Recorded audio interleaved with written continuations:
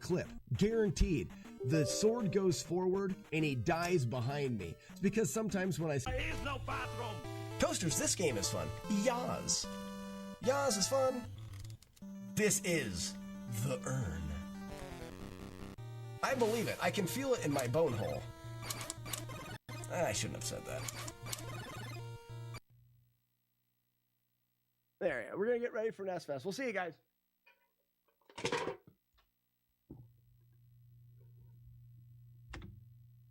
I didn't do it! I messed it up! It was me!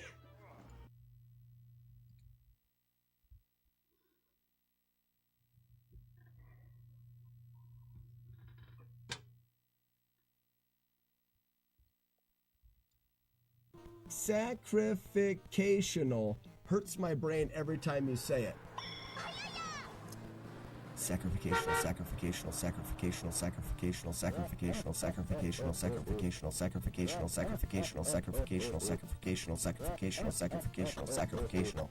Rip your brain. Was that 10 times? I think I did it 10 times. He says it wrong. No!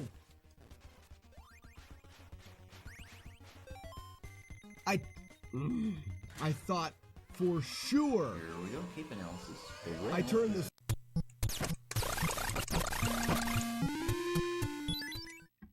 Good morning, everybody. Good morning. How are y'all doing this morning? Zero, Jagard, Amsterdam, MLG. Hey, MLG, did you want me to put my Hancock on the Zelda thing? Front, back, side. Let me know. Let me know. Because I can take, I can do the old, like down here on the leg or something like that. I don't want to mess it up. I don't even know if you want it. If you don't want it, I won't write all over it.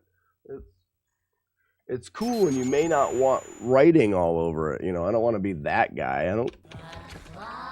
Some people, I'm sure, don't care about me writing my name on stuff. Some people do, though. It's the only reason why I ask. Who will go and who will stay? I have been chosen. I've had people ask me to do that, so I figured I would ask.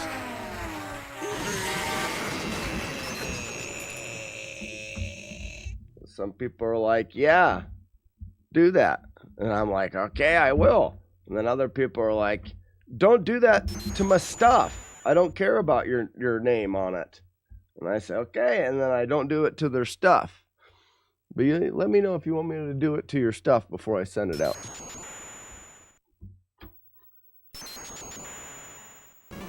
Bane. How was the storm? Lots of trees down. Lost power a bunch of times. Seems to be all right now. Everything seems to be back up and running smoothly. Update on the whatchamacallit, the Kid Puncher 5000 game. I didn't realize you guys had put so many suggestions in. There is another 70 words in the game, so good luck guessing.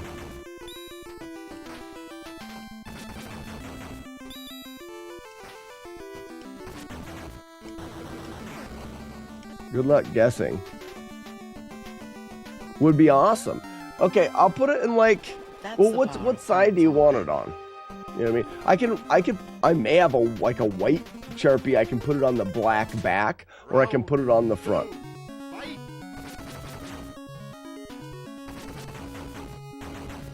Oh, I didn't backflip. Happy Wednesday, Narthex. Work is better with you in the background. Hey, Narthex, I'm back here. Hey, don't forget I'm back here while you work, looking at your butt. I wouldn't do that. Island. Scoop-a-rop-a-deep-a-doo. Ba-da-da-boop.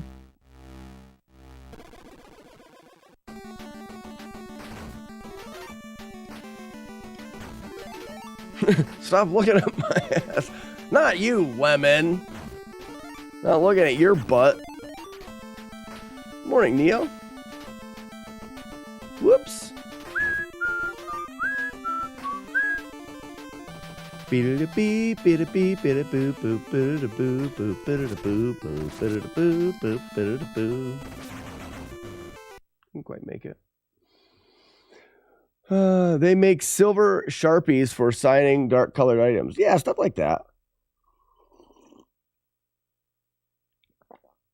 The dark side of the foot, like Andy did in Toy Story. Done, bud. Done. Here we go. Keep an I probably have a Sharpie that I could use for that. If not, I'll get one. If not, I'll get one.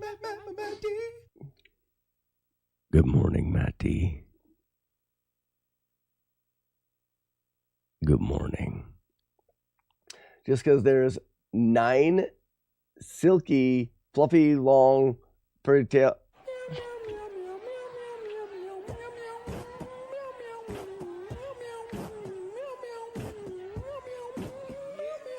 I don't even know what that means. I don't even know what that means. All right, fine. I won't look at your tails. There is no bathroom. Le Jagard, Le Matt D, Le Paul. Paul, how's it going? Good morning. Welcome. Hey guys, I said it just a second ago. You guys have went apey with adding words to the KP 5000 game. Good luck. Every time you guys add a word, the game gets harder. And you guys added a lot of words. Like I said, I'm pretty sure it was 70 new words, or at least close to 70 new words.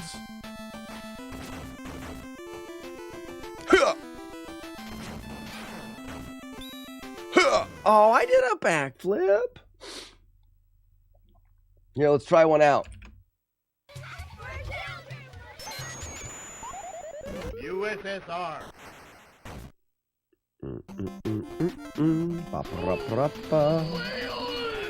Oh, Billy. Boobs.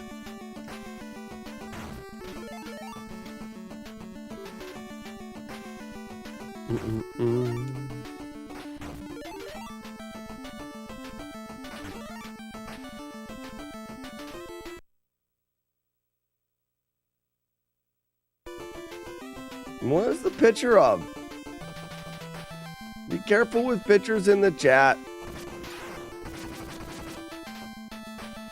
I'm only slightly worried that it could be something that not everyone wants to see, but I don't know what it is. So I'm only slightly worried. Aha.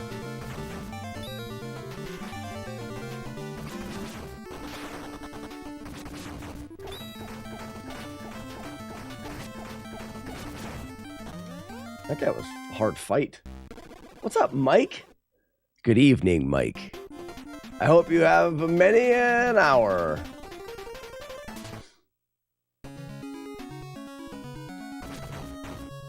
Round 2. Fight.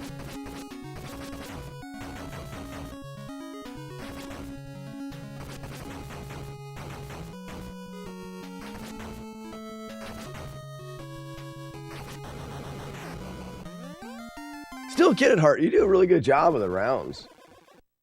Is it, Matt D? Is it a picture of that? Well, that's definitely not gonna affect anyone's internet because of how small of a file it will be because of its size. Yeah, got him. You know, because it's small.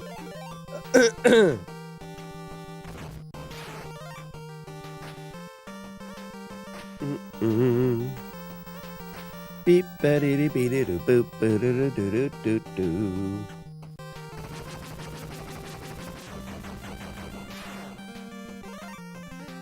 Does Matt D have a big truck? No.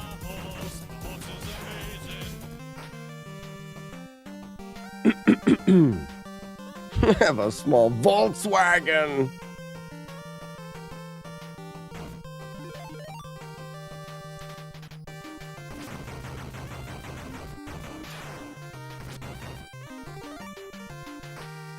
Ram-pa-pam.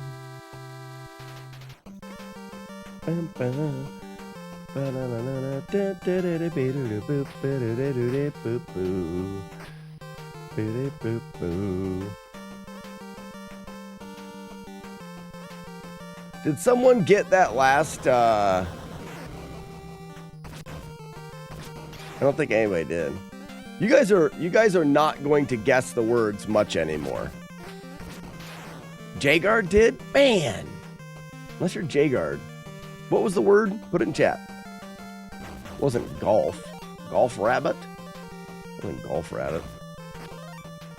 It was hot jambalaya. Wow. Carl says, this game is so annoying. Carl, I agree. The controls in the game in this style are just not super intuitive in a similar way to like Ninja Gaiden. You remember playing Ninja Gaiden and always getting stuck to the walls? Like, there's just some things that don't work great. Once you play it for a really long time, it gets better.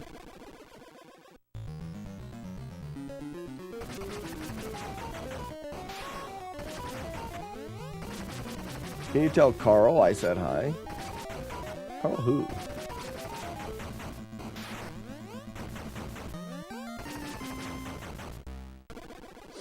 Since I keep falling asleep, I still don't know how long this game is.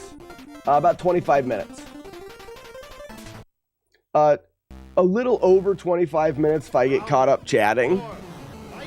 But as long as I play through without many interruptions, I think 22 minutes and 40 seconds was my fastest playthrough.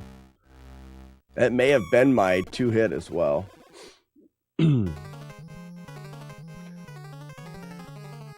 India. Hey, you shut your poutine hole, you dirty French. Doobity-doobity-doobity-doobity. Fade out when you enter. Lemon, I don't know. I really don't. I know it seems like I programmed this game, but I actually didn't, you know.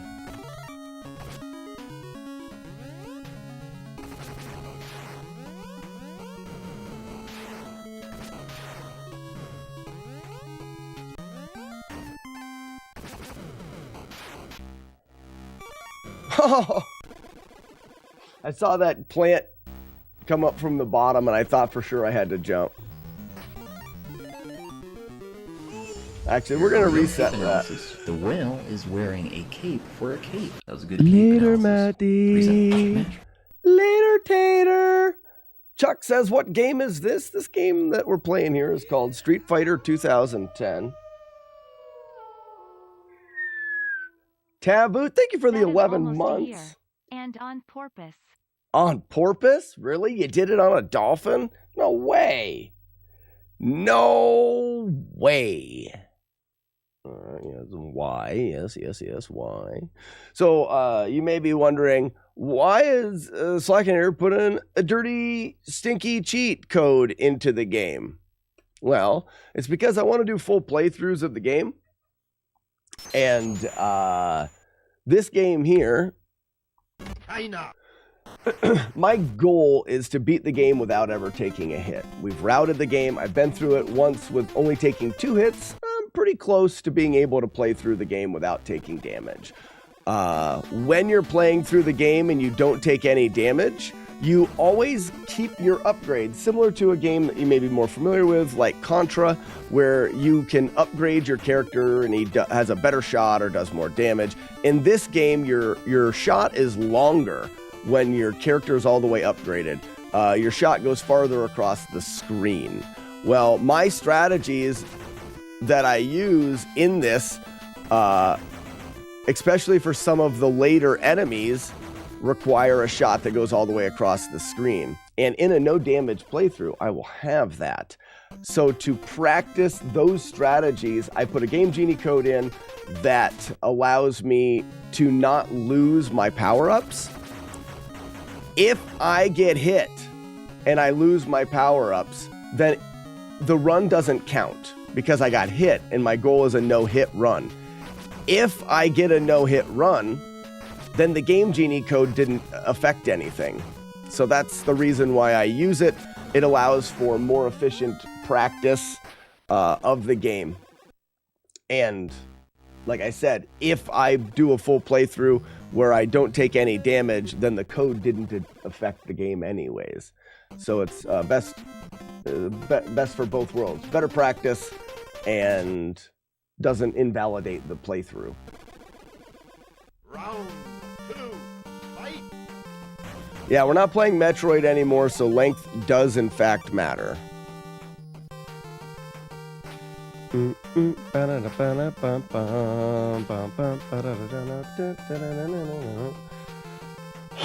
Slack, the magic treasure chest is being stingy. Stingy. Stingy. Oh, stingy. I got you. It only will open if you have keys. Are we going back to the peen comp? Yeah, well, in this game, length does matter. Metroid, it does not. We thought length mattered in Metroid, but it didn't. Not that much. So in this game, yes, length does matter. I should be wearing my Length Matters t-shirt. If you can play as Donatello in this game, that would be the best one to play as. Whoops. Yeah, if it's a big chest, you have to have a key to open it.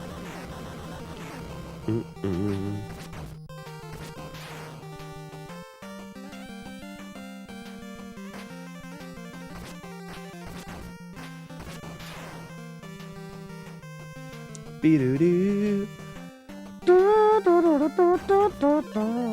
Great music in this first stage. I'm glad that the music in the first stages where it's a little bit more resetty is better. Ramp-a-damp-bam-bam. Spoons rule, buckets suck. All I want my wife for is to love me. Poops and farts, poops and farts. Well said, Navard. Oh, well said. I have some balancing to do with the chests and the keys and stuff, guys. We still haven't done a reset to everyone's shats. The little chests need to have a better chance of getting keys. You don't get keys very often. We need to put a value on the Slack's P. There's just quite a few things that we need to update with the shats. Kid at heart, with the games that you play on my stream, the games themselves don't take exclamation points.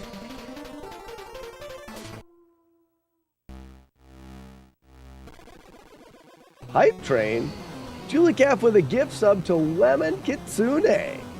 Lemon, welcome in and enjoy your complimentary bag of nuts. In courtesy of Julie Cat.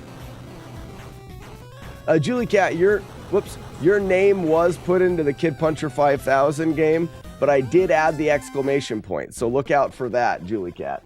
If you see the Kid Puncher game and one of the kids has an exclamation point on his head, could be you. Hey, look at my fancy butthole. No, Brian, you sicko. Ain't nobody want to look at your fancy butthole.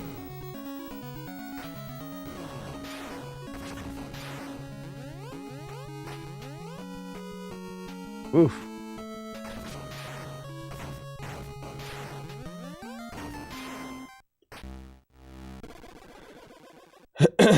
What a weirdo.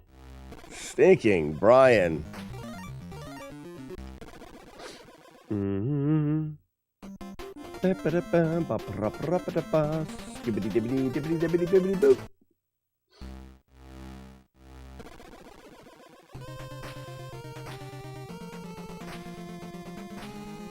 Do-do-read-a-boo.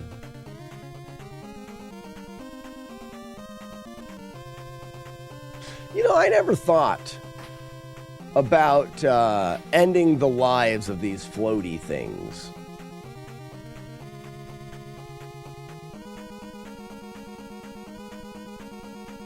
Look at him coming right at me, Horde.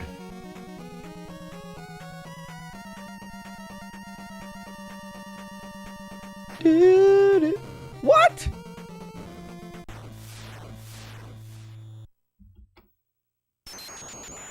Why didn't I grab the wall? USA. That was weird. I normally don't reset. We were trying to do kind of some no reset runs, but I have to reset if I die. Oh my god, they killed Kenny! Retro Dad, good morning, what's going on? John C, this game is called Street Fighter 2010. A little less known NES title. Kind of an odd decision in the Street Fighter franchise to have a futuristic game that was nothing like any of the other Street Fighters.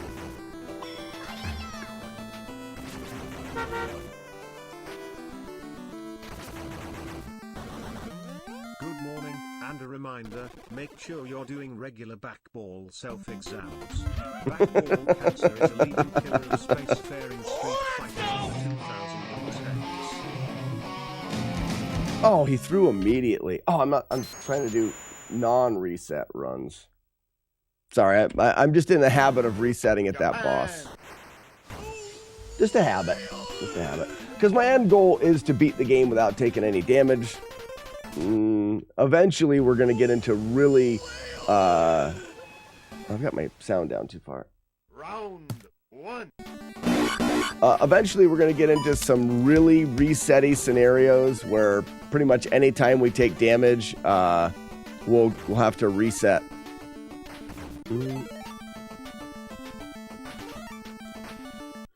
So I tell the new viewers on TikTok what your channel is all about. New viewers on TikTok, what your channel is all about. Well, what we like to do here is we like to beat games without taking any damage. And I do some speedruns and such as well. Oh, I see we've got an influx of viewers on TikTok. China. Yeah, I do. I have a project called FlawlessNES where I try to beat as many NES games as I can without taking any damage. That is my main goal as of the last few years. I've beaten a lot of the AAA, well-known NES games. I've focused a lot of my attention on games that are notoriously difficult. The whole challenge started with Ninja Gaiden, but we've worked through a lot of games since that.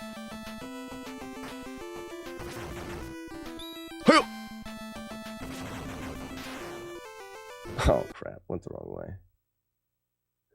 Was Nintendo, it's... The story behind this game is that it was originally its own title and Nintendo renamed it. Now, Dynamite, I also heard that, that would actually make the most sense. Because I heard it's like, yeah, it's Ken in the future and he gets bionic powers and stuff, and it doesn't make any sense. And in the cut screens, you are Ken. And it kind of has that, well, maybe Street Fighter, but the Japanese version, you're not Ken, you're Kevin. And the final boss is Dr. Jose or something like that. Awareness ribbon should be more of a burnt sienna. It should. Julie Cat, it definitely should. It definitely should. So it makes sense that it's kind of like it was not intended to be a Street Fighter game, but when they brought it to the US, they named it that way. USSR. We're doing Street Fighter sound effects just as a spoof, just to be funny. Nintendo of America changed it. It's an interesting game. The more you play it, the more, similar with Mario 2 with Doki Doki Panic. That's just much more well-known example of it.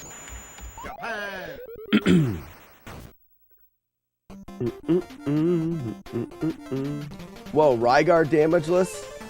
Yeah, Avon, that's definitely happened. Avon, the best way to see the list of games that I've completed so far is to go to Slackinator on YouTube. That's where I do all of I do a final edit to any of the games that I've done. I'll take the run and put it up on YouTube so you can watch it. The live streams are more just for the trial and the learning and the whole process. This is Doki Doki Panic. No, that's the original Super Mario Brothers 2. Was a game called Doki Doki Panic in Japan. Well, the original Super Mario Brothers 2 is the Super Mario Lost Levels. But the way that I understand the story was in Japan they thought that the game was too hard, or maybe Americans thought it was too hard for the release in America.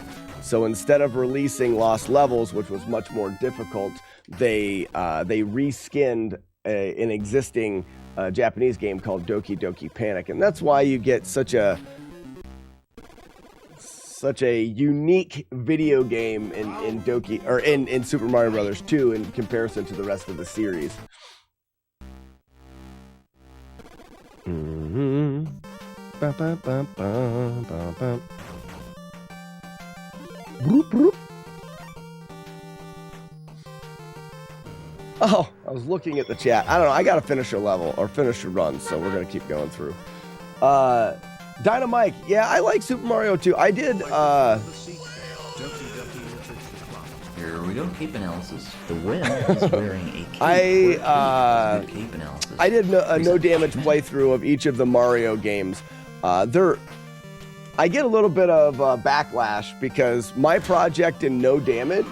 It started as no damage, but there's a lot of games that can't be beat without damage or don't have damage. You look at like a sports game, you don't take damage. How do you do? And that's why we went with the name FlawlessNES. It opened us up to be able to do any game on the Nintendo without the constant. This doesn't have damage or this damage can't be avoided. It's to play a game perfectly. But I get a little bit of arguments from people when I do them because I don't limit myself on what the game offers. So I play the game, and if the game has warps, like the Mario Brothers games do, I use the warps. It's part of the game. It's like going through Zelda without using the sword. I don't do it as a completionist. I'm not trying to get everything and do everything. I'm trying to finish the game without making any mistakes. So it's a bit of a controversy about using glitches and stuff. So, some games like Mario Brothers, I'm going to be happy to go back through and do without warps. But if I go through and do them without warps, it doesn't really make sense to go back through and do them with warps. So starting with the warped runs allows me to get kind of 2 playthroughs. I love the Mario games. And there's an example of a game that I won't do with warps because I'm sure it will be taken not well by the community, and that's Battletoads. And I don't want to play through Battletoads with warps and then have to do it without because I don't really care to play that game twice. Good morning, Wander Boy. Water Boy, I will have fun. That's my goal for today, is just to relax. Boop, boop, boop, boop, boop. Get as many full playthroughs as we can. Really start to polish the run up. We may take a couple looks at a few of the stages that I would like to take another look at. USA.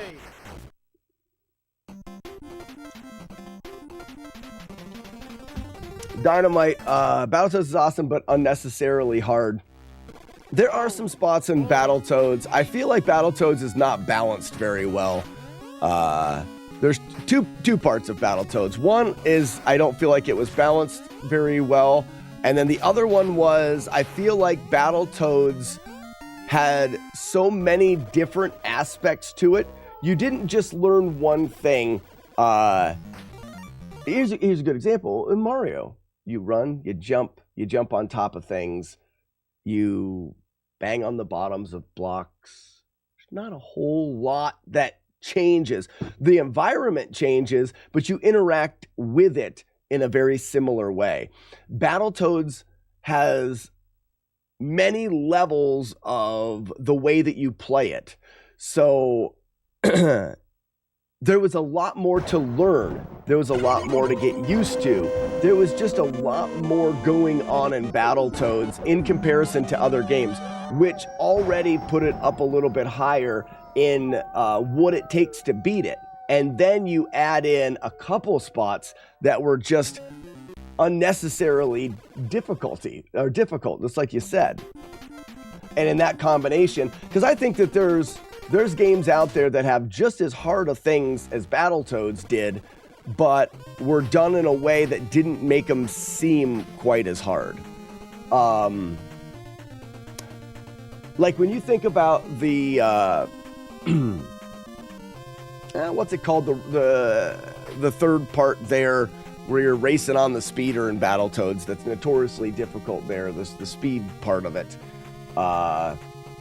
If I look at that and everyone talks about how terrifically difficult that was, I've memorized it to be able to get through it. I don't remember it anymore. But once you memorize it and you remember the timing of it, you can repeat it. And I feel like, go! Wow, we barely got away with that. Whoa, there's another one? Wow. I don't know if I've ever had a fourth one come up there. That's super unfortunate.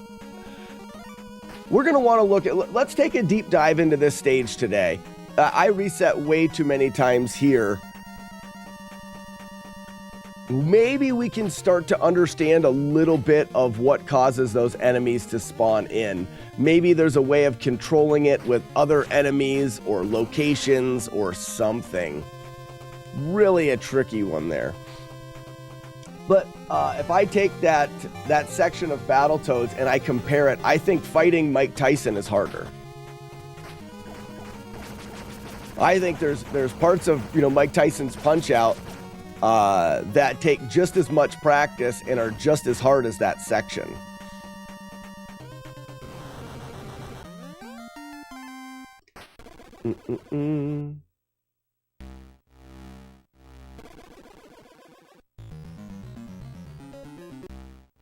Or if you look at some games that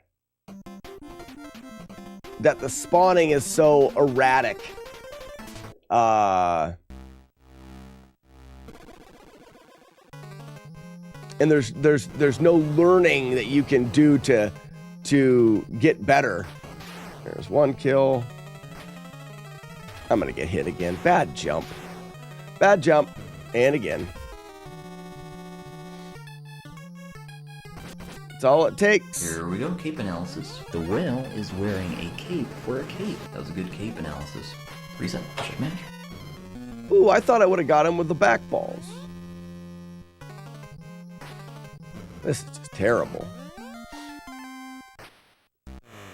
Wow. Thailand. Wow.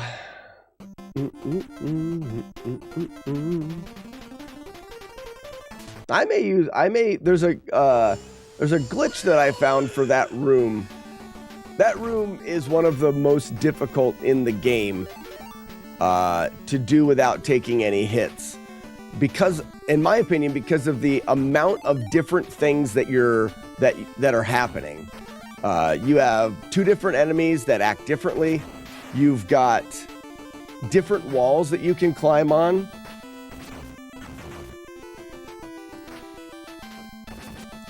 Golly. You've got some walls that you cling onto that you can rotate onto the other side of. Some walls you can't. Two different enemies that move and act differently. Spikes on the floor where you can't land. Some spots on the floor where you can land. Some of the platforms you can flip through, others you can't. Some of the platforms bounce you, other ones will disappear under your feet. The amount of variables to keep track of really can get confusing and makes that section really hard.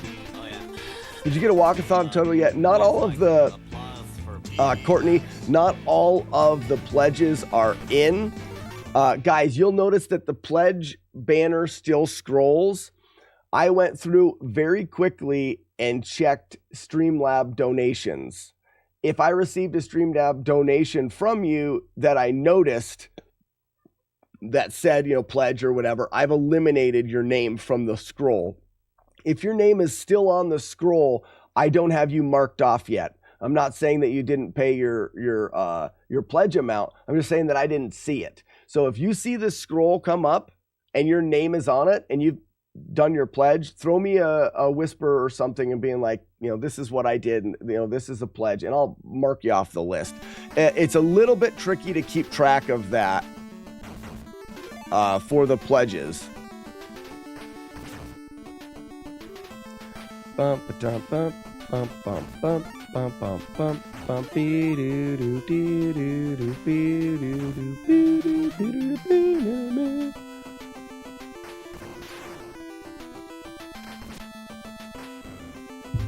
That's all I got. Final was 40 miles.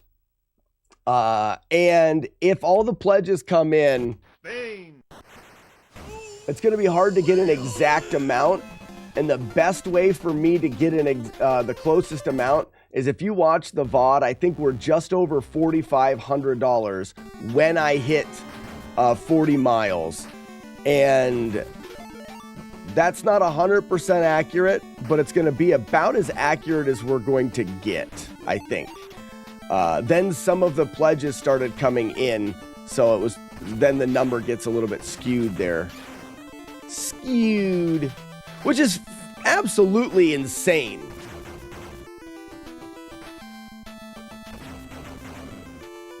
Absolutely insane.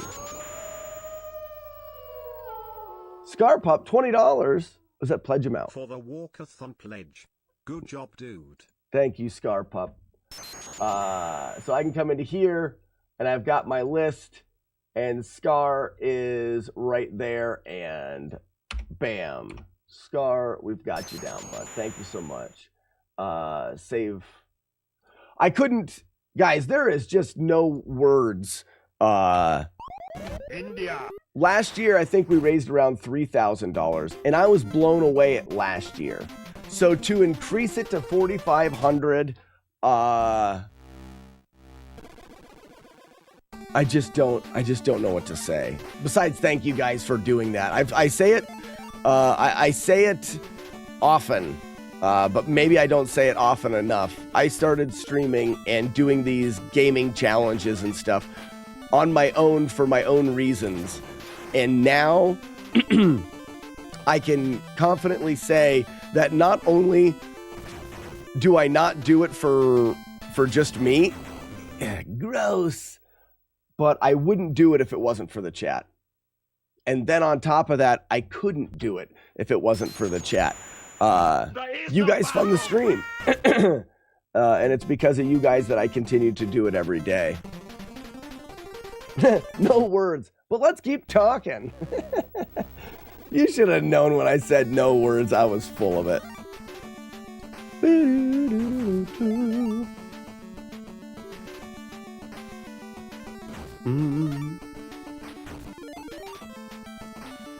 Navard, I think I got you down.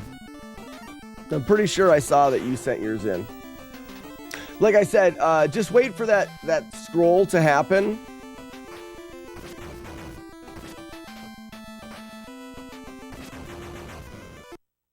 Just a little bit too close to him. Wait for that scroll to happen and see if your name's on there. Highland. Can you turn on boo so we can boo that? To boo what? What do I need to boo? Who's a booing? I don't know what you're booing about.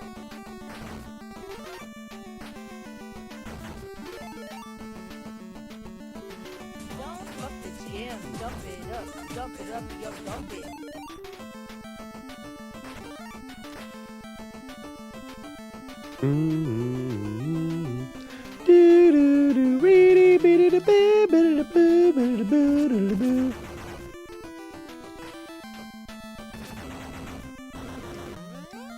I just don't know why that doesn't happen more often.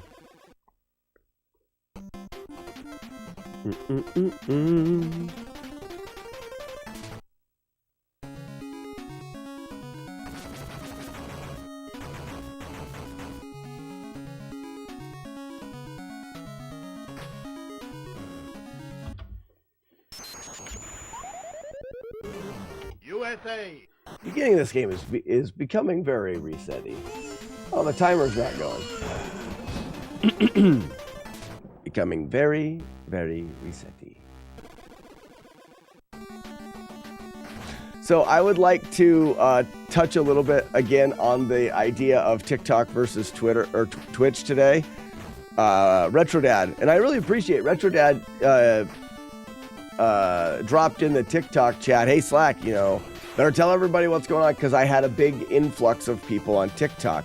And that is where I think people were crediting TikTok to the discoverability of TikTok because they dropped 100 people into my chat. Right now there is 5.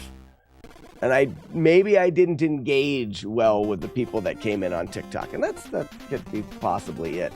But I also think that you're getting 100 people and most of them have no desire to watch someone play games because of when you get a random amount of people like that, the chances that somebody is there is very little.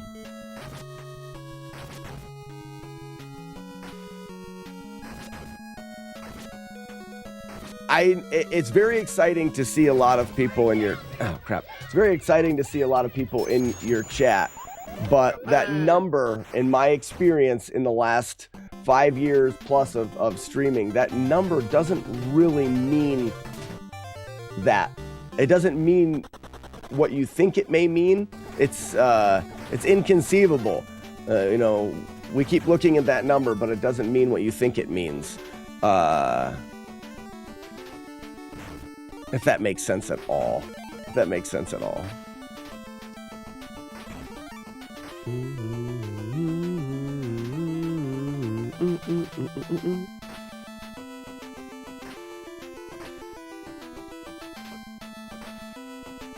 I'm just gonna go here.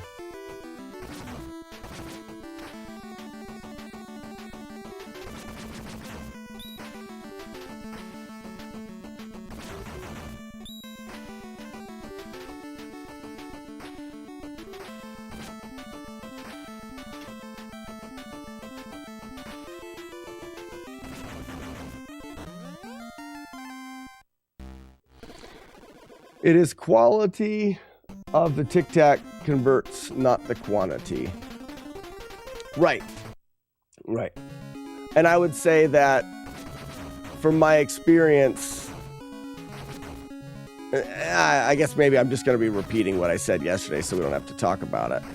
I spent some time yesterday looking for a successful successful is the wrong word. Looking for somebody in the retro side of TikTok that had a lot of traction. Problem with TikTok is there are 30 people doing the exact same thing you're doing. Dynamite.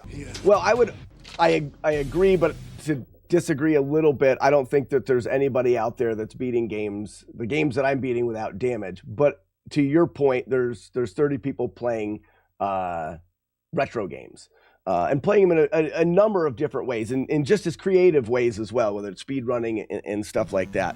So I definitely see what you're saying. May not be the exact same, but it's very easy to keep scrolling on TikTok. But on Twitch, Dynamite, sorry.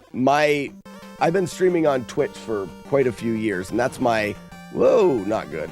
I'm gonna get hit here probably. Oh, made up for it, nice. And that's where I make my living, is on Twitch. And the conversation came up the other day, actually the conversation came up where it was said your discoverability is better on TikTok than it is on Twitch. And I don't disagree with that, but I'd like to think of how we could actually test that. I believe that you definitely can be seen by more people on TikTok, but I would argue that even though you're seen by less on Twitch, you're more likely to be seen by people that are interested in what you're doing and are more likely to hang around and be part of a community that supports a streamer. Now, I could be wrong on that. What's up, Matt D? Wait, Matt D, you're already back? Are you dressed? Matt D, describe your underwear in 7 words. Matt D always has fancy drawers. Describe your underwear in 7 words. No more, no less.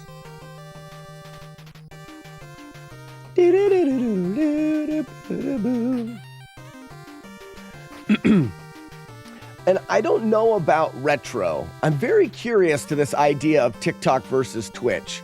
I don't know about retro because I think that TikTok is a very young platform. Black, red, cougar, comfy, pouch. Wow. Not what I was thinking you were gonna write. Not what I was thinking you're gonna write.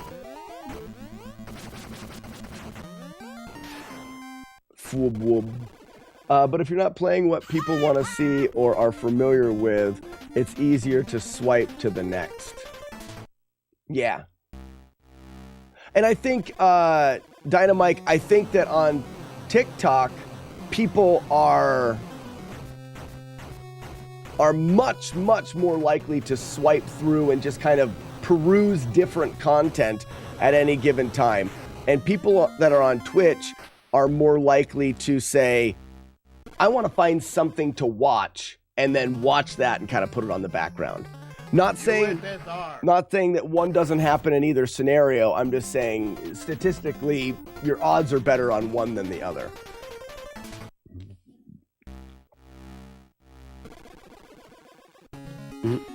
We determined yesterday that when it comes down to it, it's all about what platform you like streaming on more than which one is a better, streaming platform.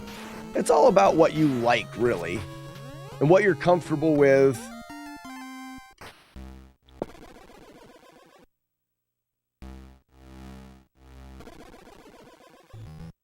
And he plays Battletoads. Yeah, Dynamite. Well, I this is what I'm playing at the moment.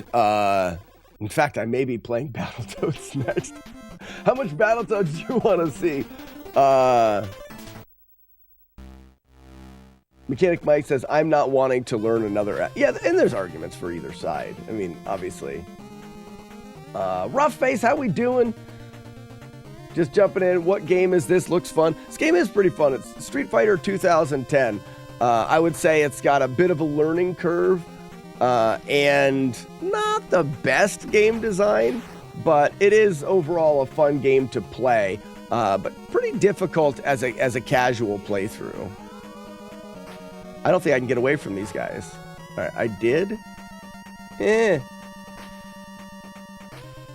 Who makes the wolf howl? Holy cowist, tier 3. Speaking of tier 3, go. Speaking of tier 3, we are going to have our tier 3 movie night. Grab it. Oh, dead. All right, we're going to look at that. I need to do a deep dive into that screen. I die there way too much, and I have no idea what I need to find some new strategies.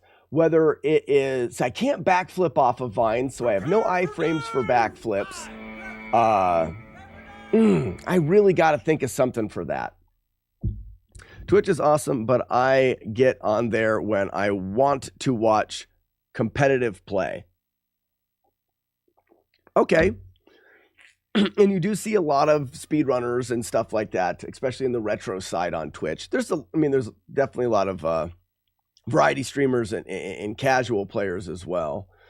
I remember Angry Video Game Nerd doing a video on this. Rough Face, that's the reason why I'm doing it.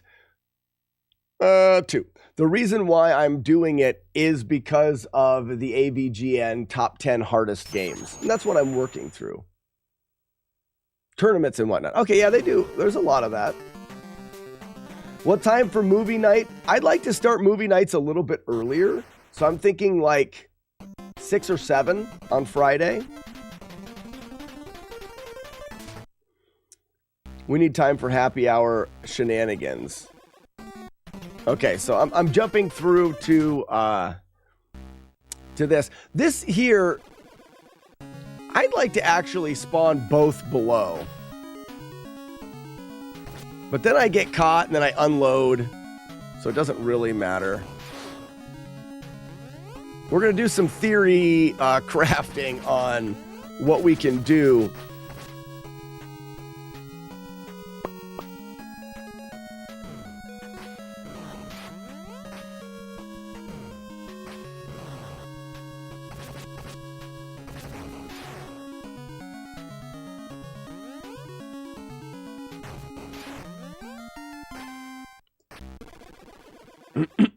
Okay, so we finished this stage and we're coming to the next stage. And this is the one that I just keep getting. It just keeps beating me. There's nothing else I can say about that. So Courtney, is in between 6 and 7 too early?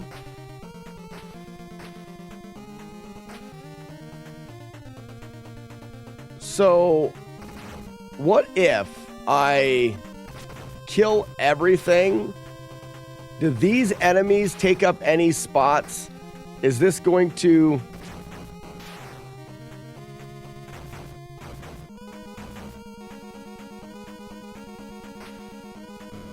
So you can't jump on these guys. It's just not safe in any way.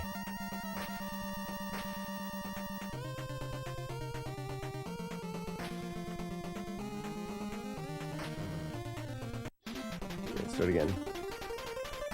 That's just not safe to be up there.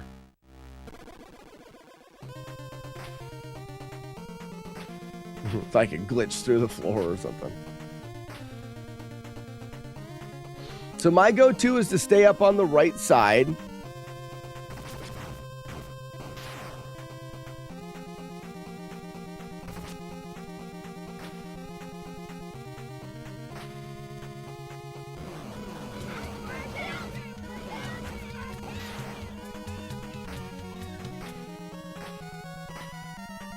I mean...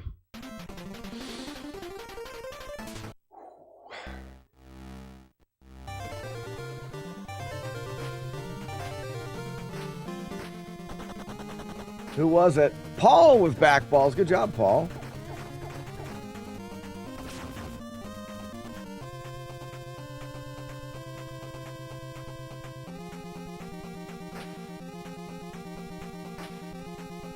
I mean, I could guess I could be all the way on this side as well. Spawn them over here. Let me go back to that. I think I was working on that at the beginning.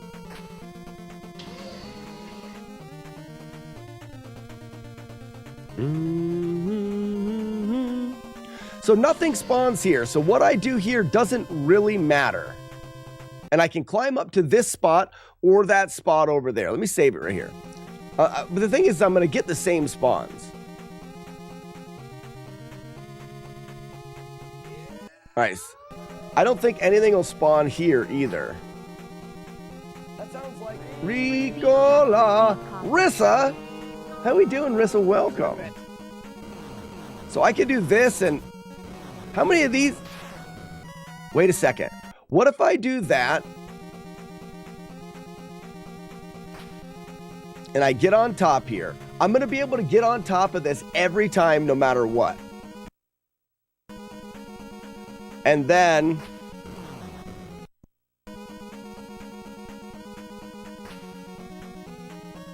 Okay, the guy's there. I can't do that.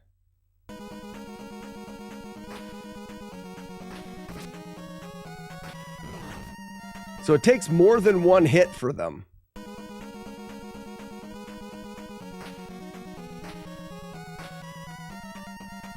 But I can quickly jump all the way over here.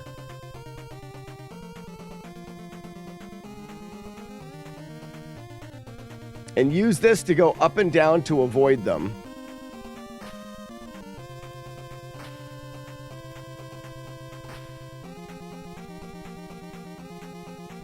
All right, let's look at that from a different perspective. From a different save, a different RNG standpoint. Only 33 children's. Those are rookie numbers.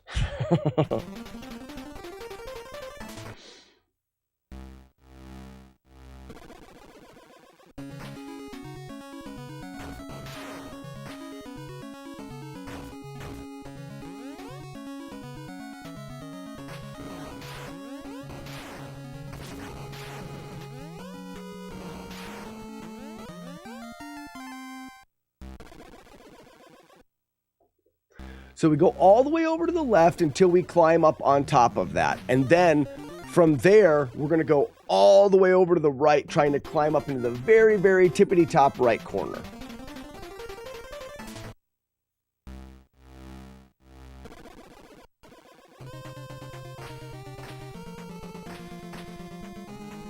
So climb up on this side.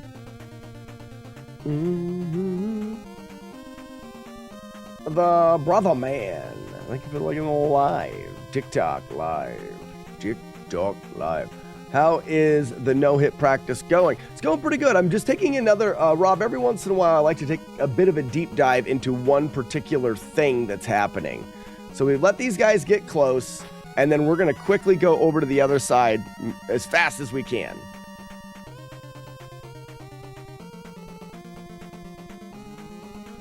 Now, can I still climb up? Jump all the way over. And then I've got this guy. And I can use the other two to get around. I'm going to go with that for now. It's a little different than what I was doing.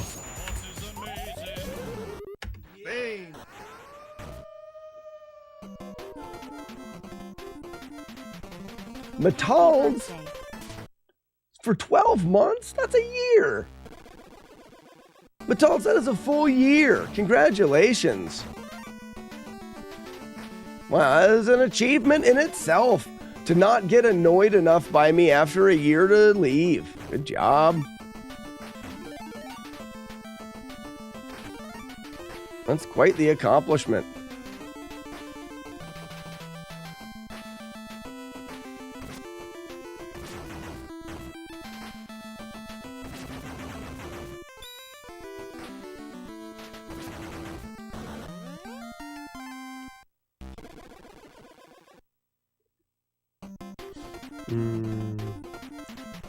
Rissa, you guys are both, you're twinsies. You're twinning. You're twinning today.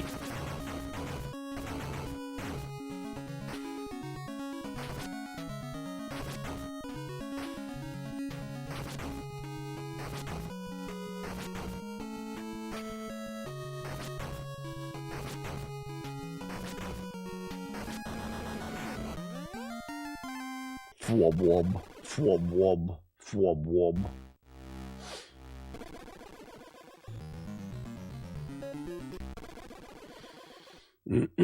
Excuse me. Hello, Target. Why does he have an H on his, like, offset on his shirt? I'm sure that's not what they meant, but it's what it looks like.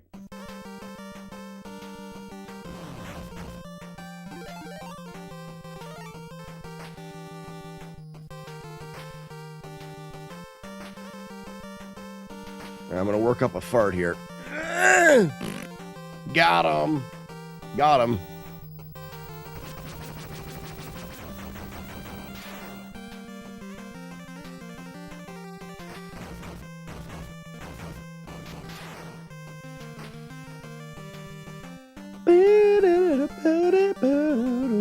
Hey guys, let's talk about GDQ.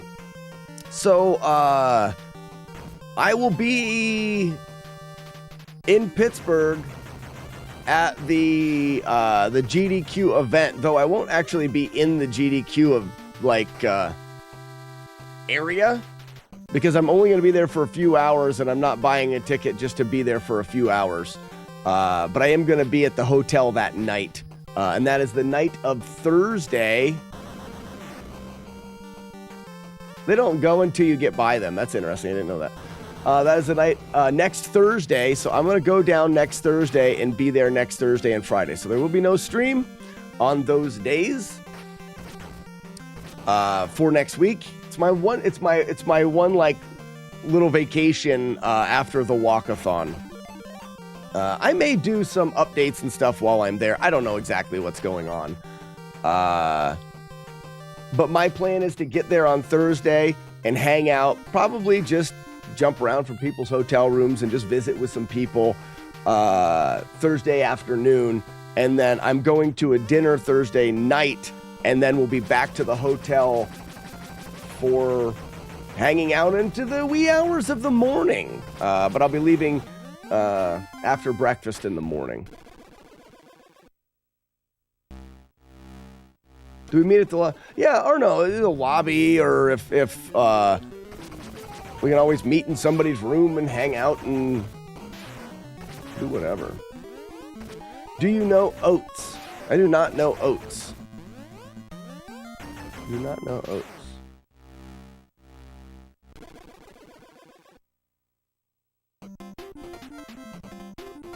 What is this fever dream? John, this fever dream is called Street Fighter 2010.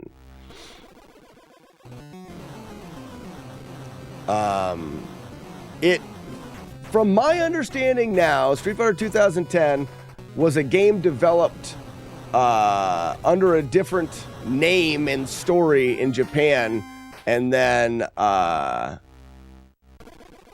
when it got ported to America, they threw it in the Street Fighter universe, and this is Ken, and he's got bionic powers, and he's fighting space things.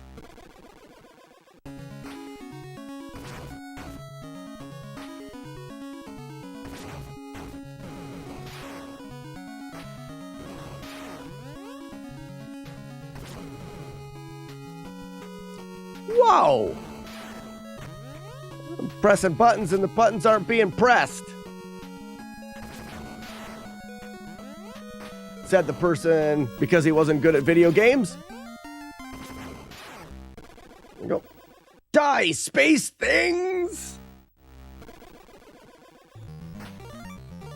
Yeah, John, if you're a fan of NES titles, this is a pretty decent one. As we've talked a bit about the game, it is a little bit try hard. I feel like they really tried to add a lot of things to it, and the movement's probably not as polished as I would like it to be, but for an NES game, it's pretty darn good.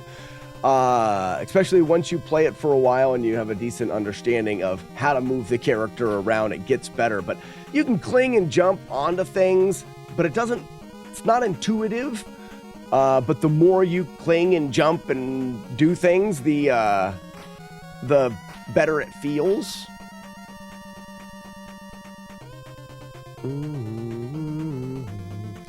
Dooski be read a boo.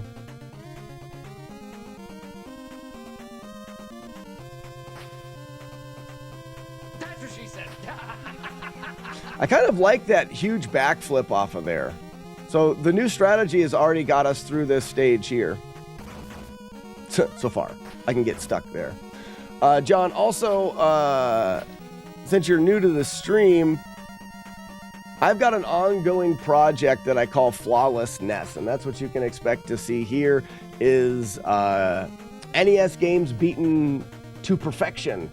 We take a very long time to study the games, all of the levels, how they work, where the enemies are, and we route it so that we can get through a game without taking any hits. Often takes a long time, but in the process, we learn a lot and we have a lot of fun. If you'd like to see some of the games that I've completed to date, check out Slackinator on YouTube. That will have all of the flawless runs that I've done to date. I think this game will put us at about, 27. Bro, I played Rygar. I know about non-intuitive. Rygar's not as bad as this. Rygar's a pretty great game. John, I actually still have the speedrun world record for Rygar. Also a no damage playthrough of that game as well. Rygar is a whole lot of fun. One of my all-time favorite games.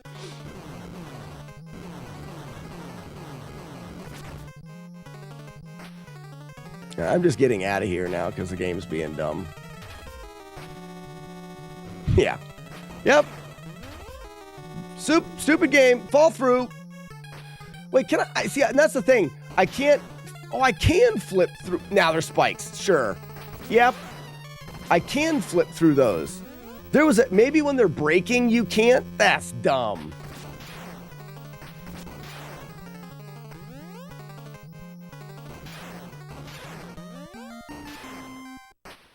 All right, we took 2 hits in there. So there's a glitch I can use in that room. I may use it. I'm undecided yet. You hit it? Oh no, are you serious? John, it's because the game is stupid. So one of the things that I also really enjoy doing is I like to show people things from games that could be very helpful for them. So John, just give me a second. If you really hated this, it's because the game didn't explain it very well, even though it is in the manual. If we go to Rygar, I had already taken damage in that run, so it was a bit of a reset. Oh no, John. I'm going to play that game a ton of times. I already taken damage. I will go right back to it. But I think it will be fun to show. I want to say it's around here. I don't remember the save states. Can I just get... Sorry.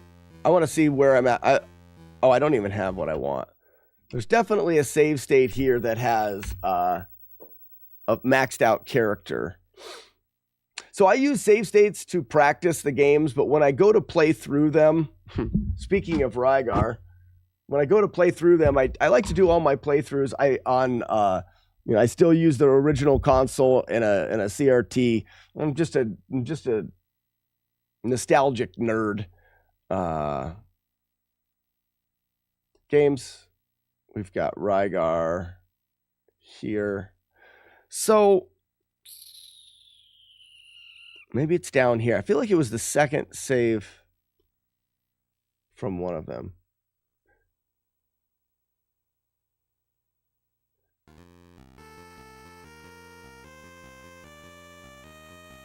Well, this'll work.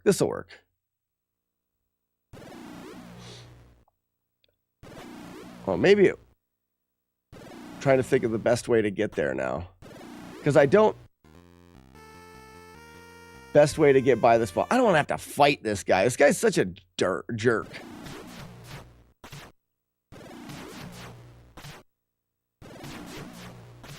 I don't have my timing going well. All right, let's go. No, I'm not going to sit there and fight him at low level like that. I wanted this to go faster. But that's closer to what I wanted. So, games, Rygar. It must be here. Hit the middle of the D-pad. What? Oh, good. There it is. Got it. Perfect. It's not the middle of the D-pad. That's the way it's explained wrong. All you want to do is hit the middle of the character. I actually, if we're looking right here, I actually aim more for his his nipples. So, John, stare directly at your character's nipples right there. It's not the middle of the D-pad. All you have to do is walk off of the edge. You just have to hold towards the edge. You line it up right around his nipple area and then walk off, leap of faith style. It will work every single time. The thing that threw everybody off is watch what happens when we slowly do it. Watch, ready? See how we went tick, tick and moved up and down? Watch again.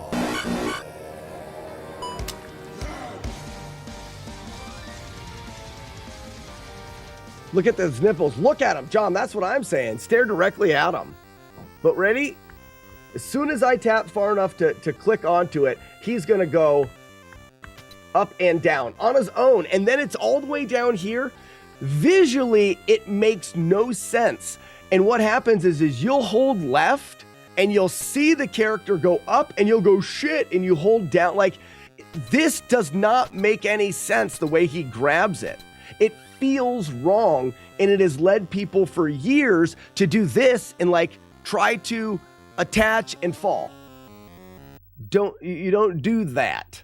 All you want to do is line up. I tell you what, do you like nipples? I don't like nipples. Line up with the nipples and then just walk off of the ledge. You need to be pressing off of the ledge for it to work. So just hold right. It will work every single time. So this feels low. You see it's at his knee? I don't know if it'll work. It won't. You want to line it up with like his waist to his nipple area and then leap of faith style, just walk off of the ledge. That's why I think that's why they're saying the middle in the manual. It's the middle of the character. And then you walk off of the ledge. You hold up. You're not pressing the middle of the D-pad. You're not pressing up, down, or back, or any of those. Just straight walk off. You could never get this. That's just the way that it works. There's a guy that on YouTube that has a series of videos called You Can Beat Video Games. And he talks about walking to it and then wiggling around on the D-pad until it clicks in. No, don't do that at all. Because wiggling around, you're just asking to fall off of the edge.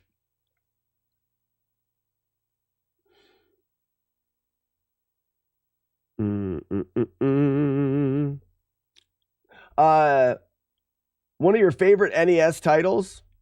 Here, I'll show you another fun thing that you can do in this game that you may not have known you can do. So currently I still have the world record in the North American release, the game Rygar that everyone played. We break the heck out of the game when we play. But one of the things that you can do, you may have noticed playing this game, that you can walk off of the edge of something and kind of hang your feet off. Well, you can really walk off a long ways, so much so that you're not even on the edge anymore. And if you stand up, you fall. And the reason for this is you only fall when you're running or you're completely stood up. You can't fall when you're crouching or in the animation of standing up. So if I'm running and I crouch on the edge, I wasn't over, but I can actually be over the edge so that when I let go, I fall. This means as long as we're holding down, we can't fall, right? So if we hold down, if you think about the D-pad of your controller as a teeter-totter, if I press up now, in order for the up to make contact, if I'm tapping it, it has to pick my thumb up off of the down input. And you'll notice you get Rygar kind of bouncing. If I hold down and right at the same time, so now I'm holding down and the right direction, when I hit up, the game is going to take off of the up input. Rygar is going to stand up for just a fraction of a second, but the game's going to be I'm going to be holding right, so the game's going to read that right input. And in doing this, we can actually just walk on air because we're never fully standing. We're getting some right movement when we tap up, but because we're never fully standing, the game never registers, hey, you should fall now. Any point in time we stand up, we will fall. But this is what we call air walking in Rygar. So it's a fun trick. You can do it right at the very beginning of the game. Show it off to your friends.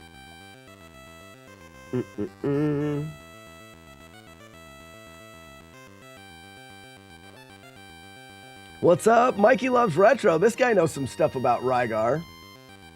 In speedrunnings, we actually get to where we get much better at it. We do a technique where we shake the controller and we can airwalk quite a bit faster.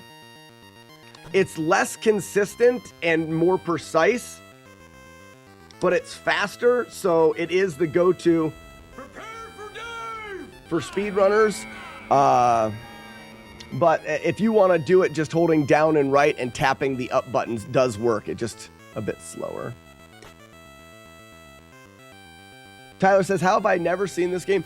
Rygar is a great action adventure RPG. You collect different items and power-ups and things like that. Hi, honey. Did you guys open the potato chips? We opened one bag. Where are they? We ate them. All of them. Yeah, I opened them like 3 days ago. We've been eating them. Where have I been? I don't know. My wife doesn't pay any attention to 3 us. days ago would have been Sunday. I think it was 3 days ago, because yesterday after work, I ate some of a sandwich for lunch, and the day before I did. So today would be day 3. But also, the kids had a few bowls of them the other day as well. And when? When was it swimming with Asher? Maybe. I don't know. I didn't keep track. I didn't write it down. Do I need to write down when the kids eat chips? Yeah. Yeah, you do. Turtle Pizza Power, how we doing? Bye, honey. Hey, while we're on it, let's do a full playthrough of Rygar.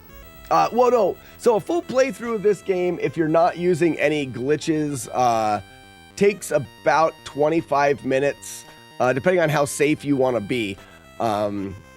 Let me show off what we do in the speed run, just for fun. In the speed run, we break the game, and we break it a lot. Mainly so we don't have to take time to collect any items or really beat much of the game. We're essentially racing to the very final boss of the game. First up, I'm going to try to do a ledge clip here. And boop. We call this the swag slide. Some people know it as the slack slide. It was known to be a TAS-only trick because we didn't know exactly why it worked. And we could rarely get it to work consistently, and it's because of sub-pixel garbage. And I stayed up really late one night, and I figured out how to a setup for the sub-pixels to make it work. Still haven't really dug into the code to explain exactly why my setup works, but we just know that Rygar does have different sub-pixels, so it takes a setup to get it to work consistently. A certain amount of jumps. When we enter that room, we need to jump it 5 times. If we jump 4 times, it doesn't work. If we jump 6 times, it doesn't work. You have to jump 5 times after entering that screen, and it works every time. Well, let me rephrase that. It doesn't work every time, but you have the ability to do it. When you jump to clip into the ledge, it's a 2-frame window. So you still have to be very precise when you do jump, but if you don't jump 5 times before that, it won't work no matter how precise you are.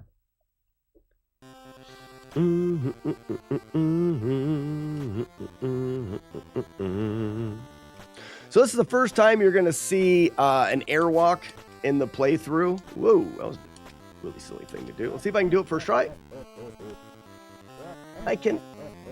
I cannot, but why did I jump over that? I got out of position there, but that was weird. Don't I normally fall through that gap? Let's find out. Let's do it again. So I swing to let these dragons keep up with me. Yeah, I normally fall there. Ooh, slow airwalk, but it is good enough.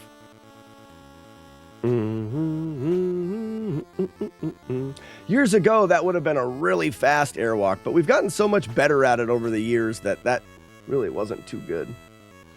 There's another thing that you can do here that's kind of interesting. You can never jump on top of this, but when you climb on top of the ladder, you'll notice that the game actually puts you about a tile higher than the ladder. when you first stand. There's a standing animation in there. And if we hold down, we can see it. So now I can jump from here and go a little bit higher. But if you do it while the game is running, you can do it all in one motion. That really doesn't help us much in the game. There are some categories where doing that helps a little, mainly to have to airwalk less because you're a little higher up. We're going to despawn some enemies. You see the enemy at the top of the screen on the right there? I've loaded him in, but just barely. If I step backwards, I can unload him, and then I'm past the load in position. So you can load an enemy in, and as long as you don't move too far forward, you can move back to where he unloads and not load him again. Does that make sense? I think that does. All right, little airwalk here. And now we need a big airwalk here. What that does is it saves me having to do a lot of really weird stuff and climb a lot of ropes. Just for fun, Keyboard Cowboy, I had someone talk about Rygar, and you'll notice that I unloaded those two enemies just quickly. We're almost to the end of the game. I'm going to pop a save state in here so I can show some things off. So I'll save it right there. But what we're going to do here is a really hard glitch. Didn't get it on the first try. This glitch is known to be frame perfect. I think there's some very unique scenarios where you may have more than one frame. But essentially what we're trying to do is we're trying to have one of the fireballs of this enemy hit us while we're on the last pixel on the edge of the screen. This means that the game will run the knockback code first, which will make us hit the screen transition before we die. The screen will transition and we'll die in the screen beside this. Retro Runner, what's going on, bud? Did you lose your record? So this is actually an interesting conversation. My run is no longer the fastest run of Rygar by a second, I think. But the fastest run is on the PAL version now. I don't have a PAL TV or anything. I can't do that run. But my North American release still stands as the record. The runs are very different. The games function differently. There's different... The routes are actually... You don't even play the game the same way. So there's a faster playthrough of Rygar, but it's on a different version of the game. So let me show you this glitch again. And this glitch is very useful for one main reason. And that is when you die in this game, the game keeps track, I was a little early, keeps track of where you die. And it says, okay, you died here. I'm going to put you back where you died. And that's where this glitch is powerful, because we're not going to die in this room if we get the glitch right. It's very precise. It takes lots of practice, and I haven't played in a long time. If you get this glitch right, I got it. Nope, very close. You're going to die in the room beside this. And the way the code runs, the room beside this room, here it is, we died in the next room. The room beside that is actually the next boss in the game. So now when we start the game up, we're at the next boss. If we perform the same thing, we get this one's easier. That one's a little bit of a setup. We die in the room beside this boss, which just happens to be the final boss in the game. So if I go in this door, now I'm at the last boss in Rygar. Problem is I'm just way too weak. I can't even show you. Like, there is really no way. I can't even get through the first section. There's really no way for me to beat him. This game, being an RPG, allows you to build a character as you play the game. Well, we haven't built any character at all. So what we need to do is we need to find a place to grind. Well, in order to get to this spot, we needed an item to cross this gap. We never picked up that item because we're cheaters. So we needed to find a way of getting to enemies, and we were able to find out that you can jump. Oh, missed the free jump. You can jump off of this ledge and clip onto this ledge and get into an out of bounds area. When you're playing this game, you're actually going to be down in the green. How insane I am. So now the enemies are going to be down in that green area. And down here, there's this enemy that's a pain to kill, but we can actually unload him. And now there's a perfect spot here to load in 3 enemies at a time and kill them so that we can level our character up. I used to do that and never understood why it worked. Oh, John, are you talking about the airwalk? You ain't cheating, you ain't trying. Doot, doot, doot. There we go. And it's in this way that we take, yes, this is a bit of a grindy spot, but we're fighting a very high level enemy, and we can easily fight him here. It allows us, oh, John, unloaded enemies. Okay. And it allows us to level our character up. But what we are going to do is it's kind of an unknown thing. It's not really a glitch. It's just utilizing something in a way that I never knew to do as a kid. If you're familiar with what attack and assail does in this game, attack and assail gives you 10 uses of your weapon that will hit anything on the screen. You don't have to actually hit it. Basically, you use your weapon and everything on the screen takes a hit. You get to do that 10 times when you use attack and assail, but it takes 5 mind points, and those are the stars that you collect. So let me collect a star.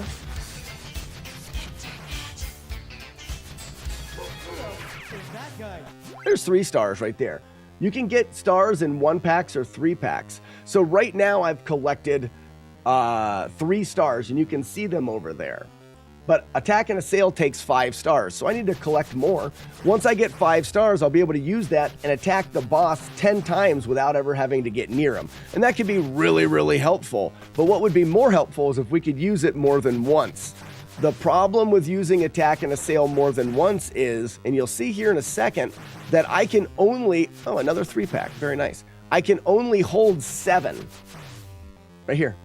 I can only hold 7. If I pick up another star, I can't hold anymore. So you may think, well, there's no way to use attack and assail more than once. You can only hold 7. But you actually can, and it has to do with that 3-pack that we saw lying on the ground. I'm going to take a second to save it here. If we get a 3-pack lying on the ground... Oops, I just collected it on accident. Julie Cat, thank you for the 100 bits. I'm not reading it. Well, why didn't Brian read it? If we get a 3-pack lying on the ground, the game has 10 points available. You have 7 in your inventory, and you've got 3 on the ground, giving you the 10. It takes 10 to do it twice, and that's what we're going to do. Once we get 3 lying on the ground, we can actually use attack and assail. That'll leave us with 2 in our inventory and 3 on the ground. And then we'll use 1 swing of our attack and assail to pick the 3 up. And that'll give us 5 more in our inventory. It'll leave us with 9 uses. There it is. So this will leave us with 9 uses. 5 in our inventory for another 10. So now we technically have the ability to hit the boss 19 times without ever having to get near him. And that's, like I said, I don't know if that's so much a glitch in the game, but just being smart in the way the game works. We still have a pretty low level of tone. Tone being how much damage you do, 1400 tone. We could definitely grind our character so we're doing more damage. At this much tone, we're going to have to hit the boss 19 times as well as hit the boss physically a couple times. So in a speed run, this is pretty dangerous. There's a very good chance that we're going to die still. If we would have waited and ground those enemies a little bit longer and then waited for another 3-pack, then we would have been able to, we could even kill the boss without even having to move from the opposite side of the room. Neat thing also is you'll notice that I'm going to be doing attack and assails with like a cadence. I'm not going to just mash it, because when you hit an enemy, he's going to go into iframes. He's invincible. You can't hit him again for a short period of time. Fun thing about this boss is his projectiles that he does damage to you with also go into iframes. So if I can time the hits on the boss, even his projectiles can't hit me, which is pretty neat. So let's see if I can do it.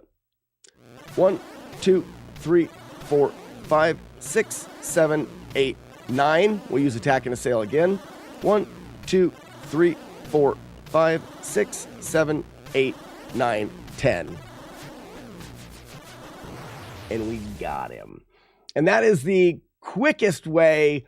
We didn't do it that quick, but that's the quickest way we know to get to the end and open the door of peace and save the land of Argul. Release the doves. Hey, if you've been around my stream for any period of time, you know that when I beat games, I release doves, and it's because of Rygar. You see the dove and the rainbow? I mean, that's a perfect sign of happiness right there. Thank you guys for the doves. Bunga, oh, Rygar, fond memories of playing this with my dad when I was a kid. This is a really, really fun game. I showed a glitched way of getting through the game there. I think my fastest time on the North American release of Rygar is 6 minutes and 46 seconds, 48 seconds, something like that. So it doesn't take very long, but it requires you to do all of those little tricks in there on your first try. It requires very good drop luck. So it's a bit repetitive, but in the end, it's a fun speed run to learn. Wow. Ugly Owl, thank you so much for the dove and everyone else. And that's a quick hot take on Rygar. Hope you guys enjoyed that. John on TikTok and the rest of you guys. Yep, I did too. I paused it and left it going as well. Rygar, once you reset, all of your progress was gone. It would allow you to always start in the room that you died, so you didn't need to save as you went. You could always start. But once you reset, you were back to the very, very beginning.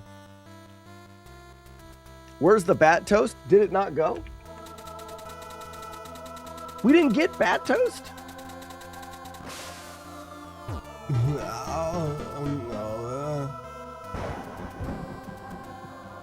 Oh yeah, it doesn't say bat toast. I think it does if you can use the thunder. If you thunder and hit the dove, the Lindove, it'll turn into bat toast.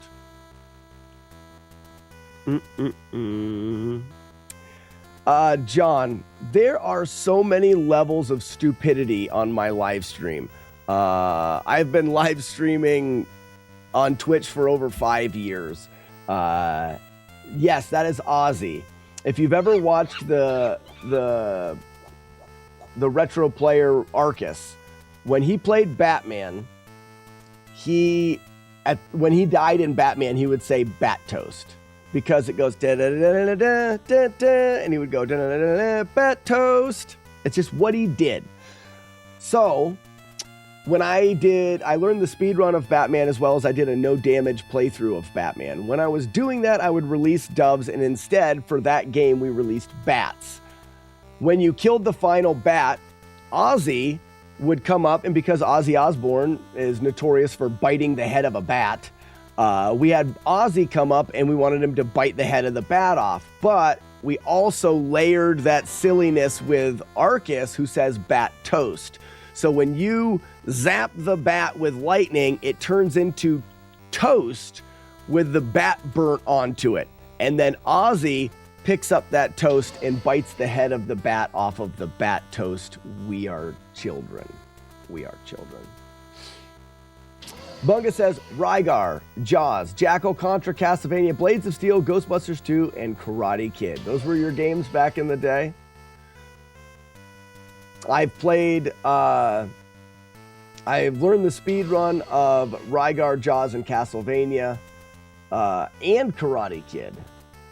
Karate Kid's not a very good game. I want Karate Kid to be better. I have had the record in Jaws and Rygar. I don't have the record in Jaws to this day. I've done a no damage run of Rygar, Jaws, Contra, and Castlevania. All 3 Castlevania games, actually. It's a good list of games, though, Bunga. Never played Ghostbusters 2. I think my playing of Ghostbusters 1 has ruined my desire to ever play a Ghostbusters game. 30 under 40, the last level of Karate Kid. You just want to get who does what? Weevil of Doom, 49 months. Peg. Wait, Peg or Peck from Willow. Peg. You have a Peg. Thank you for the 49 months. Weevil of Doom. Peg as in Peggy. All right. I thought you were going with the Willow Peck guy. One of the newer Ghostbusters games is awesome to play with friends. Yeah, like I said, I never really got into the Ghostbusters. I didn't really get into the Ghostbusters movies that much either. Don't hate on me. I don't hate you. Street Fighter, let's go. We're going back to some Street Fighter runs. Yeah, Weevil of Doom's Tier 3. One of the oldest running Tier 3 subscribers. And ye of little faith, jerkface head extraordinaire, and Sultan of the Bidet. He likes to say, once you bidet, you don't badon't. You never badon't. India.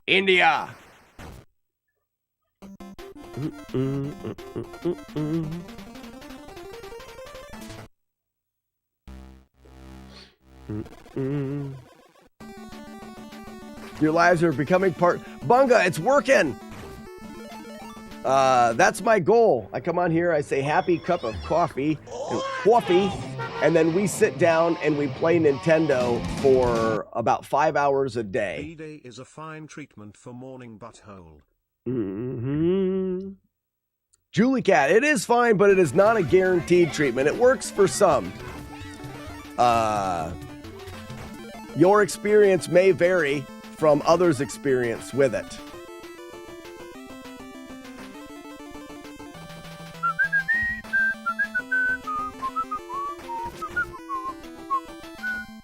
Ha!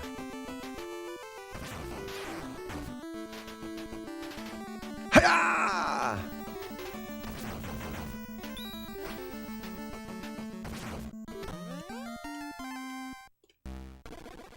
I'm really happy, Bunga, that you enjoy the lives. If you do enjoy the lives, and you may want a little bit more of an interactive experience, consider checking it out on Twitch.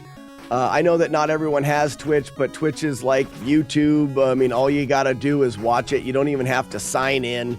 I think people think that you have to sign in. You don't. If you want to engage in chat, you do. But my Twitch stream is much more interactive, and there's a lot more things that you can do and control things on the screen and stuff like that. So, Bunga, if you have Twitch, Slackinator on Twitch is a little bit more of a interactive place to be.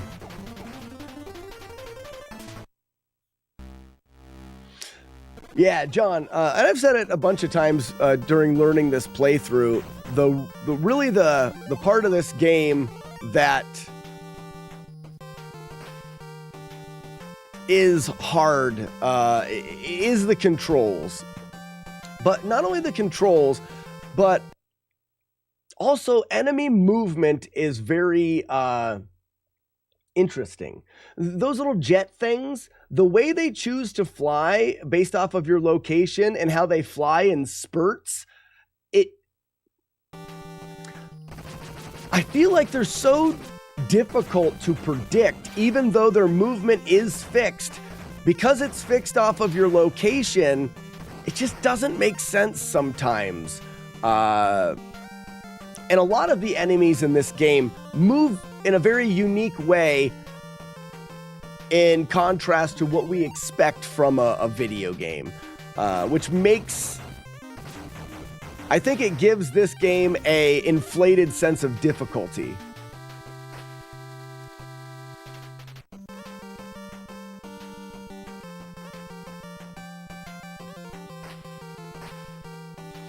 It looks like a skill development game. Oh, for sure. Yeah, I'm getting much better at the game, and it's definitely helping. There's always going to be some parts, though. Grabbing on ledges and the jumping doesn't work flawlessly. So you're going to grab a ledge, and it's not going to grab it. I don't know if it's because of timing or how the code's looking at the inputs. This doesn't always work. Bad Breaks, how we doing? Good morning. Wait a minute, Bad Breaks, you're in Sweden. It's not good morning for you. It's good evening, right? Yeah. It's got to be good evening.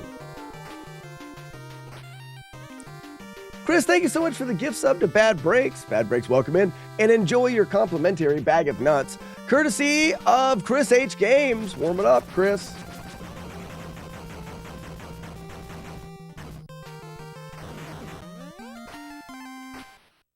Did you ever see High Score Girl Anime? No. I have not. I really got into watching anime. If you sleep all day, morning is everywhere. Julie Cat, I can only imagine that it is an increasing issue in Sweden. It's EB, though. Oh, yeah, that's what you said, EB. Oh, so it's not too late, Bad Breaks. Our schedules are really different. You normally stream in the evening, and I stream in the morning, but we're kind of at the same time, you know, because of the world and because of science. What science just did. There is no bathroom.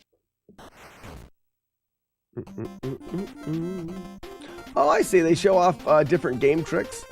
John, if you check out my YouTube channel, I've got a bunch of little videos I call The More You Know. I even have this little thing I play every once in a while. Where I talk about, little parts about video games that either, make the game easier to play or little things that you may not have known about a particular game. I jumped into him. That's so dumb. We're keeping it.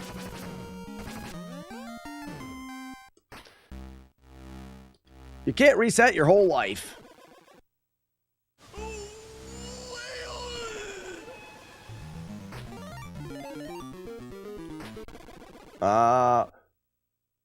Since I work shift. So your work time's not always the same? Is that what you mean? I don't know how people do that. Anybody that works a job where your times always vary? I'm a creature of habit. I worked a second shift job one time for a year or so. And as much as I didn't like the timing, I got used to it and that was okay. But I've got a buddy that does like swing shifts where it's always changing. Oh man, I don't know how he does it.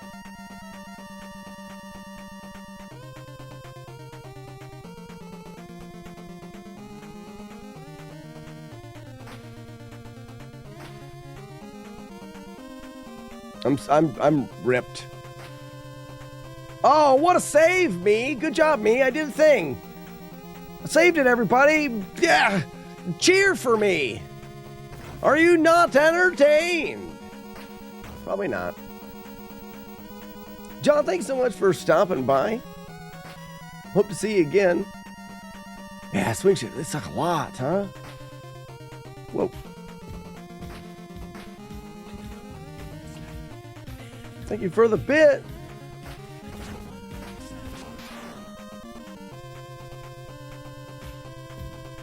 Wow, I do not envy that, Bad Breaks.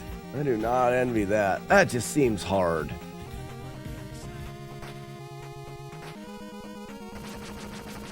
It's like having babies. Your timing is just be so messed up. It took me years to recover my sleep schedule for having babies. Tyler says second shift is the worst. Is early mornings. Okay. But where am I at? What am I doing? I'm just going to jump in there. Good. Great. Grand. Wonderful. All right. I'm going to use the glitch for this one just because it's fun. I don't know. I mean, we've already taken damage in this run, so I don't know if it's something that I would use going forward or not, but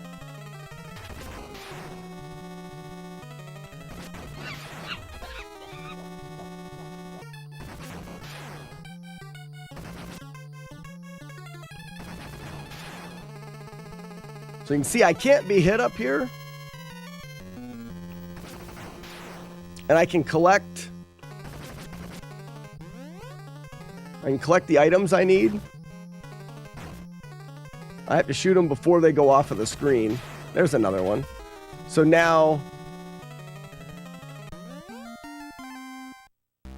I can do that. That I explained it here a little bit ago. That particular screen, I would say out of all of the screens in the game, is the hardest to do consistently. So that's probably the reason why I don't want to do that glitch for it, because that's the one that's like, man, but you get really skilled at the game. You got to be able to do that screen. So this run is not going to be the run. I've already taken a hit. I think it's a cool thing to show off. Essentially, anytime you can climb to the top of the screen, if the screen's not scrolling, you'll notice the character's sprite begin to flash. If you let go of the button while your character's sprite, because it's flashing visible, invisible, if you let go while your character is invisible, the enemies can't hit you. You don't appear, but you can still shoot. It's an interesting little glitch. In fact, I don't know if I've seen anybody really show it off in any videos. I mean, until we started doing this playthrough, I didn't even know you could do that. Like, I could even do it in this screen as well. It doesn't benefit me with these enemies because they don't move in a way that allows me to hit them.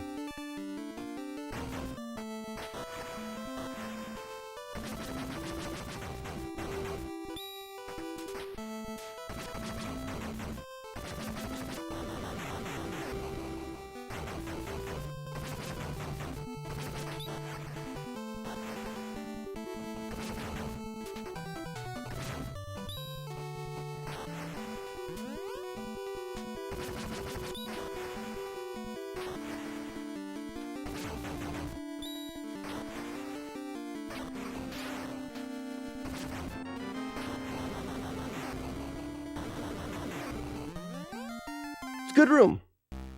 That room's definitely difficult, but there's less going on in that room in comparison to the one that I was talking about. There's only really 3 kind of variables that you need to track in that room. Still difficult, but not as bad. It looks harder, I think. Are those shrimp? I don't know what we're gonna call those. Things that suck, maybe. They suck a lot.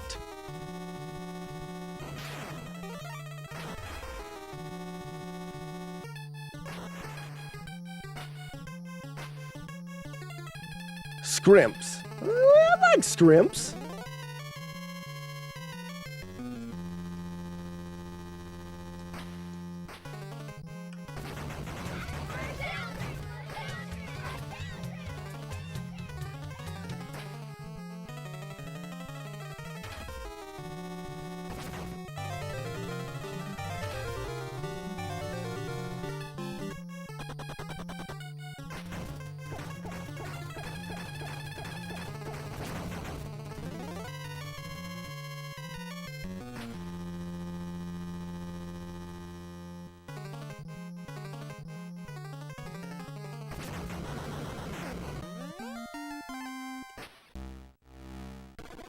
I don't know, does it? I didn't play much. I mean, I played the Namco Star Wars, you know, old Shark Vader, but didn't really play the other Star Wars.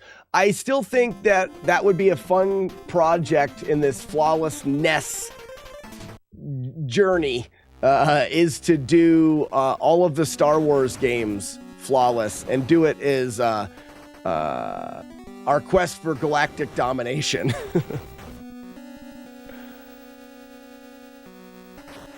Because there's 2 NES Star Wars games that were American releases.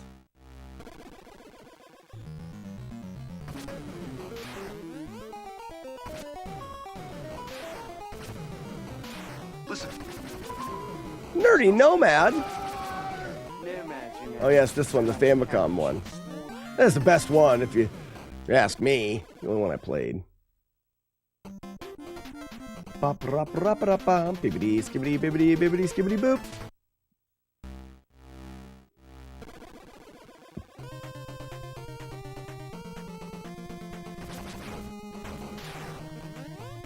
Classic Game Room has a quest ongoing for intergalactic world domination. Ah, crap. Really? Intergalactic. What's the 100 Hand Slap? What's he doing? I'm not familiar with who that is, but I'm just curious.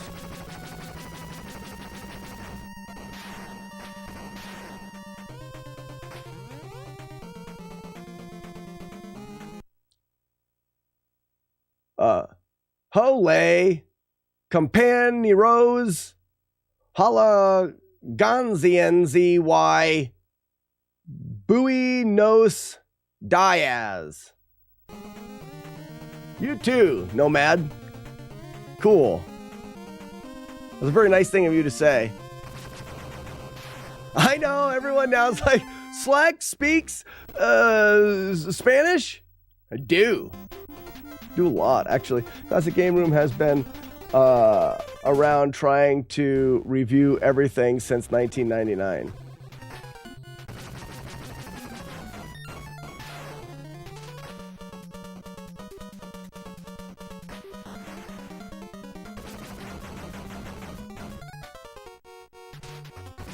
It's like a YouTube channel? Ooh.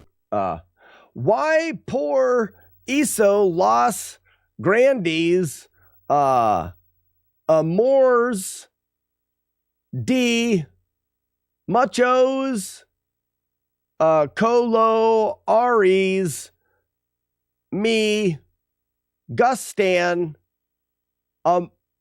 me. You know, Julie Cat, I think I may have missed part of that. A little.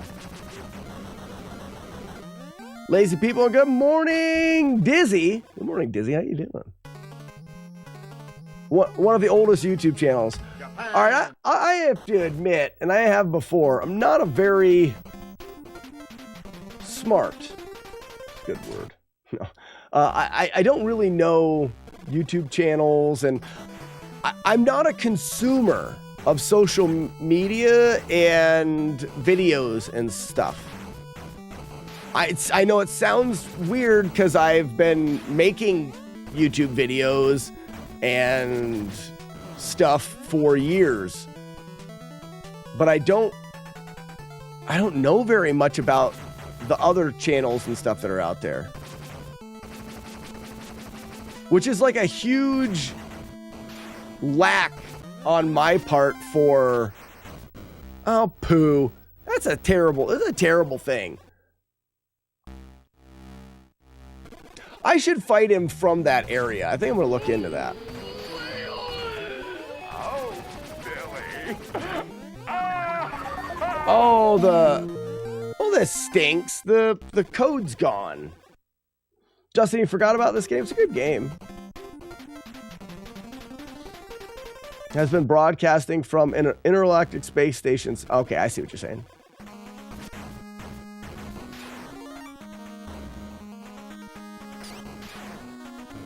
Oh, he reappeared. I'm just gonna reset that.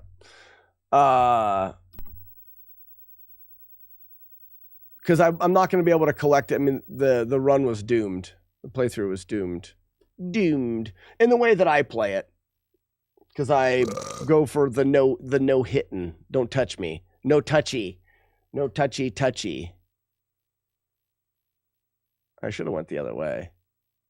K-I-Y Jesus.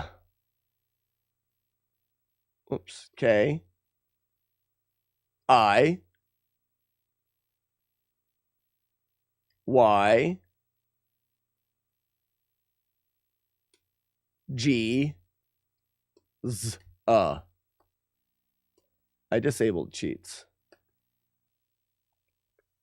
Good morning, greetings, salutation, Kumo. Good morning. Welcome in. Julie Cat, El Slackinator is Spanish for slackinate. No, it's not. India. That doesn't even make any sense.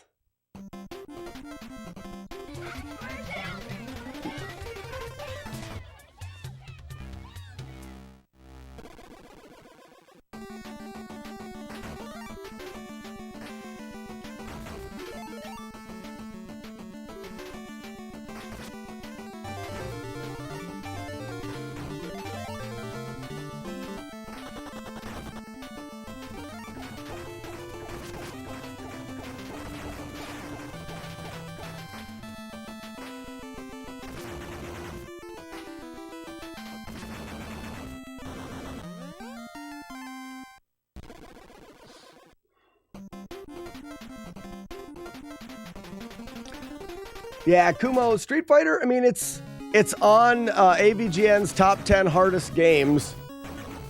And I'm not trying to just beat it. I'm trying to beat it without taking a hit. So it's going to probably be a decent grind.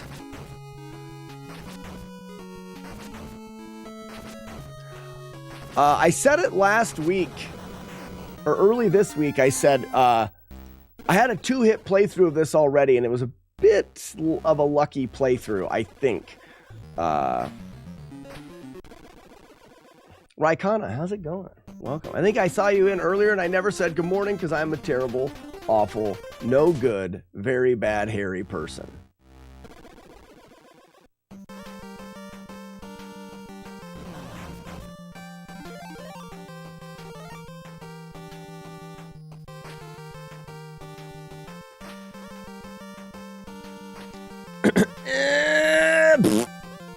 Got him.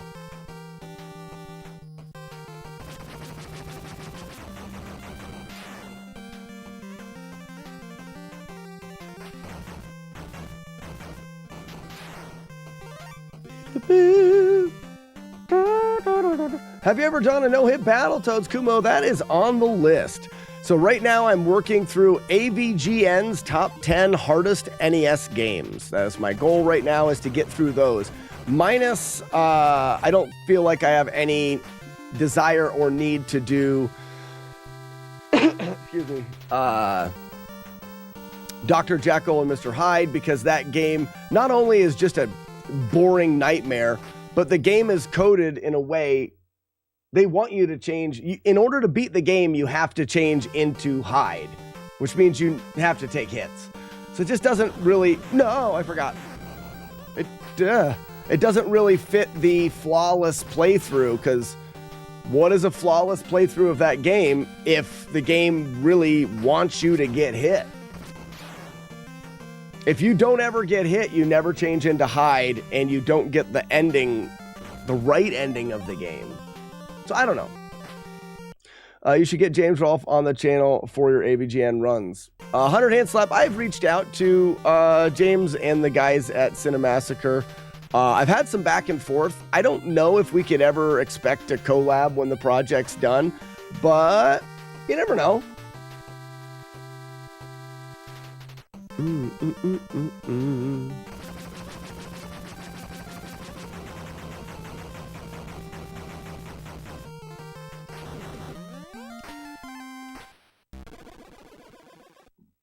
Right now I still have to finish Silver Surfer.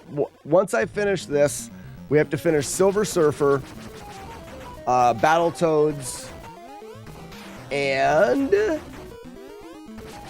what was the last one? Fester's Quest. Don't get that perv, Mike Matty. I probably wouldn't do anything on my channel. I mean, I would do my own video, but I would imagine that it would be less beneficial to have James as a cameo on my video for the runs and more work with him on a video of the whole thing at the end. I don't know if it'll ever happen. You should do a perfect coin run on the original Mario game. Every single coin in the levels, no warping. So Kumo, I don't normally change up the way that I play through a game to add to a challenge. I normally just choose a new game. So for example, I did the Mario series, but I played them as they were made. And don't get me wrong, Kumo, that's not that I'm not up for ideas. I really do like the ideas. And a no coin or an all coin run would be fun because I've never even thought of that before. But mainly, I'm gonna see if I can. Yep, I was actually worried about that. I paused it, and that guy. I normally run through that guy, but because I paused it, yeah, I understand. But when I played through the Mario game, a little bit of a controversy because I use the warps. But when I play through a game, I use the tools that are given to you in the game. And in no way am I trying to do a completionist run where I'm doing every level, collecting every item and that kind of thing. My goal is to beat the game without taking damage, but we use flawless because some games you can't avoid some damage, or some games, look at Tecmo. I'd like to do Tecmo Super Bowl. You don't take damage in that game. Now we can not get tackled or not have any points scored against us. Maybe we don't have any yardage at all against us, but no damage doesn't really work as a title for a playthrough of Tecmo Super Bowl. So that's why we came up with the term FlawlessNES to open up the playthroughs to more games. You think you could do Diablo no damage? I've never even thought of Diablo. I freaking love that game. Oh my gosh, guys, why have we never thought of Diablo? Have we? I just got excited. Oh, I was going to do that and try to flip through them. When he traps you in the corner, there's not much you can do. Hold on. I don't think Diablo would be that bad. Diablo for the NES? No. Diablo for the PC. Diablo 4 is effing hard. The whale is I lost all desire to play Diablo games after Diablo 2. Diablo 2 was the game for me. You have to let me know when you do Diablo. I want to see that. Because you smell. It's because I don't have a bidet, Weevil. It's not my fault. It's not my fault. I'm not a professional scrubber.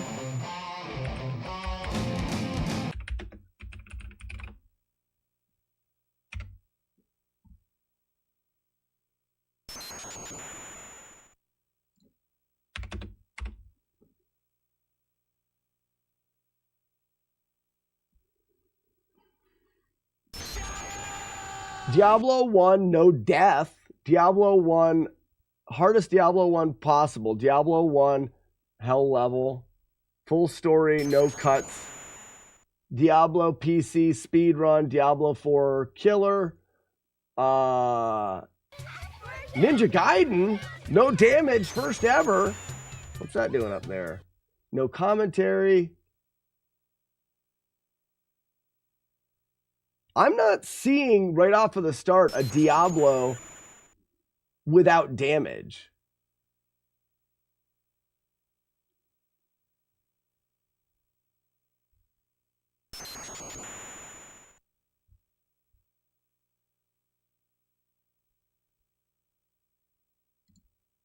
Maybe someone can pick up where I'm leaving off there. I just wanted to do a quick Google search. Reveal. Yeah, Diablo 2 is great. Diablo 1 owns a certain period of my life. I don't think it's possible.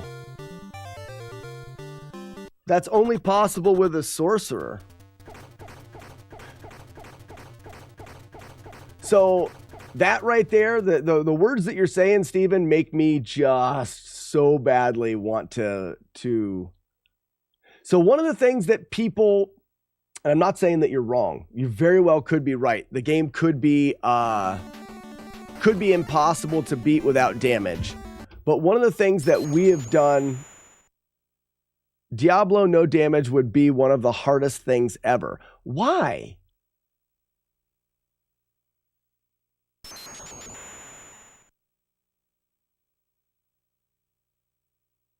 I'm trying to remember, is there any OP spells in Diablo? Firewall is the one that I remember the most, but whoops, Firewall would not keep you safe from ranged and stuff like that. Too much random. Okay. So I think a no damage playthrough of Diablo may be one of those so unlikely, statistically impossible, is why no one's doing it. But that means that everybody thinks that it's impossible, so no one tries. Guys, think of Ninja Gaiden. Ninja Gaiden, because of certain parts of the game, was considered to always be was never possible to beat without damage. And it's because it is assumed that no one has ever really tried. So let's think about Diablo. Let's say you have a Tome of Town Portal. You could go around and Town Portal out of range and skip so much of the game. You'd have to, I'm not saying you do it glitchless. Like you dupe money. Zoltan! So Steven, you don't have to beat him. I'm forgetting a lot of the gameplay. I haven't played Diablo since I was in high school.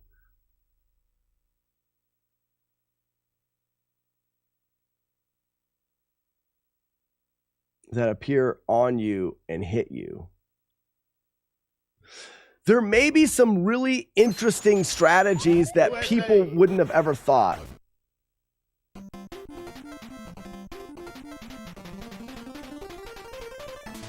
I think it needs some research because, hey, if nobody's ever done it, it's one of those things that I think merits invisible ghouls. I'm thinking about it from the perspective of at all costs, meaning you can use any of the game-breaking glitches that are available. You're trying to beat the game without taking damage, and you're taking advantage of anything that you can possibly do in the game to keep yourself from taking the damage.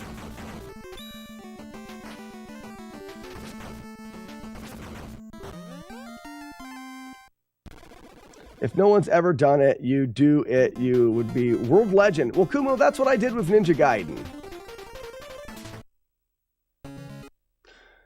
There's dupe. So you would dupe money so you could be well overpowered, meaning you don't have to play much of the game. Like the reason to kill the butcher is because you can kill the butcher and you get items and you can better your character and whatnot. You look at speed runs, they dupe items quickly, they get overpowered weapons, and they slaughter enemies. Like, maybe there's a way to get an overpowered sorcerer. We can glitch the sorcerer, so the sorcerer is so overpowered, I don't remember how it works, that it one-shots most things. And you could do like a chain lightning, get into an area and fill it with chain lightning, so much so that nothing can hit you.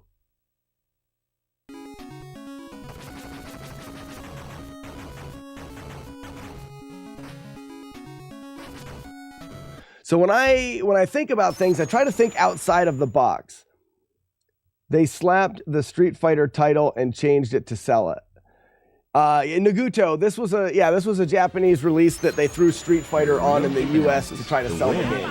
It's a good way of putting it. That was a good cape analysis. Reset. Checkmate. Speaking of that, someone will run Diablo 1 at GDQ. I'm sure they will, yeah.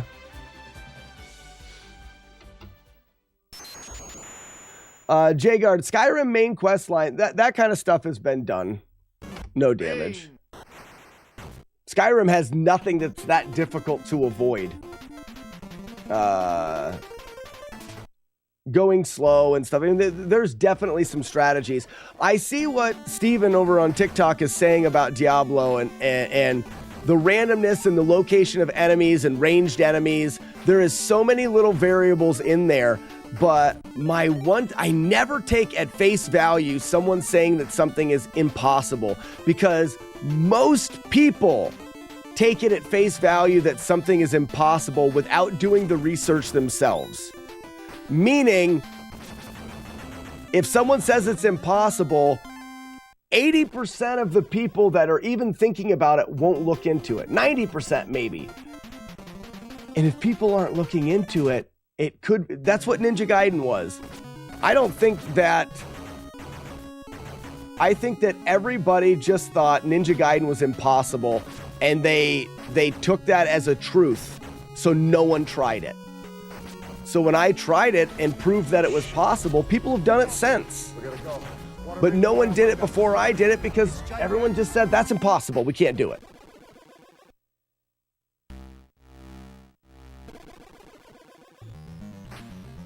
And Naguto, this game, and my goal for the game is to beat the game without taking any damage. So if people are walking in and wondering what the hell is this guy doing, resetting the game all the time, I do take full runs, but I also reset quite a bit. Kind of go by feel.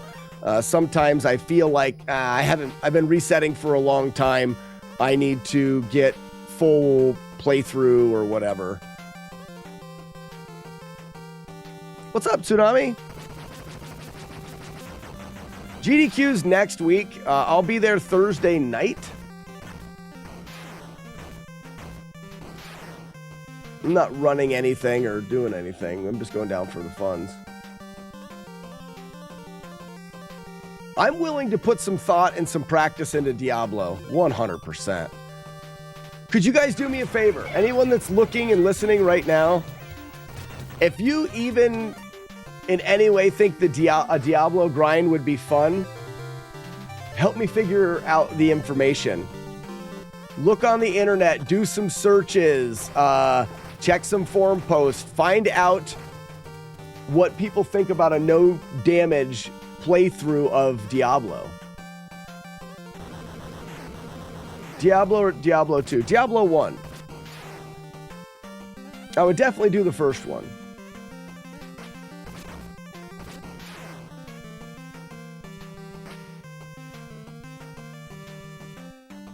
Got it. So no stream next Friday. I'm going to leave Thursday morning, so there'll be no stream Thursday or Friday next week. We may do and that's why I'm doing like a movie night this Friday. Maybe next week when I get up, I'll do a makeup stream on a Saturday or something. I'm more interested in speed runs than flawless runs, but you do, boo. I know. You would like to see a speed run of Diablo? Have you ever looked at the original Diablo speed runs? Wub, fwub, wub. Damageless Diablo or hitless Diablo? Are they different? Can you take a hit in Diablo without taking damage? Maybe if your character's OP, you can like survive hits without taking damage?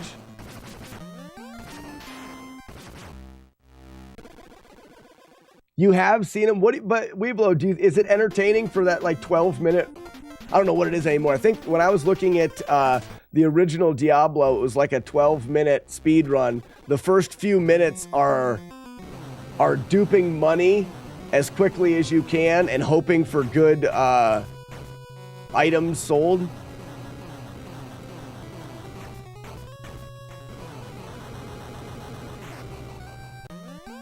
In general, you prefer speed runs. Diablo 1 speedrun is just... Well, it's not, though, Potato Fish. It's actually not. The Diablo 1 speedrun has some really technical parts to it. Damage reduction is possible to set damage taken to 0. Not healing from damage taken. Susumu, damage reduction in Diablo 1, you're saying it's possible to get your damage reduction, your damage taken to 0 in the first Diablo. Again with, oh, I can climb up that edge? That's really good to know. And I missed, all right, I'm going to keep playing. And I missed that shot on that guy.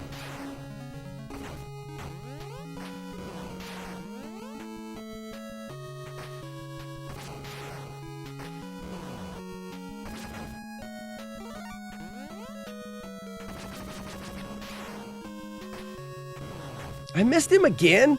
That backflip sucks. Actually, I'm just shitty at using it.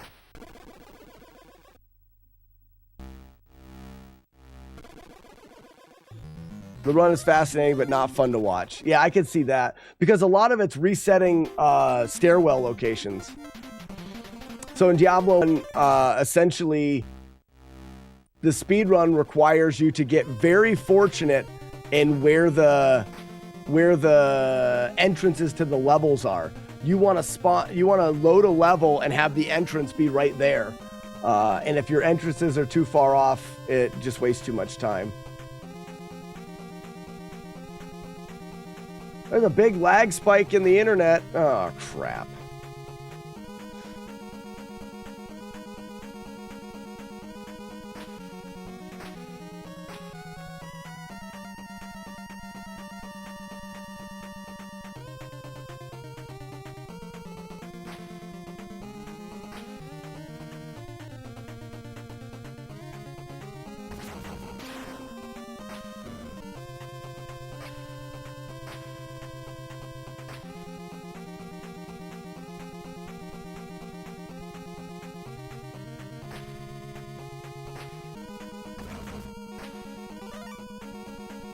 Hopefully everyone survived this lag spike. Nope.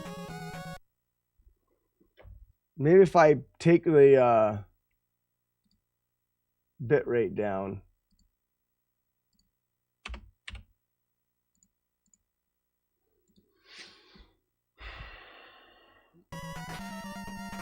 Hopefully we're surviving that lag spike in the internet. I'm using the T-Mobile internet, which does not do well with lag spikes. There's less of them, but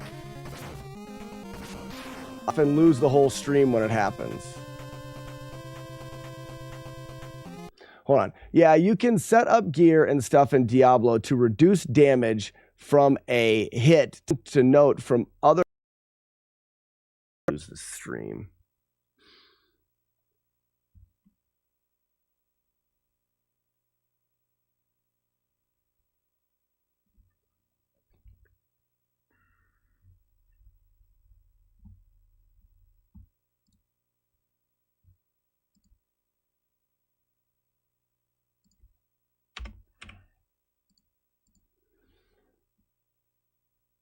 See if we can get it back under control.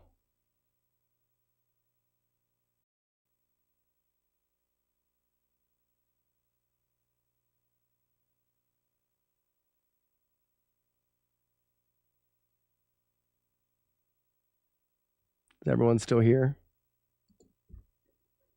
I had to lower my bit rate a ton.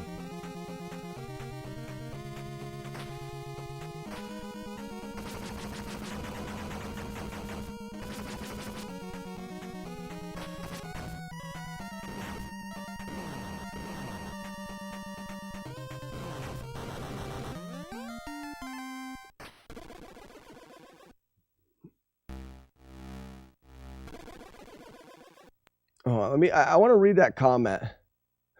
But just important to note for other purposes that you can't say have damage reduction 10, gets hit for 9, and gains 1 health from it.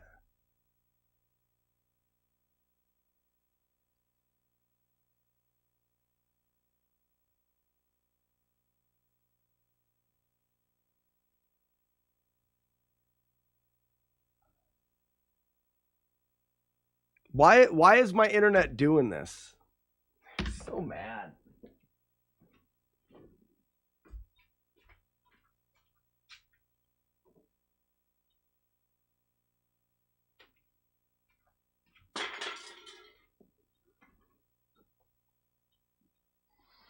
All right, we're going to give it a little bit. If the internet doesn't straighten up, I may have to switch. So Susumu says, but just important to note for other purposes that you can't say have damage reduction 10, gets hit for 9, and gains 1 health from it. I don't know what that means. My issue with that from a flawless perspective is you're still getting hit. I don't know. It's a gray area similar to the Z1. Clock in Z1, it's not a gray area. I find that it is not a gray area at all. It's part of the game. You're getting the items. You're able to get the correct items so that you can't get hit and finish the game. Whoops. I don't see an issue with it at all. It's just like the clock makes you invincible. The game is coded in such a way and offers items in a way that don't allow you to take any damage. Now, I would look to see if we can do it without it, but I'm not saying I don't see a problem with it. I'm scrolling back through chat. I'm going to have to reset the stream, guys. We're going to lose everybody, and I'm going to have to reset and go back to Starlink.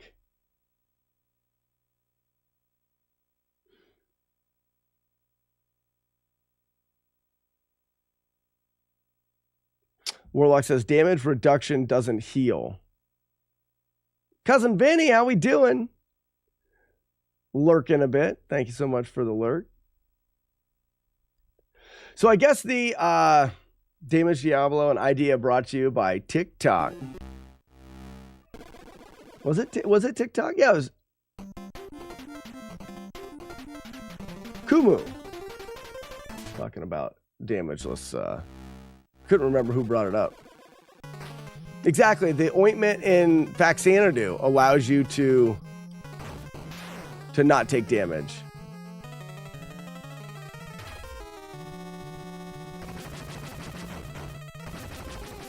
Getting hit. So it all, guys, it depends on what you can do without it in the game, too. So TikTok is now saying it is down. It's like, can we do it without it? Obviously, we're going to ask that question first.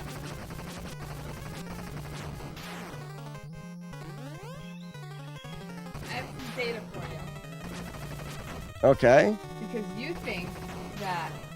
What are you? No, I I'm see, disappeared. Bobby. You just disappeared.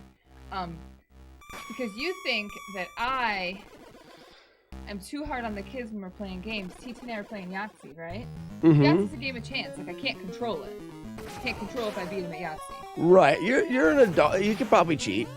Well, so You're writing down the numbers. we were tied, and we were playing SpongeBob Yahtzee, so it wasn't. We were tied, and it came back down to the last character. Okay, I'm listening. And he only got 3. So I said to him, okay, if I get 3 or less, if I get 3, we tie. If I get less than 3, you win. If I get more than 3, I win. Okay. My first roll has like 2, it has one of my characters that I need and a wild. But I was like, oh, I only got 1. I scooped up the wild before he noticed it, right? Mm-hmm. I rolled again. I got 2 more of my characters. And he was like, oh, and I was like, oh, well, at least we tie, right? We tie. I roll for my 3rd time. I get 3 more of my characters. So in total, I got 6 of my characters. And I just scooped them all up and I said, oh, I only got 3, we tied. But I actually got 6 of them. That's a good parent right there. That's a good parent right there. Don't cheat your kids. They remember and they'll put you in a home. You speaking from experience? The internet now, I'm using the other internet, and it's just dropping and going to garbage today. Well, so I'm just having a bad day. There's a bunch of wind damage in the area, so that might play a role. Well, I'm wondering if I should switch back to Starlink, but Starlink has been so terrible. There you have it. There you have it. We only pay $200 a month for internet. I know. We pay probably a little bit more than $200 a month for internet, and it is terrible. All right, here we go. Okay. Remember, two kids. Yeah, stream ends at 2 o'clock. I'll be out the door by 2:30. Grab TT, grab Henry, and come back, and then we're gonna have boys' night. Yeah. Bye. Bye.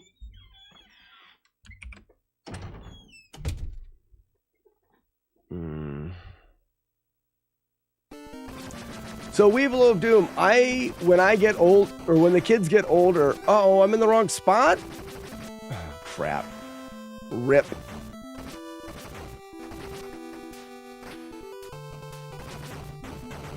Yeah, I knew this was gonna happen.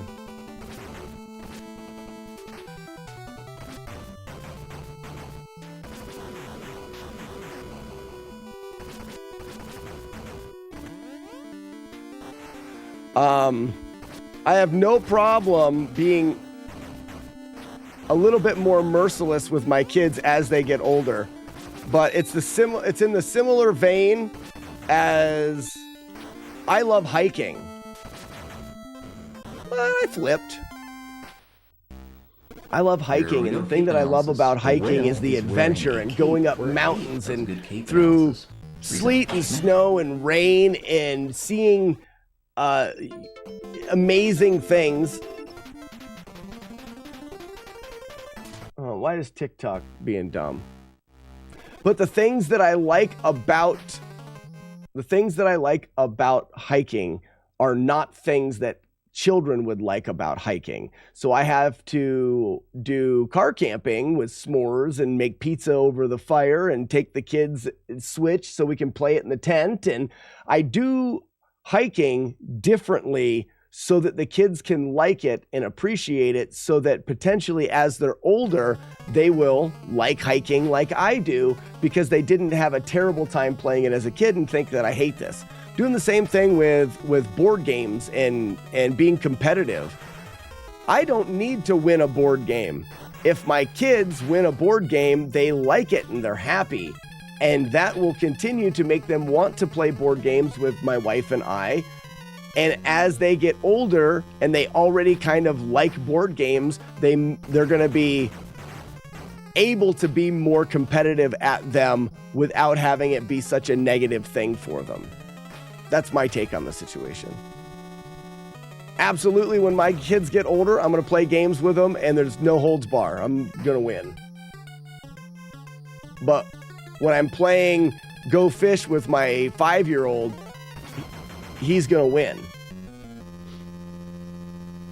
Or he's going to cry and not shut up. And I don't need a slobbering, crying kid. I meant if you start destroying them after their confidence is built up because they never lose. No, well, there's a difference there too, though. Like, I'm talking, you're not going to just flip the switch. You're not just going to go from like, they always win. They don't always win. We still don't let them win every single time. I don't think it would be that dramatic of a switch. I'm sure. Yeah, I'm hoping they're into hiking, but I don't. I've got one son that I just don't know if he's ever really going to like hiking the way that I do. That's okay. But you know what we did this past summer? We went to a campground. We pitched a tent. There was a playground there. We hung out and played on the playground. We cooked food over the fire. We had s'mores. We played Switch in the... Oh, there they are. Ooh. We played Switch in the tent. We woke up the next morning, drove to a gaming convention, hung out at the gaming convention, and then had ice cream sundaes in the hotel room before we went home the next day. And he liked that. So did I. I had fun.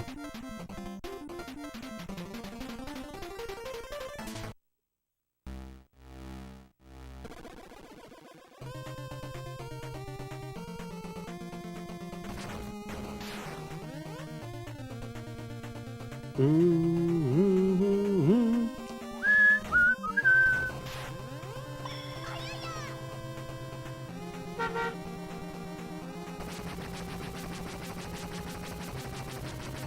I deliberately lose to adults in Mario Kart 64 so they keep playing with me. Prepare to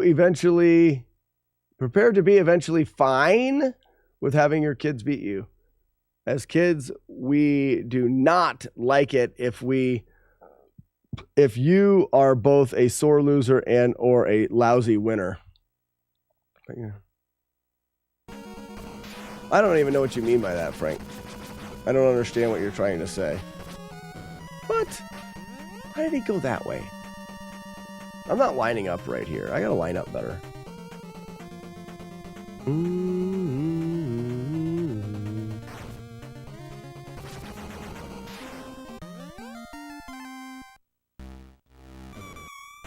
Pay attention to what's going on, me. What ugly owl say?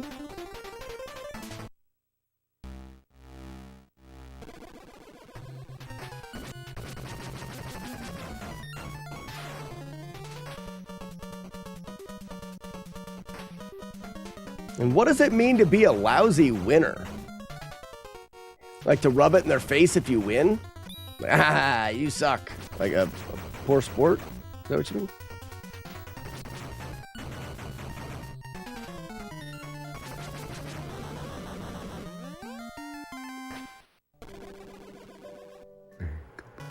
Scar Pump, thanks for the 100 bits. I don't even know why things aren't working. I would spend all day beating kids at games if I could. There is nothing better than watching kids cry. So I think I want to go here.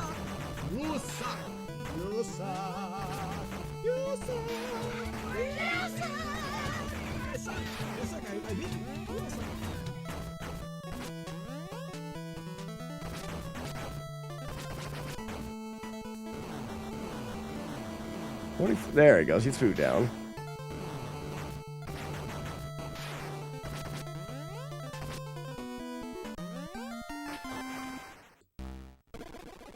I'm going to try it over there. Rub it better. Rub it in their faces. That's way better for them. Nah.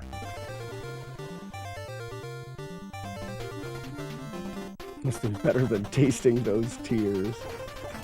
Devil's lettuce. Is this even... Oh, I see why. The split's not... Live splits is froze up. I can't even hit the split button. What if I click on it? I was like, can I actually...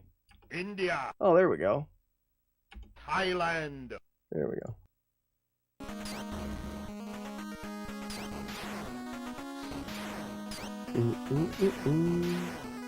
Yeah, brother, the internet is terrible today.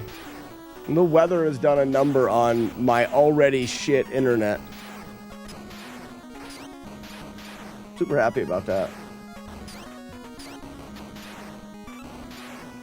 Maddie, I'm just starting to ignore people. They're just being funny.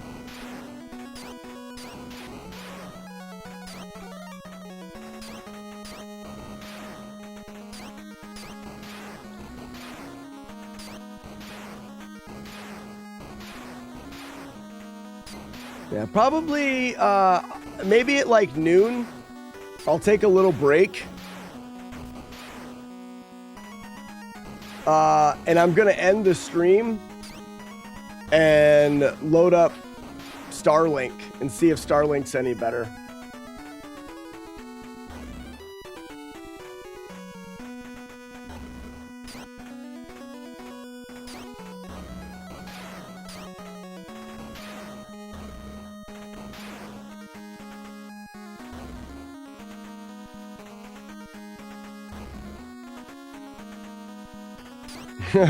Decadent Turtle, I live too far out in the middle of nowhere. I have no... If there was another option for internet that didn't require me to sell my house and move, I would have it already.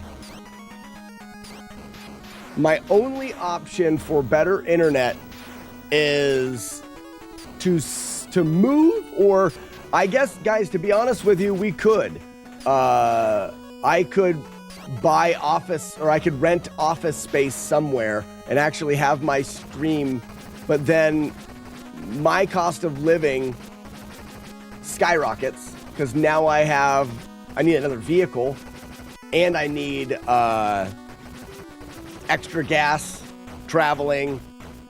It eliminates one of the things that I love the most about what I'm doing. Crap. And that is that I get to spend the large majority of my time in the same house around my kids. They can come out while I'm streaming, blah, blah, blah, blah.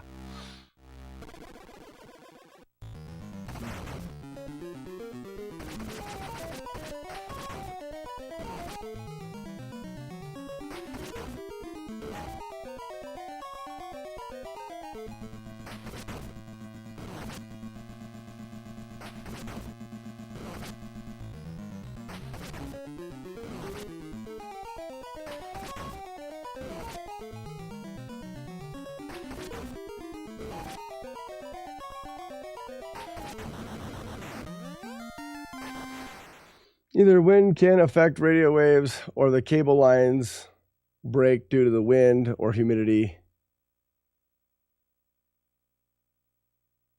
Well, I don't know how much wind would probably just like the cloud coverage and stuff, because it's not any cable lines or anything like that. My internet comes either from a cell phone tower, so it's a whatever signal through the air. Probably it moves branches around, which makes it harder for the signal to get through the branches. I've heard branch cover is hard for that. But then as far as, that's why I'm thinking about switching to Starlink, because that shoots the shit up into the outer space realm.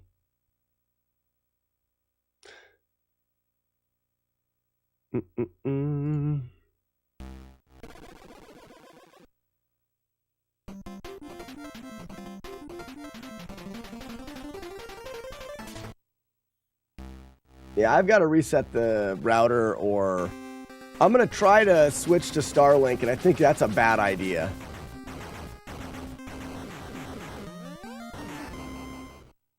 I have a bad feeling about switching to Starlink. What's up, Joker?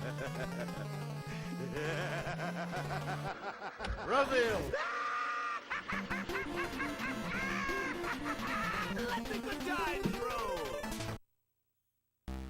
Even if it's a tower, there are radio waves, so wind still affects them. Okay. It's definitely windy as shit.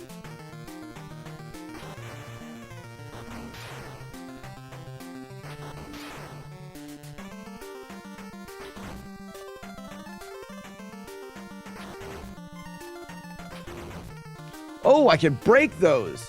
Never did that.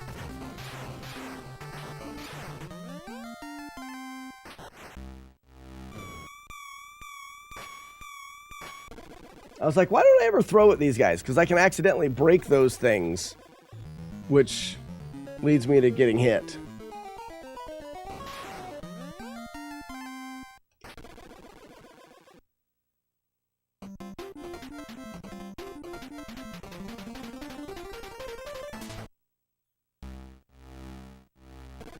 Yeah, like I said, I'll just do it after this run. After this run, we'll go, we'll switch to Starlink.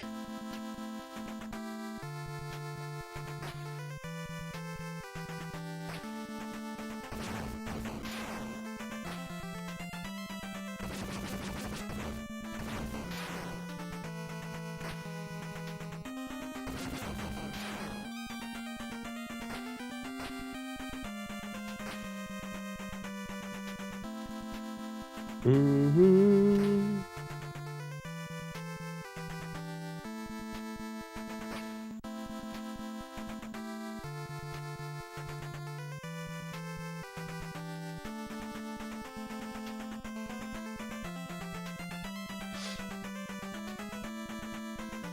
So jump here, jump there, jump to this, wait for that guy, and walk onto the ledge. Backflip to victory.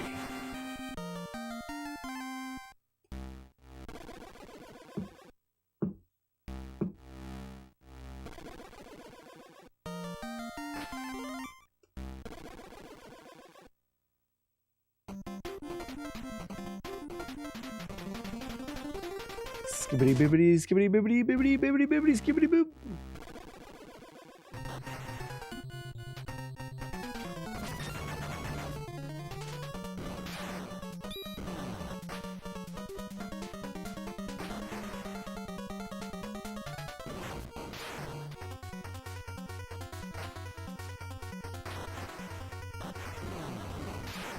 Has developed a strategy that I never had before. It's kind of cool.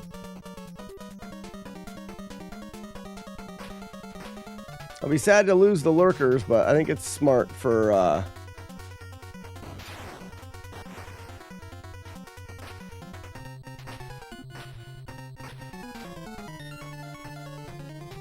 making the stream better.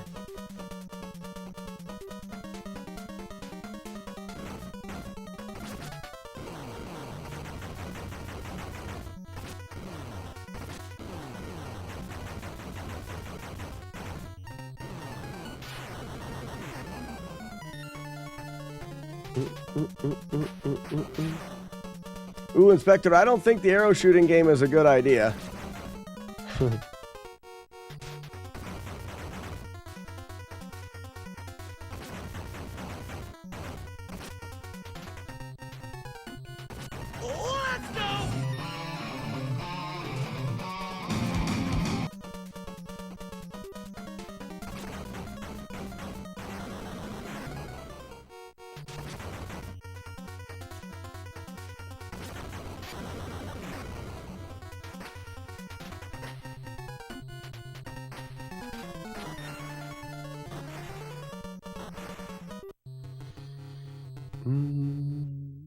What's up, Dr. Jose?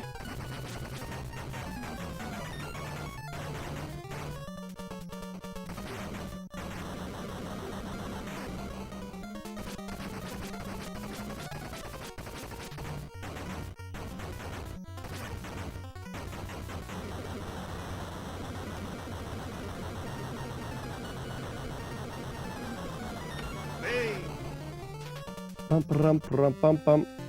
All right, ladies and gentlemen, I'm going to try to switch the internet. Inspector, we'll have to get you, well, I'll let Inspector finish his run, but I'll let Inspector finish his run.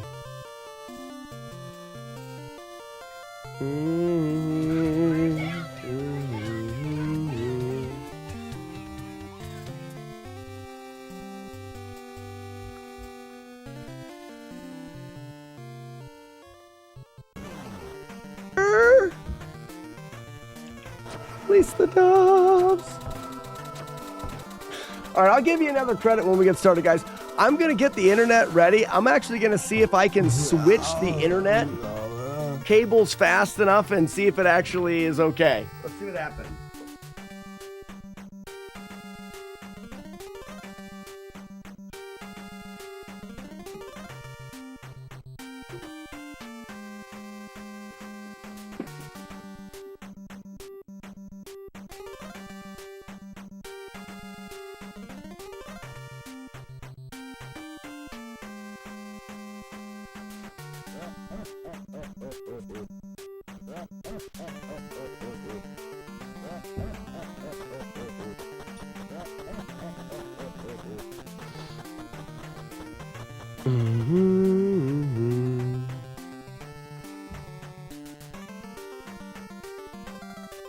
Let me know, ladies and gentlemen, if the stream is actually going.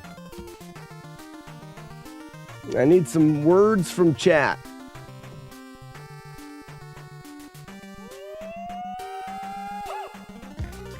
Ugly Owl's hooting. That's a good sign. Did the stream drop? I switched the cables really fast.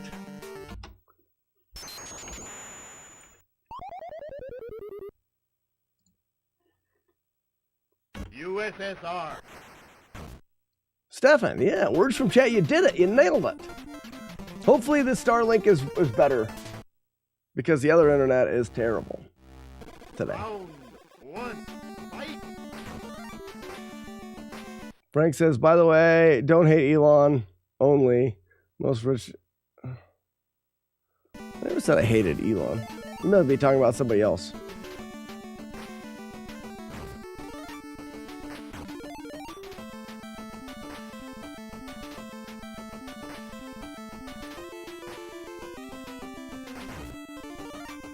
These guys are in the worst spots.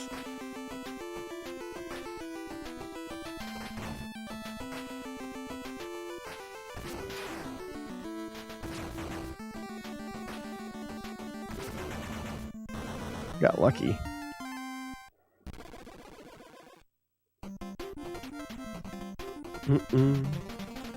I don't understand billionaires, to be honest with you. And it's probably because I don't have a lot of money. Whoops. I tried to backflip, I just didn't do it quick enough. Japan.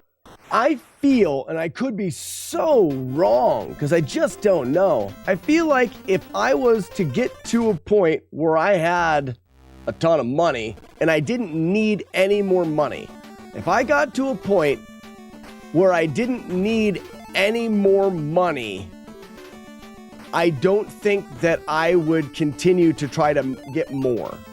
I don't know that. I probably would, because it seems like that's what everyone does. I think it's highly likely that I would do what normal people do when they get a lot of money, is that they want more of it, Scrooge McDuck style, and they just continue to get more. But I feel like I wouldn't.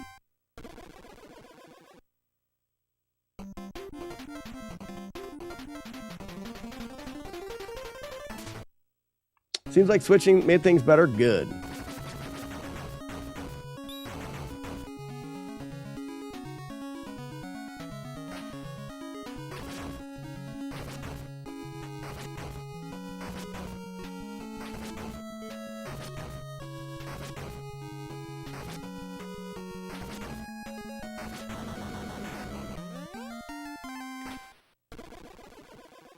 It's a large maybe.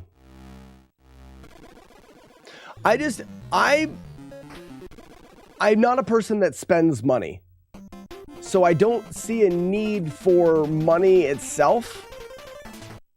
Besides for the essentials, the things that you need. It's like we raised the money for the stream for the walkathon. That money went directly to my wife for bills and things that we have in life. I didn't buy myself anything for that money. I didn't feel like, oh, I need to reward myself, or I'm going to do this, or I'm going to do that. It's just not in my nature to spend money. I find it actually painful sometimes to spend money because I have a good knowledge of what it takes to get it.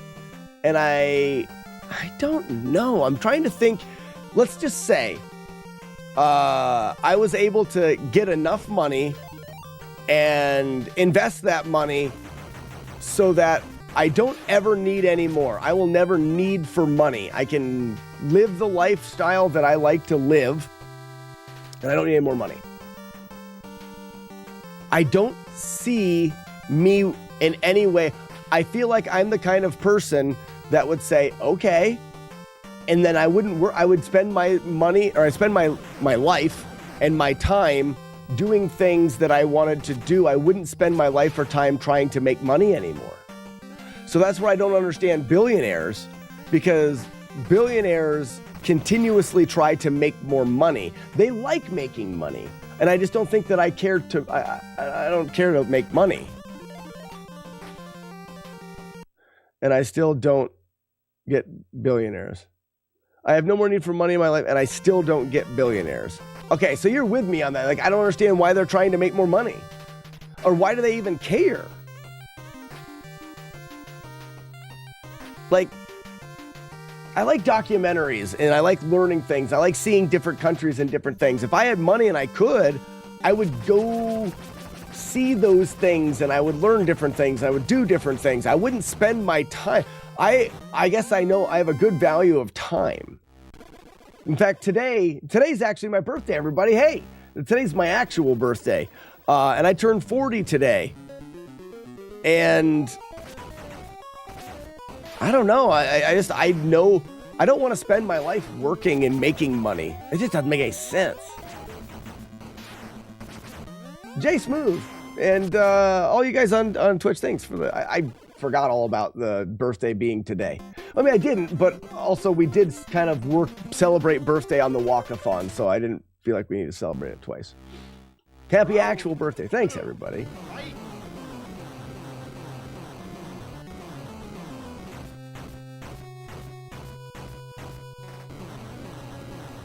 I mean, that's my goal in life right now. One of my major goals in life is to put away and invest enough money so that ASAP, as soon as possible, my wife and I no longer have to work. Now, does that mean I'll stop streaming or I'll stop doing those things? No, I enjoy the things that I'm doing and will continue to do them because I enjoy them. And maybe that's the key with rich people, is that they truly enjoy making the money. So they don't stop making the money because that is their streaming Nintendo. That's probably what it is.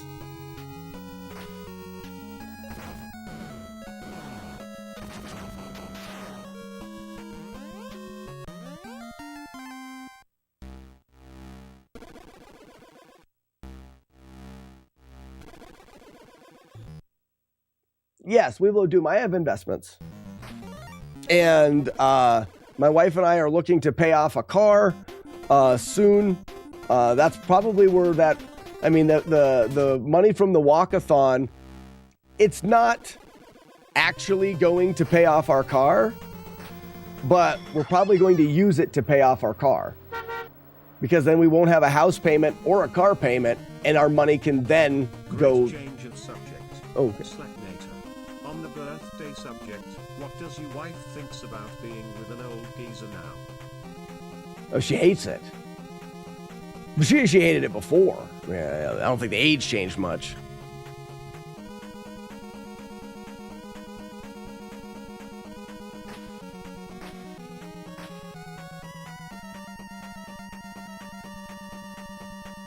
Do do do do do do ring a bong.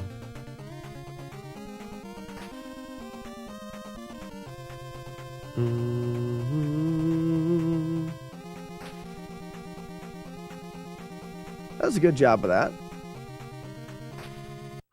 If interest rates are low enough, you may be better off paying minimum payments and investing. Weevilo, I would love to sit down with you at some point in time and talk about investing. It's not something that I've studied or practiced enough to even pretend to have a good grasp of.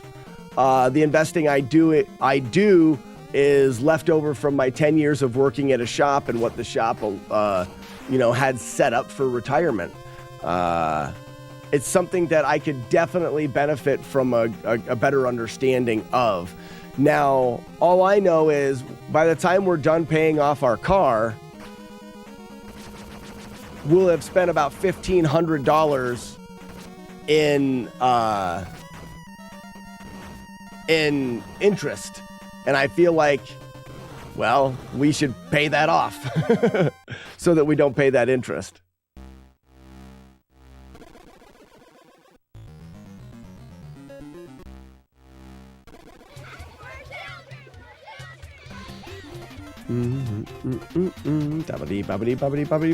Boop. No hits already, huh? Good. If we have no hits, we go for the fight.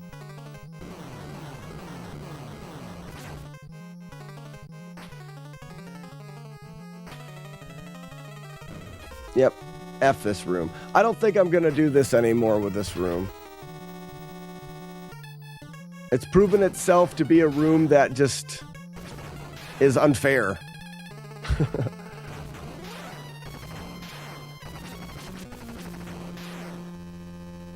It's very similar.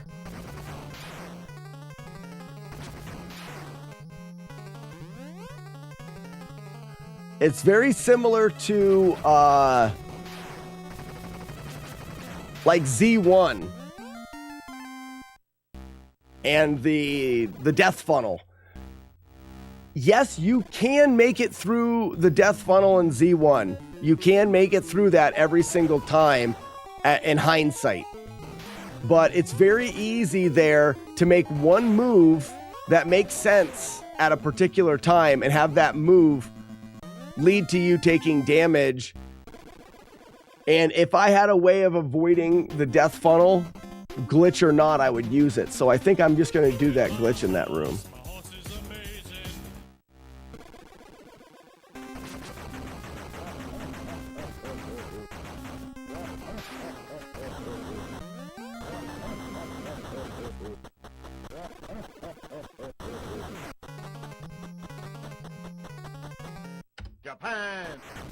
Japan.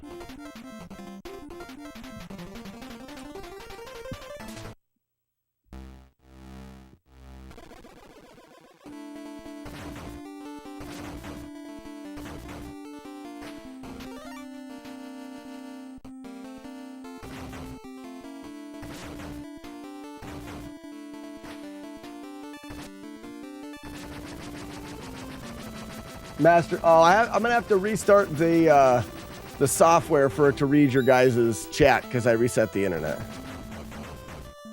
You have to wait.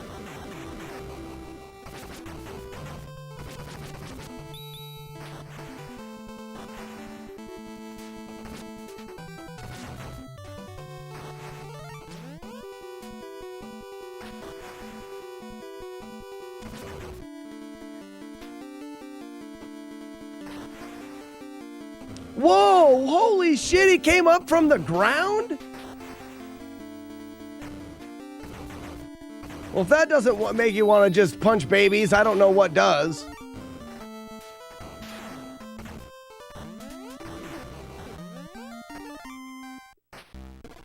Wow. Wasn't expecting that.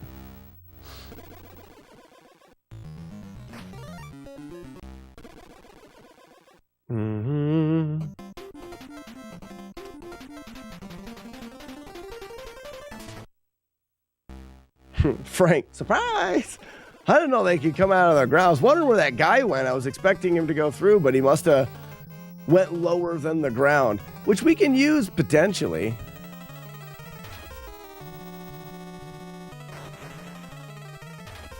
I wouldn't want to force you to punch babies, Joker. I feel like it should be natural if you're going to do it.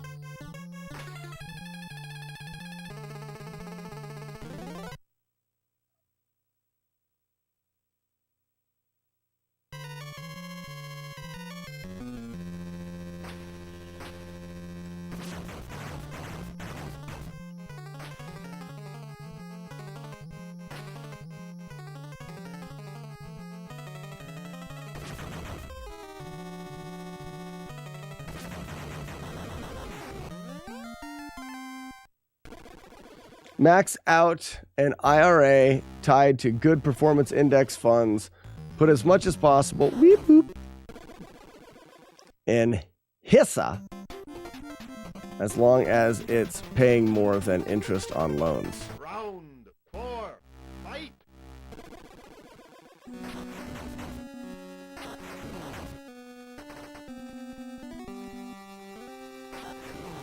Missed. Double miss.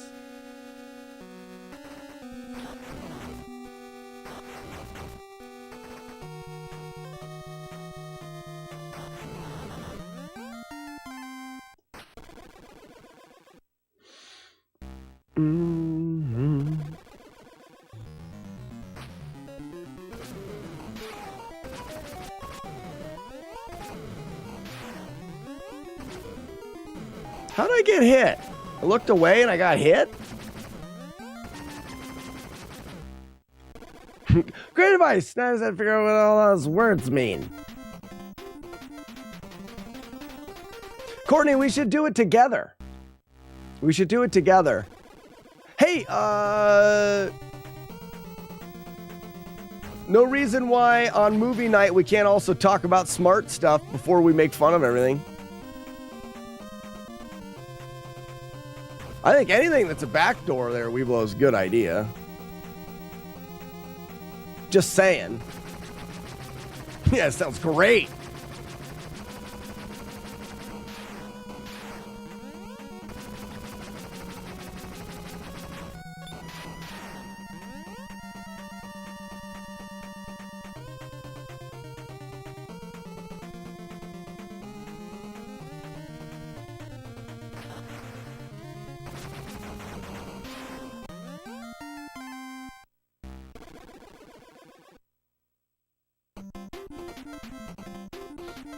Do do do do boop boop boop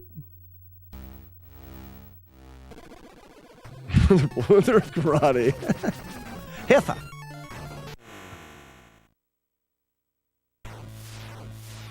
What happened there?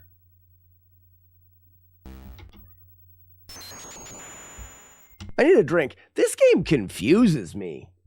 Who's dinging? Why ding? Why make you ding?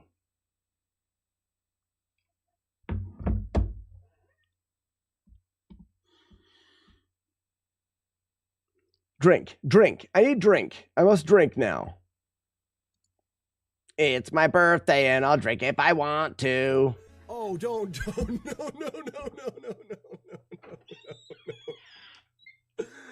Oh, why do I talk? Dang it.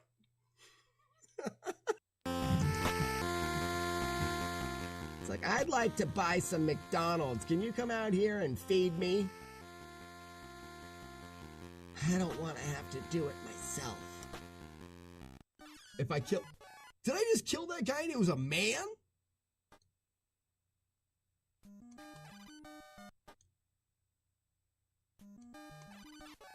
You guys see that?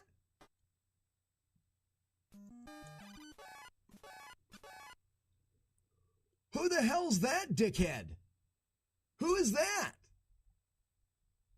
Phantom Red Warrior? Where's this at?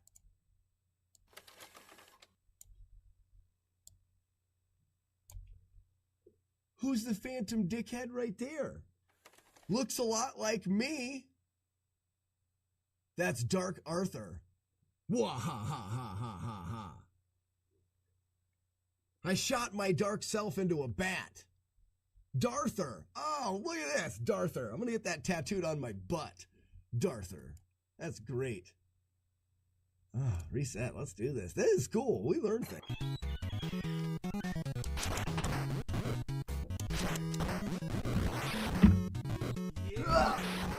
What happened there? All right, guys, I need someone to clip.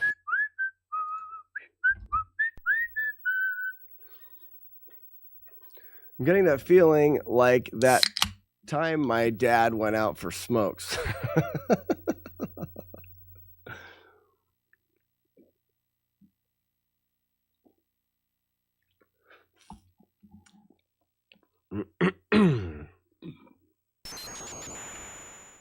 USSR. Yeah, I'm gonna focus a little bit here. I'm gonna utilize that trick in the second world. We're gonna utilize that trick. We've improved the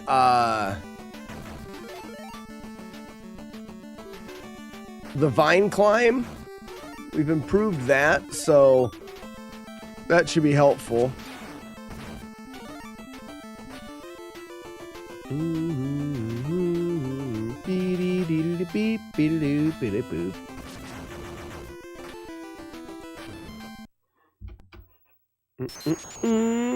Retro Dad, thank you for the happy birthday.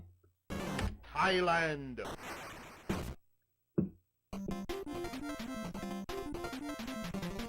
Sometimes it takes 14 or 15 years to find smokes. Eggy Zero. Yeah, I wasn't planning on making a big deal because I kind of made a big deal out of the birthday over the walkathon. You know, the walkathon's not always going to land on my actual birthday, but that's when we celebrate.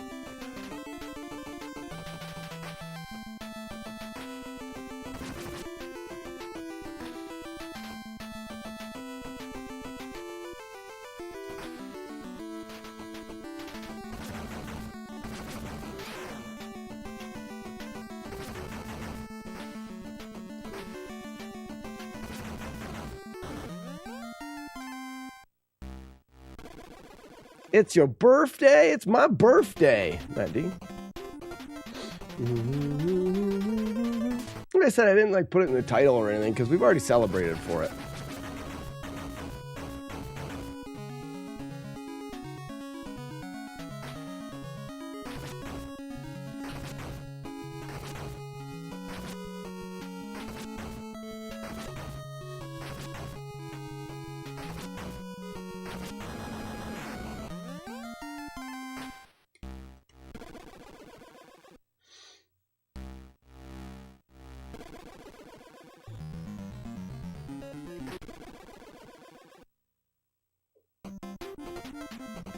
To the old man's club, yeah. You are only 2 days and 175 years younger and sassy, right?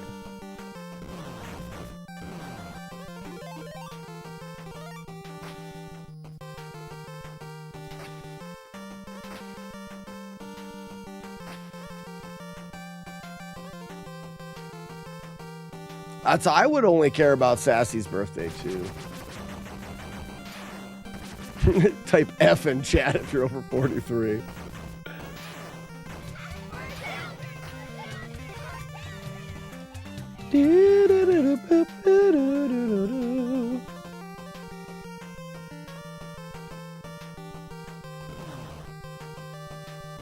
Alright, well, I'm not even gonna get that now. I kicked it and missed it. You guys aren't going to be able to do the kid game because I haven't reset the software since I reset the internet. That's my fault. So, ha ha ha ha ha ha. But you'll be happy to know that I did add all of the queued new words for the Kid Puncher game, which was close to 70 new words. So the Kid Puncher game is going to get much more difficult. The more words that are added, the more, I think, difficult it's going to be. Ram-pa-bam-bam-bam.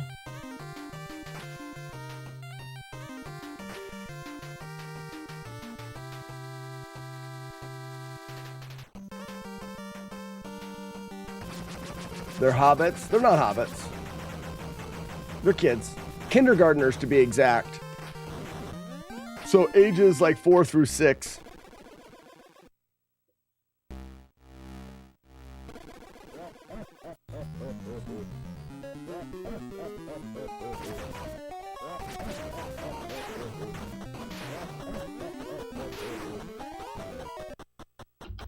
I got too close. I'm just going to restart this quick. Yeah, I don't know how many words are in the Kid Puncher game now, but there's a lot. Slack's lore is not a canon. No. What does canon mean? Stupid word for what they use it for, if you're asking me. When people say something is canon, I kind of want to punch them in their nose.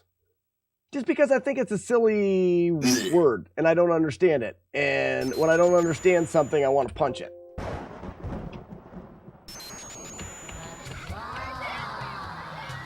Brazil. Oh, whoops.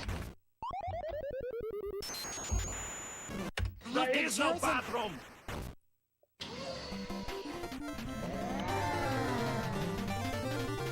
I do. I definitely want to punch a lot of stuff. Round one. Fight. That was Matt D's way of saying I'm not a smart person. He likes to make me feel good on my birthday.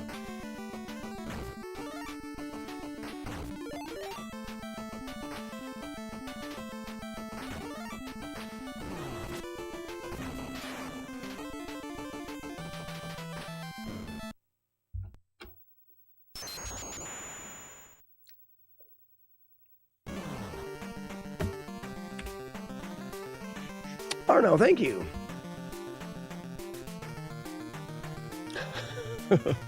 You know it, China. Matt D. You know it.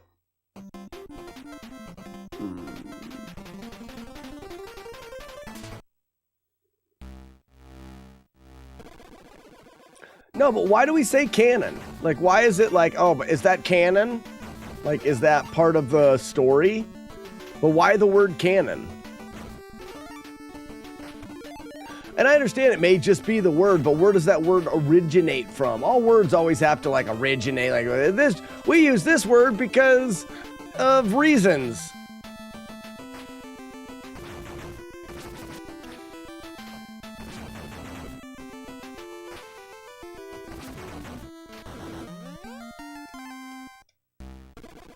Canon equals official lore, but why? That's what I want to know. Because if it doesn't have some tie to some other word or some other thing, then whoever chose canon to be the word is a stupid person. Because it's a shitty word to use. It could have been any other number of cooler words.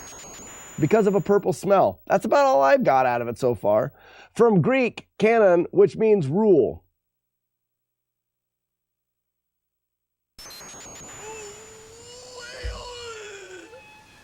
You all are fudging me right now. Fudging me hard. You're just making that stuff up. Don't agree with it, don't believe it, and I think it's time for you to stop lying. Highland.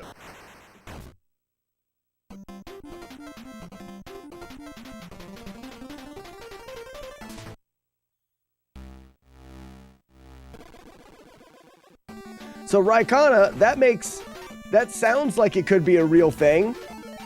And if it is real, it is stupid. Maddie, the original Greek word kanon means rule or measuring stick.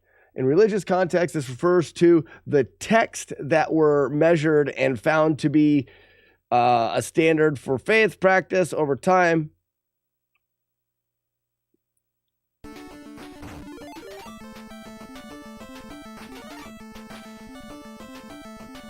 A rule or stick or straight to be in line with.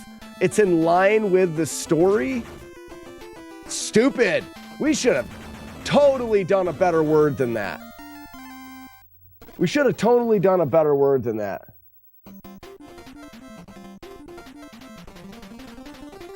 I'm disappointed in us for using that word.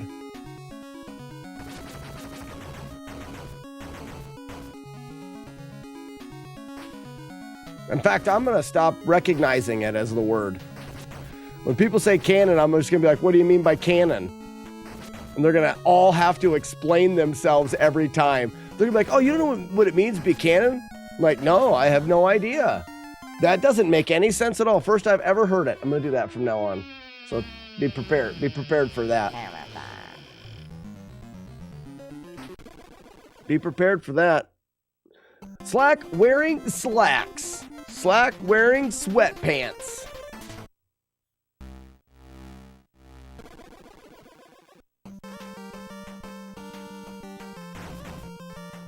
It's also a passage of music that repeats itself over itself.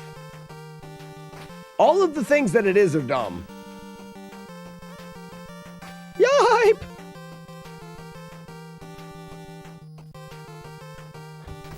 Canon comes from can in, soup that didn't meet food safety standards.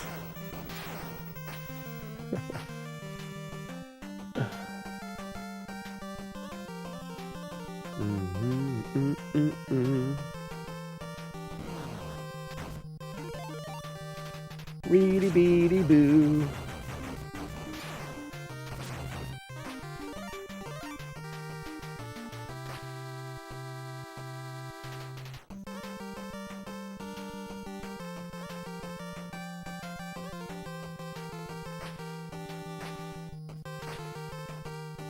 What's a better word? Let's together right now come up for a better word that means something is part of the story. I mean, essentially when you're saying, is this part of Street Fighter canon? Is this part of the Street Fighter universe or the Street Fighter story? Like, what are they trying to say by it? And let's, as adults, let's come up with a better word that doesn't suck a lot. I like this. This is a good topic for today.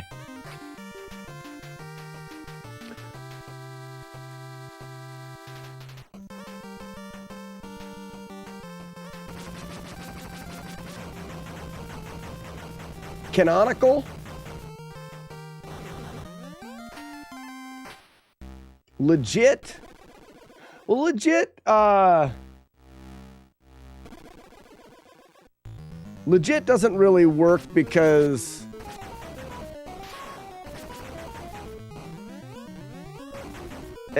I don't know. Legit doesn't sound right. Lore is good. Lore is probably the best I've heard so far.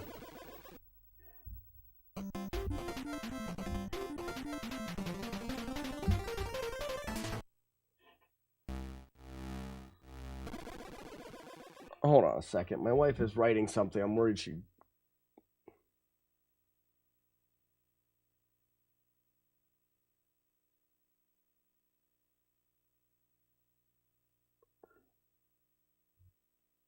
Oh, she's just telling me about the roads. Because the roads are going to get crap. I get worried. Tinkleberry.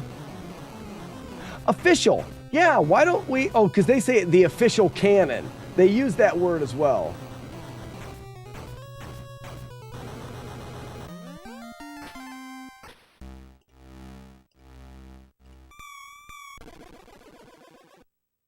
Zach Harry, you can do whatever makes you happy. USSR. Or have you ever played Trojan for the NES? I have never... I don't know if I have. I don't think I have.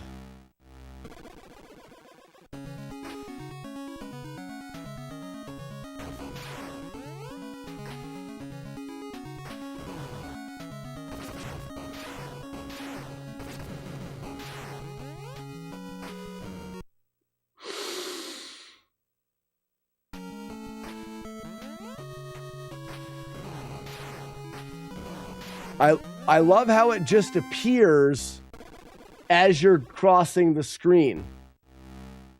That right there is the reason why I am going to have no problem anymore using the in two screens. There's a little glitch I'm going to use. Definitely doing it now. For a second, I wasn't going to do it. I am now. Not for... Oh, I'm using this side now. Not for a second, but for a while I was considering whether or not I was going to do that. I have no problems. The game is starting to get... I'm starting to realize that this playthrough is going to... It's going to be one of those... Everything's just going to have to work. And I don't like it.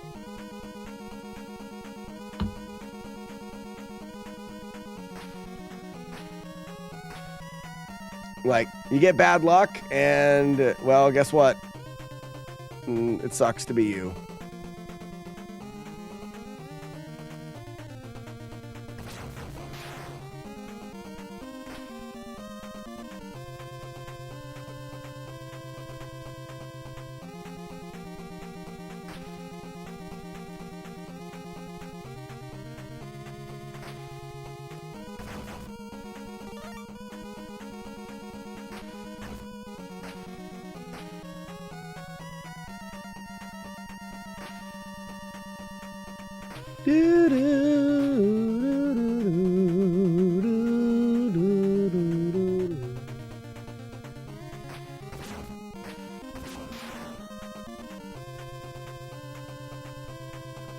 Oh, this game is right in the thick of the Street Fighter biscuits and gravy. Now, all right, my vote right now is for referring to it as either biscuits and gravy or the gravy. This game is definitely part of Street Fighter gravy.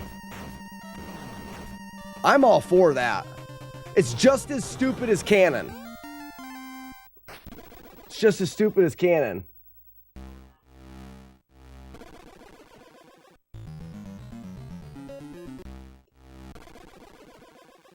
Grape Drinks! How's it going? You gave me a shout out the other day. Someone told me all of the stuff about it. You're playing Metroid. That game's fun. It's a jerk, evil game of death and sadness, but fun.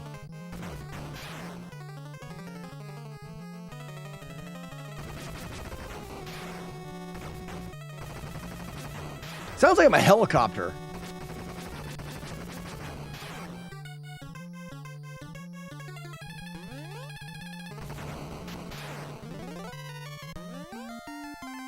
Fwob wob.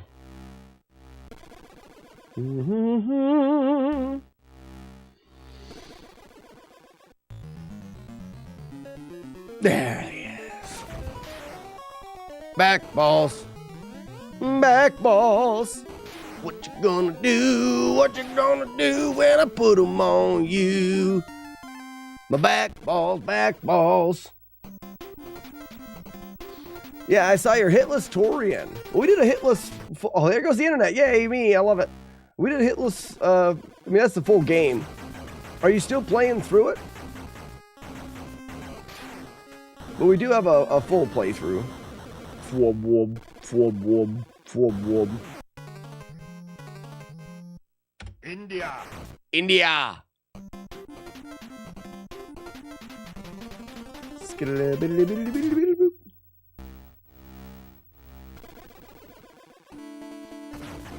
Yeah, my favorite strategy in that is stupid asshole hallway of death for sure.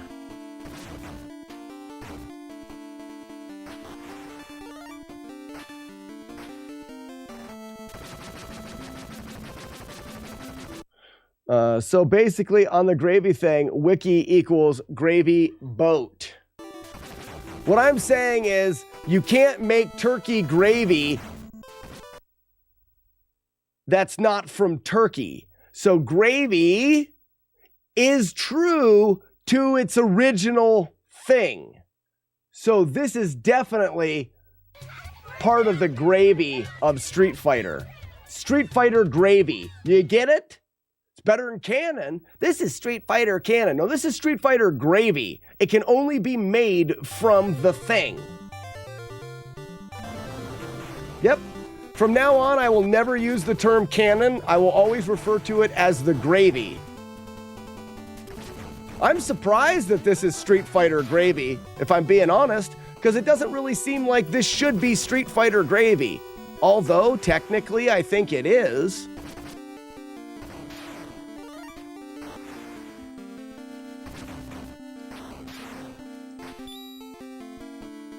Could you frig off and die, please? I hope everybody is with me on let's change the world here. Somehow someone chose to use a shitty word and we're going to use a better one. Everyone, join me in saying down with canon and up with the gravy.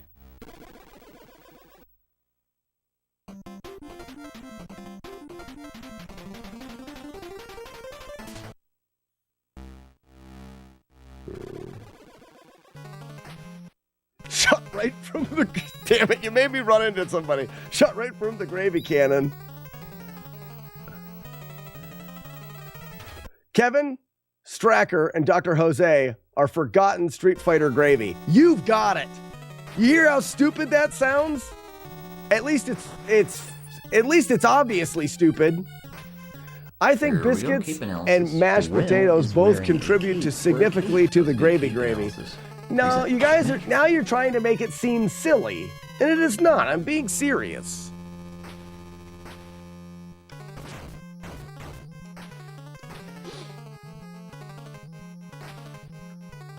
I mean, come on, be serious now.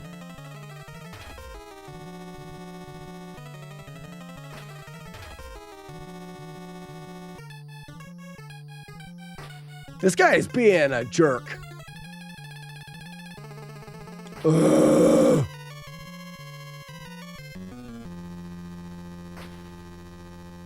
I'm gonna run out of time. Why? What? Really? Trying to change some things up, keep him from being a complete total hat made of an ass.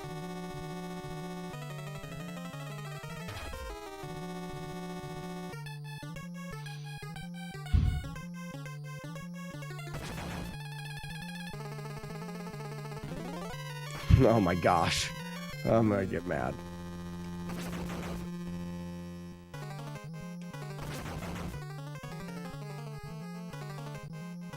Ugh. guys like how I get mad? I just grunt. How many out there make grunting sounds when they get mad? Thank you. Slack's being serious about gravy is not gravy to Slack's stream. I'm serious like a lot. Yeah, I'm taking a break from Z1 to calm myself by playing this really good game.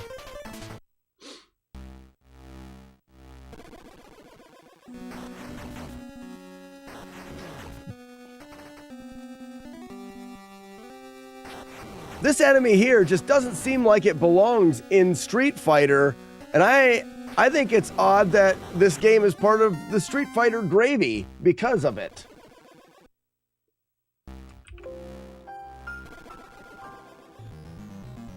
We get to choose the words.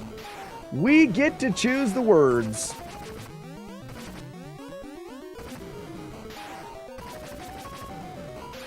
It's like, what was the comedian's name that talked about, Pete Holmes did a skit about why did we name a berry boysenberry? Like, what dipshit named a berry boysenberry knowing how close that sounds to poisonberry? Why do we use cannon as a word when it's obviously stupid?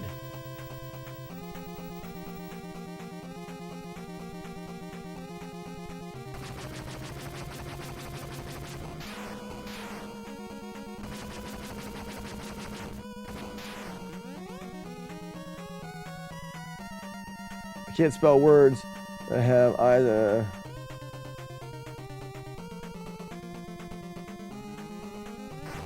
What are you talking about? I'm not going to read that. You're talking about spelling. I hate that. Spelling is the worst. Uh-oh. So.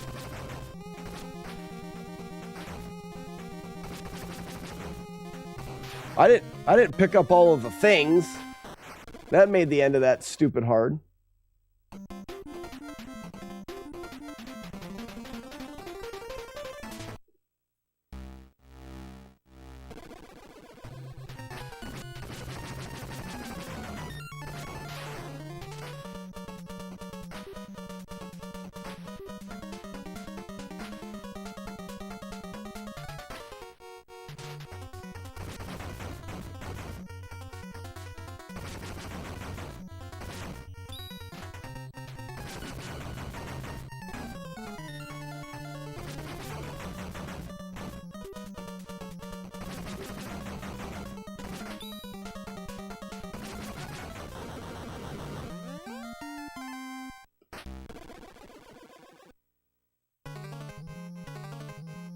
USA. All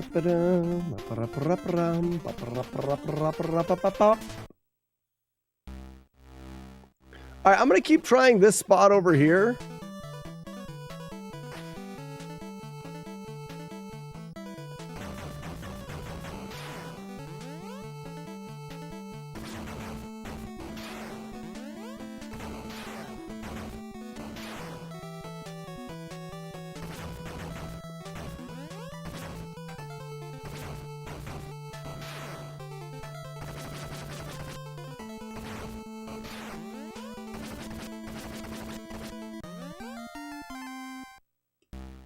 Because it literally is right there. I think it's smarter.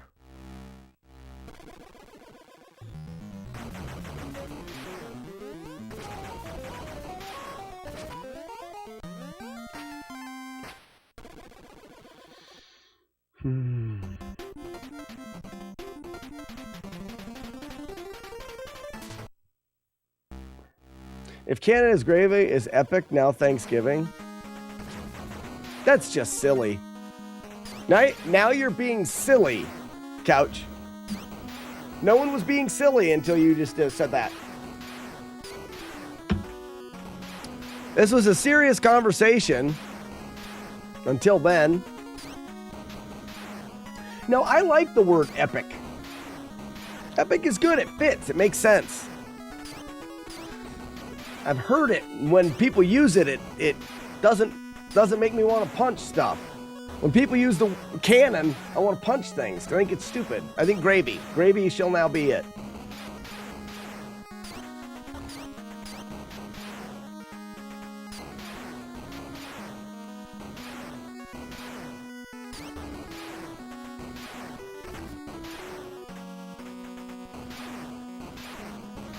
I'm not sure you know the other definition of epic, sir.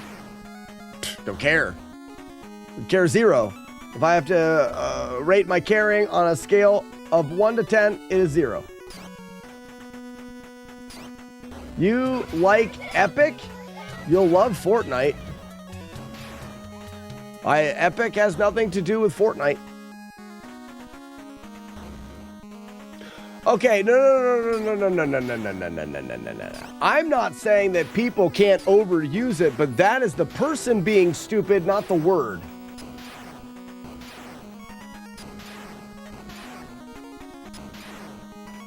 Oh yeah, an epic. A long story of multiple voices. That also is cool. I like an epic story, a long story of multiple books. I like it. And they are epic. They are in themselves two things that repeat. It's fine. All fine.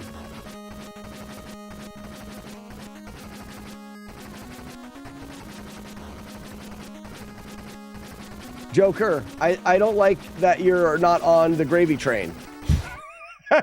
Gravy train. Yeah, that's what we'll say. We're gravy trainers. We're thinking about gravy. Great. I'm glad that we're all on the same gravy train. It's a good thing that we're friends. Maybe you want to punch stuff because you're misunderstanding canon as a command. As a command? I'm not misunderstanding it at all. I understand the way that it is used poorly by people, and it is a dumb word. In fact, it is my understanding of how dumb of a word it is used and why it is used. That is the reason for me to come up with a better fitting word, gravy.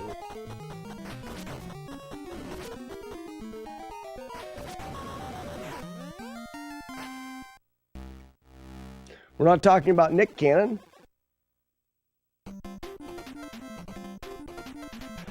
See, McAngrams, that's fine. Man the cannon. I mean, cannon's a thing.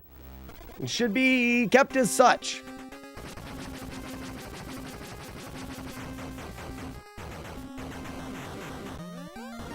Nick Cannon, he's an actor, right?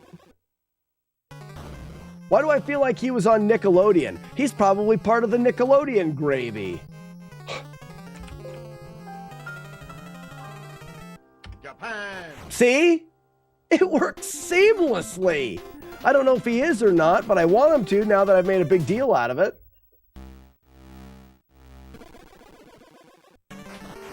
Round 4. Fight.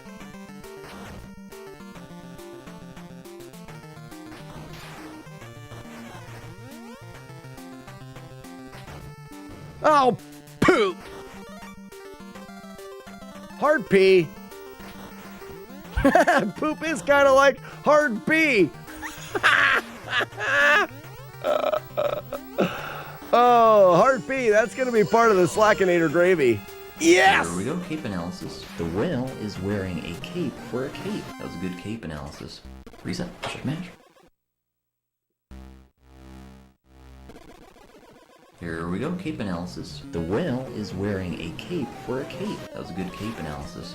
Reset, check match.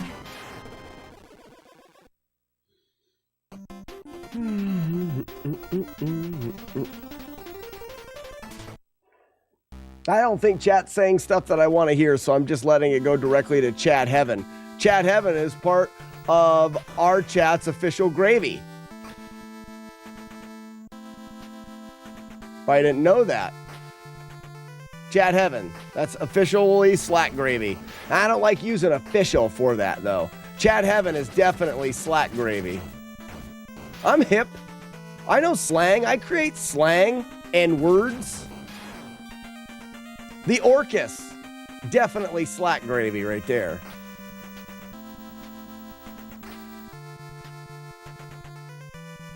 Do all chatters go to chat heaven? Yeah, they do. They all. It's not that they all should. They all do though.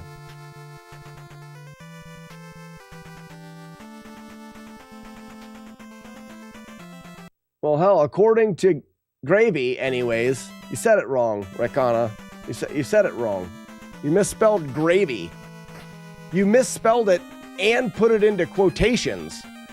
That way you gave extra emphasis upon your misspelling. That was silly. Seems like a weird thing to do. Zach, I'm hip. I drink Zimas. Oh, Zimas are not part of my gravy. Ooh. No, thank you. No, thank you. Oh, Matt D has to talk. Everyone shut up. Hi Slack, hi chat, Slack. A lot of viewers here now never saw the end or a proper playthrough of Metroid. Could you do this to take a Space Street Fighter break? A lot of people sent me whispers with that request. I call bullshit. I call bullshit. I would have done it if you would have just asked, but because you lied about it like a lying jerk, I don't, nope. Don't want anything to do with that. I don't cater to lying jerks. Not my mom. So, you wanna be a liar? Then no. Ow, poop. That's Matt's fault. I was doing good until he lied. I can be hip. I can be cool. Ticka ticka ticka taka taka taka. Here we go, cape analysis. The whale is wearing a cape for a cape. That was a good cape analysis. Reset, check match. Taka taka taka taka taka taka. What in the hell is that guy doing there?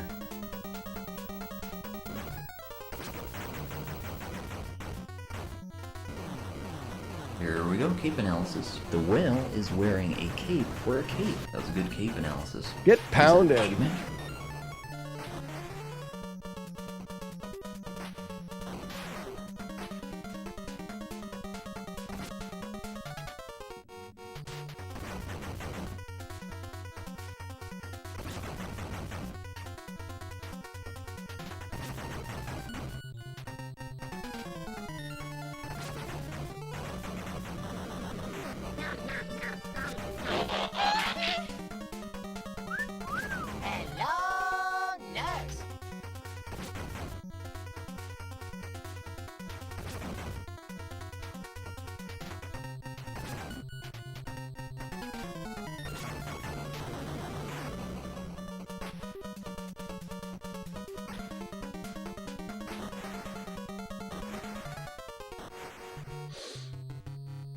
Knows a thing or two about a lion jerk. Hey-o!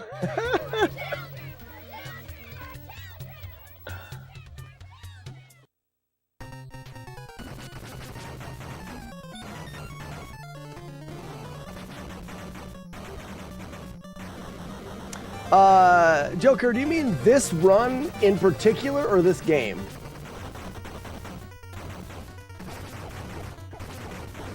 I mean, I had already taken damage. The run was over, so you're right. I wasn't taking it super seriously. And Clonk! Oh, Bobo, yeah. Oh, Bobo, yeah. Can't wait to release these doves into outer space. All of the above. That's probably true. But let's just talk about Matt D's idea of finishing Metroid again. Just take a break from a game that we don't need a break from. He's trying to tell me what to do like he's my mom. I've seen Matt D before. He looks nothing like my mom. Thank you for the doves. Joker, J-Guard, Liar, Paul, thank you so much. And Courtney. Doves in space. Oh, yes. Look at us go. Doves in space. The end. Ugly Owl, Raikana, Warlord Zen, Arno. Booby-doobs.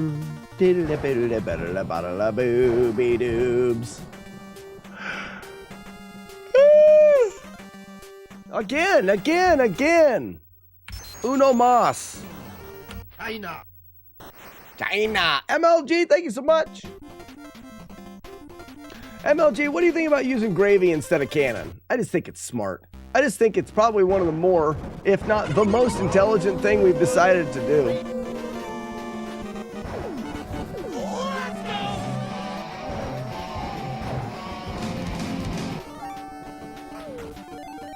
Like, when people say making something great again, what's the opposite of making something great again? Because I want to do that to canon. Whoops. Hiya.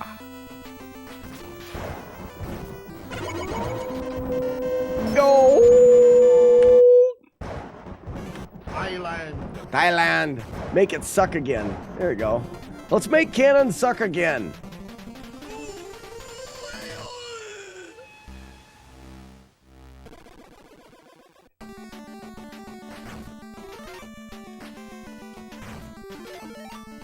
Maybe we just use un. Let's make canon ungreat again. No, I mean...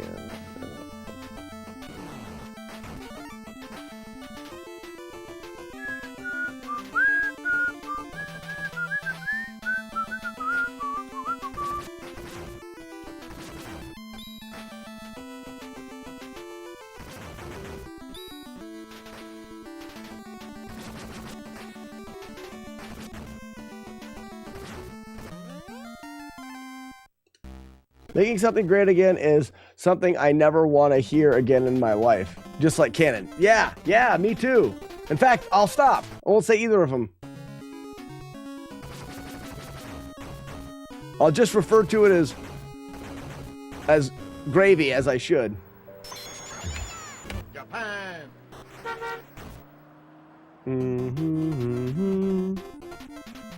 Hi chat, hi Slack. I'm here, at the hospital with my dying grandma. Her final wish is to see a run of Metroid. You don't hate sick people, do you? You don't hate people in hospitals, do you? Yep, I do. Fun fact you never knew about me, Matt D. Look at that, we're both learning. I learned today that you're a liar, and you learned that I hate people in hospitals, all of them. Moreno.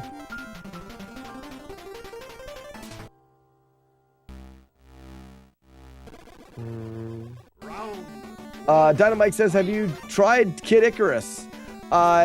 Yes, Dynamite. So I have a 3-hit playthrough of Kid Icarus, but Kid Icarus has a very unique problem with the run that other games don't have. So I'm very familiar with Kid Icarus. Years ago, I learned the speed run of the game. I know a lot about how the game works. So routing the no damage run was something that we did quite a few years ago. I got a 3-hit and I haven't really been back. I don't know where my speed run lies on the charts anymore.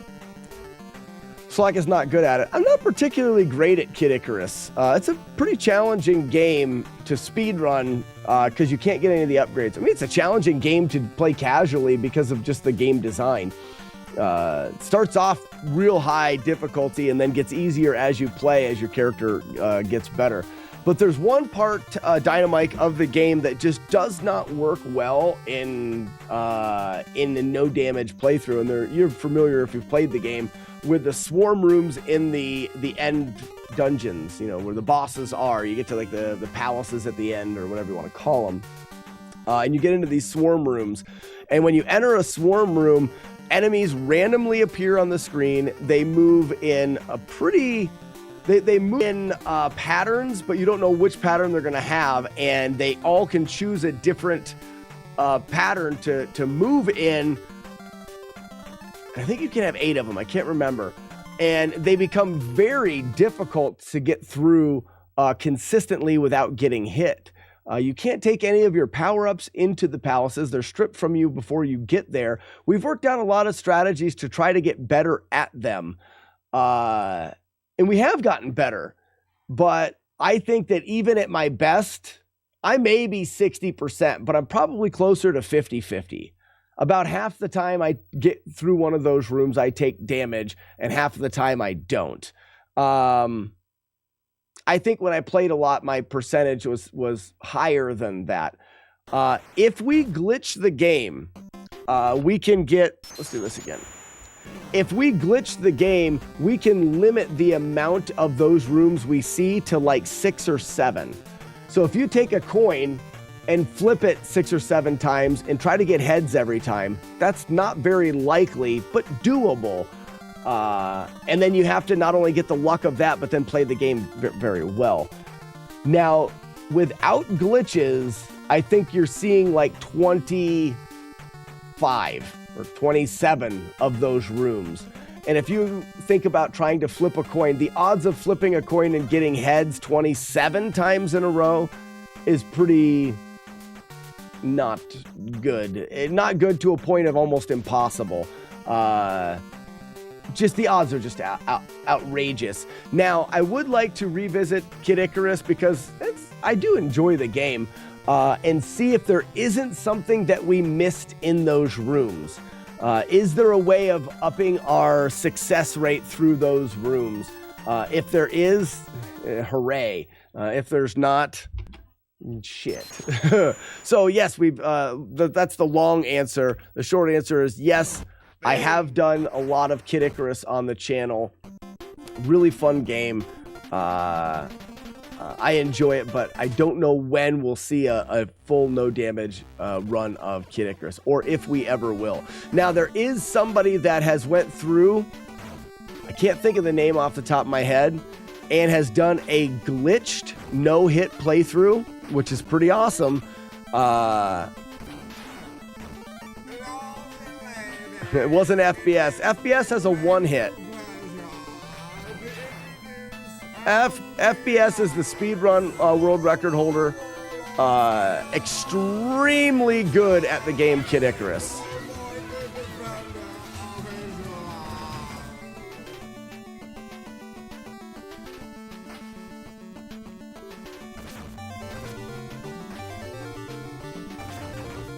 Yeah, FBS is really good at Kid Icarus.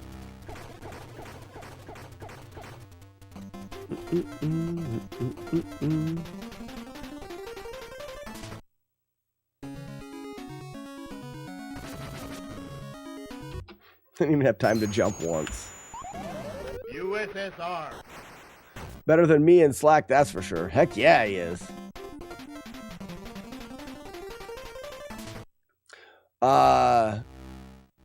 It'll be an interesting day when we see FBS's world record go down in that game.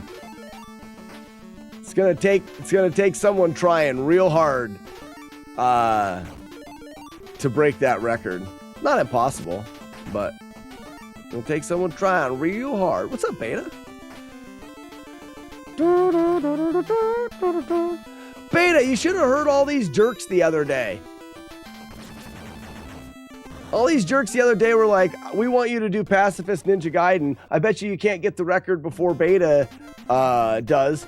And I told him I wouldn't even dream of it. Well, not only would I not dream of it, but I'm sure I couldn't. But I'm not going to work on a project that you're putting all of your blood, sweat, and tears into. Stinking jerks want to make people sad. That's all they want, Beta. Bunch of jerks just looking for sadness. You should. I don't want to. I'm using the fact that I don't want to as an excuse to not have to be sad myself.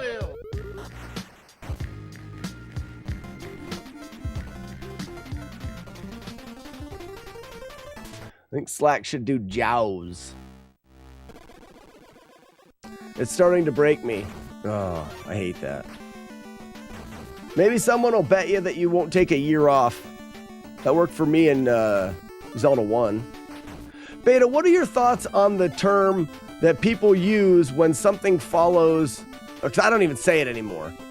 The term that people use when something follows along with the original, like, story of a game. There's a very popular term that people use. I'm just curious of what your thoughts are on it.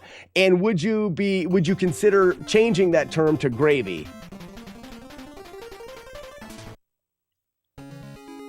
Scar, that's the term. I just don't say it anymore because I hate it. But yes, that's it.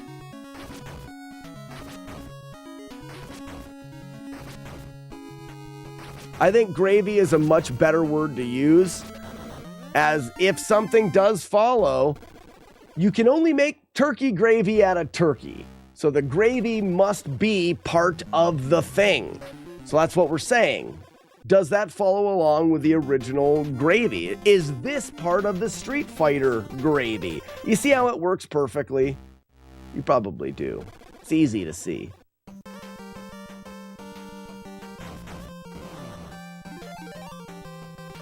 And work much better than the other word that we don't say anymore for fear of being banned.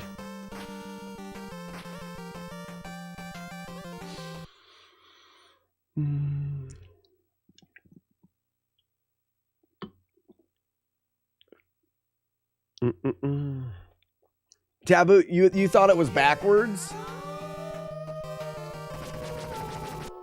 Heck yes, new rules. Bradio! We'll change the rules. Don't forget about that, Weeble of Doom. We're going to change the rules here in a second, but not going to do it right now because we just got a big raid. Bradio, thank you so much for the raid. Welcome in, everybody, from Bradio's stream. Does anybody recognize this this game? Bradio, do you recognize this game?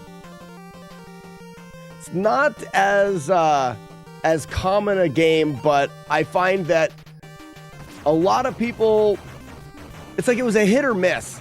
Either you have no idea what I'm playing, or you played it and you're like, yeah, I remember that game, or I like that game. Maybe from the AVGN videos, I think a lot of people are like, well, that game's just terribly hard and dumb. Mega Flare's got it. The game is Street Fighter 2010 Final Fight. That is the name of the game. So the reason why I'm playing it is I've got an ongoing project that we call FlawlessNES, where I take old, notoriously difficult NES games and I try to beat them without taking any damage or any hits. I try to beat them in a perfect way. Right now we're working on AVGN's top 10 hardest games. So AVGN, quite a few years ago, did a video of the top 10 hardest games. We've done 5 of them. This will make for 6. We're still in the early parts of this run. We do have a 2-hit playthrough, which is pretty darn good, but I still have a lot of practice and learning to do. I feel like Batman was unnecessarily hard as well. Dynamite, Batman's tricky. I do have a no damage playthrough of Batman. We do have a flawless Batman run. When was this released? Radio, I'm not sure. Late 90s? I feel like someone said it was like 96 or something. But I'm just pulling that out of my butt. I don't know. Most things I pull out of there are not right. Scar says 90. That makes more sense. Why do I have 96 stuck in my head? How the attempts been so far? So it's actually, in a lot of ways, nice. Because, I mean, as you're playing these old games, you're looking for, when we have save states and the ability to practice, you're looking for knowledge is your power. You know what I mean? Like, we can practice them in a way that we couldn't when we were kids, and we have the internet and we have speedrun strats that we can look at, and we can use that knowledge to try to break the game down and make it easier so that we can do the no damage playthrough. The breakdown went pretty good with this game, except there are a handful of spots where There is no bathroom. there are a handful of spots where there's not a whole lot we can do. We just got to get better at the game. I think I've had a 3-hit and then a bunch of them around 5 hits and then the one 2-hit playthrough. This is an example, like this screen is an example of one of those ones where you've got those guys, yikes, boom. You've got those flower guys or whatever they are that pop up from the ground. Oh, I almost got hit going into that, which makes it kind of tricky. That's one of the good things about it, Bradio. It's only about 25 minutes long. So resets don't hurt so much. This stage here has got some randomness that I've found really difficult to deal with. But just today, I kind of rerouted it. And it's worked out pretty well. But there are definitely some scenarios in climbing these vines where there's just nothing you can do about it. There's nothing you can do about it.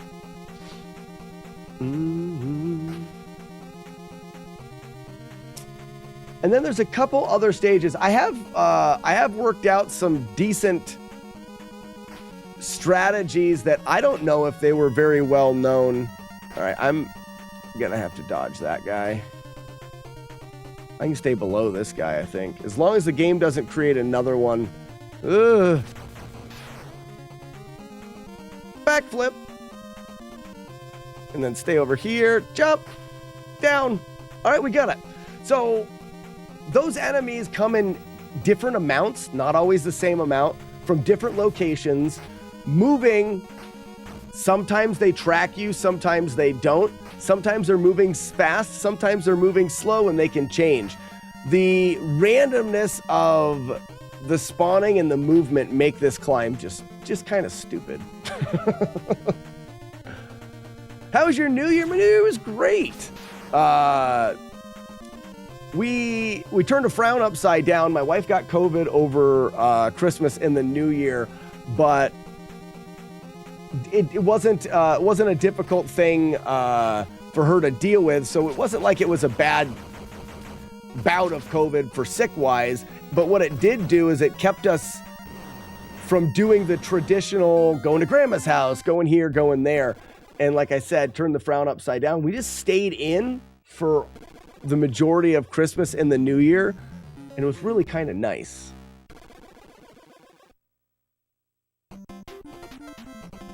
So this is one of the rooms that so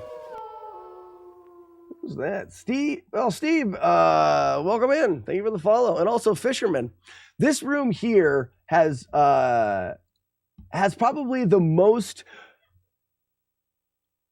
things to track, and you're bombarded with the most variations on things. So when you have skinny pillars, you can wrap from one side to the other. When you have large pillars, you can't. When you have ground and a pillar coming up from the ground, you can run through that, but if you're holding up at all, you'll grab it and start climbing. Some of these things, these ledges, you can flip down from them, but some of them you can't. This one here, if you get too far out on it, it'll bounce you up in the air. You don't have to jump. It'll automatically bounce you. The one that I'm standing on right now, over time, disappears from underneath you and you fall through. There's also spikes on the ground.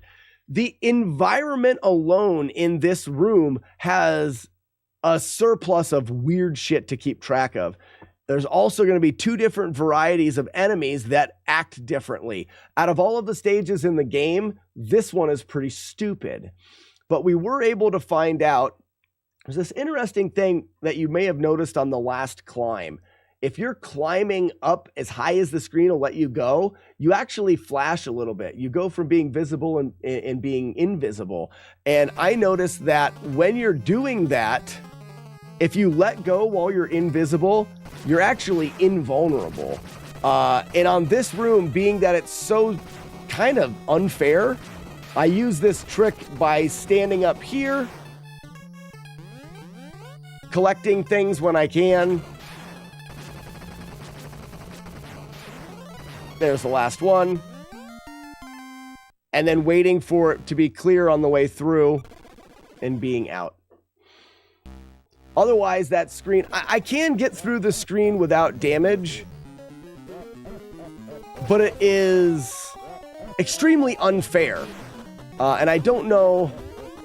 I'm still on the fence whether or not I'm going to do that little glitch for the playthrough or not. This playthrough is already over, so I do it to show it off. There's a bunch of people that may think that's cool in the chat, so.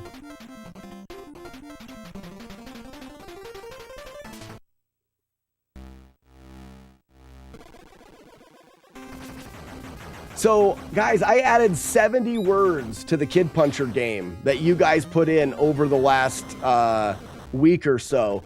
That Kid Puncher game's going to get a lot harder the more words you guys add. USA.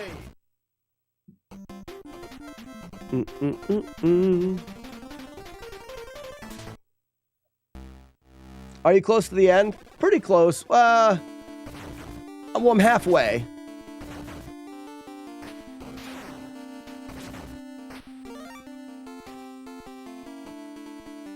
So I'm clearing these things out of my way for the fight to come. This fight almost feels more difficult than the last room, but there's less things to track, so it's easier for the tracking. If you get some bad spawns, it can be over. Like that guy can just run right into you. And then these two guys, you want to drop down at similar heights, so we're not going to get any hits at that guy, which just kind of sucks. Got some hits there.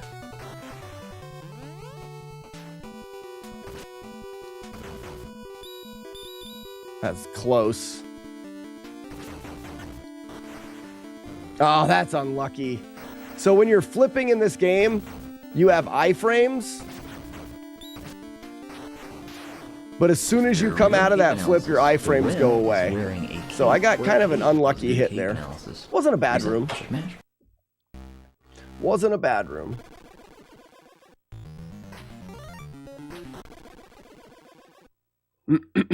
So this will finish up World 2? World 3. World 2. Well, I'm going kind of slow. They're definitely gravy for this game. Mm-hmm. For sure, we blow doom.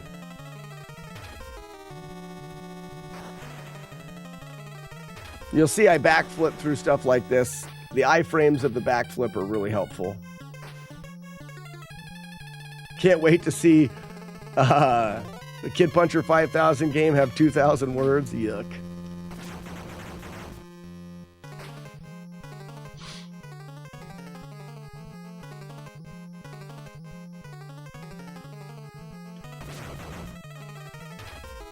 We're just going to wait for him. If he chases after me, I come to this side. We just want to wait for him to spawn behind us so we can shoot him.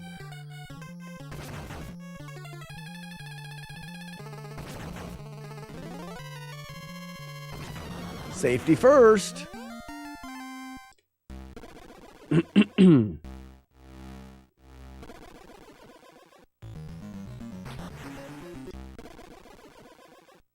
Lacuna Matata, how we doing?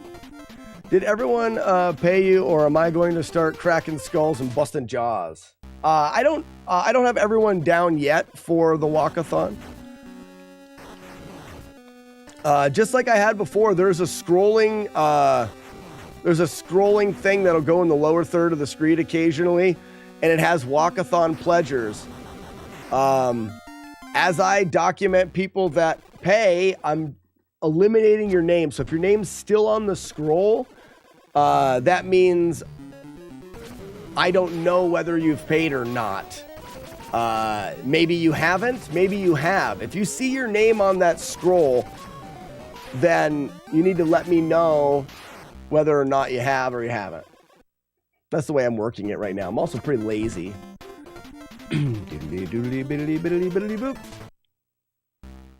Zero, yep. And a lot of you guys I remembered, yeah, we will have paid a lot extra. A lot of you guys, I just remember you doing it, and we just know.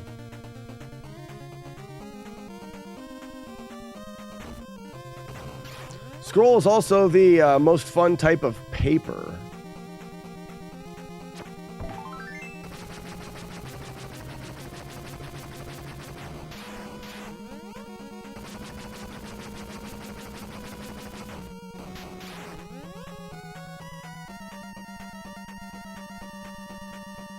Fwub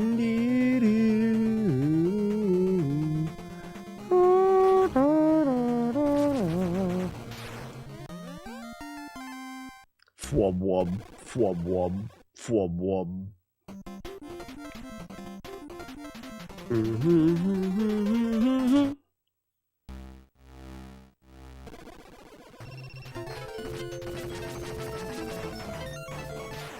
For some reason, TikTok says that I'm inactive. I love that.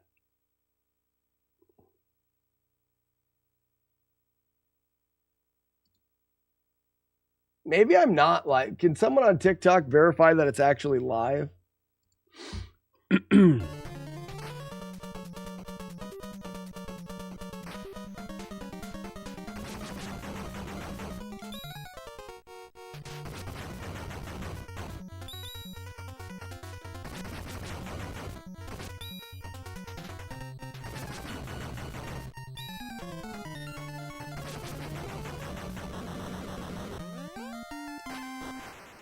I think I am. I think I see a comment there. Retro Dad, you know it.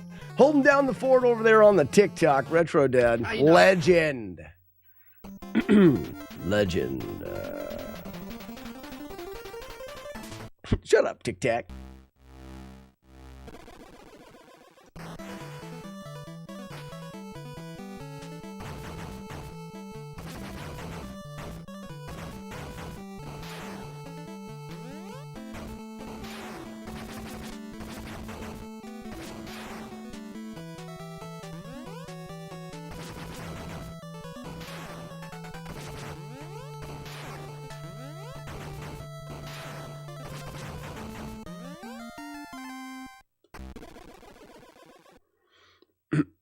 The legend of Tic Tac was way hardcore. There's Courtney over on Tic Tac. How does it feel, Courtney? Is it like wearing a pair of pants that are a little too tight? That's how I feel when I'm on Tic Tac. Just ever so, just a wee bit too tight.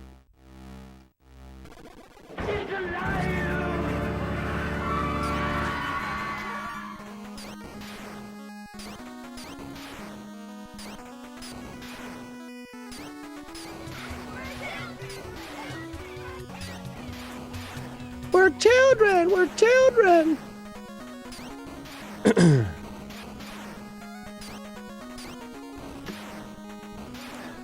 Courtney, I've actually started to call sweatpants sweaties. I don't know if anybody... Does anybody else call sweatpants sweaties? Show of Zoltans. Anyone?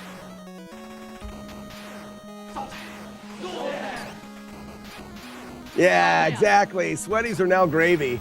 Sweaties are now slack gravy. Joggers? No, I'm not hip enough to the groove to call them joggers. Weevlo, you don't own a single pair of sweaties?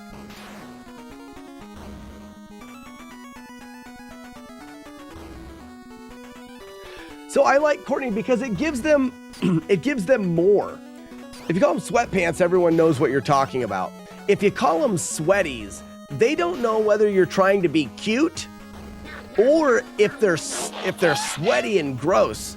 So you don't know if you're being gross or cute or what. Like I feel like it makes them more dynamic word for sweatpants. We call them sweaties. See, like Matt D says, I sleep in sweaties. And it's like, ew, sweaty when you sleep? But then you don't know if that's what he really means.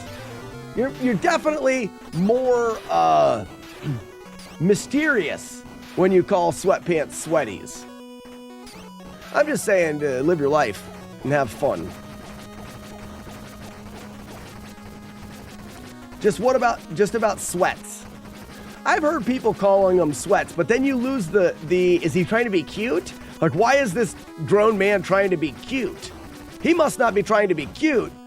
He must actually be talking about how they are, in fact, sweaty. And that's gross.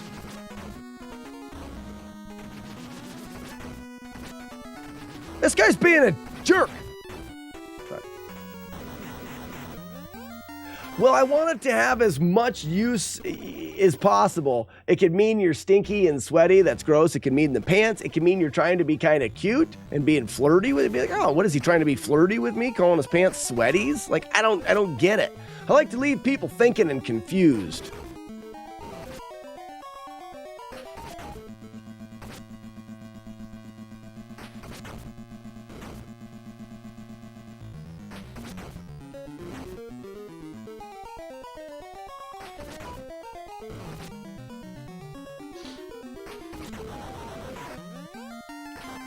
Ronjo.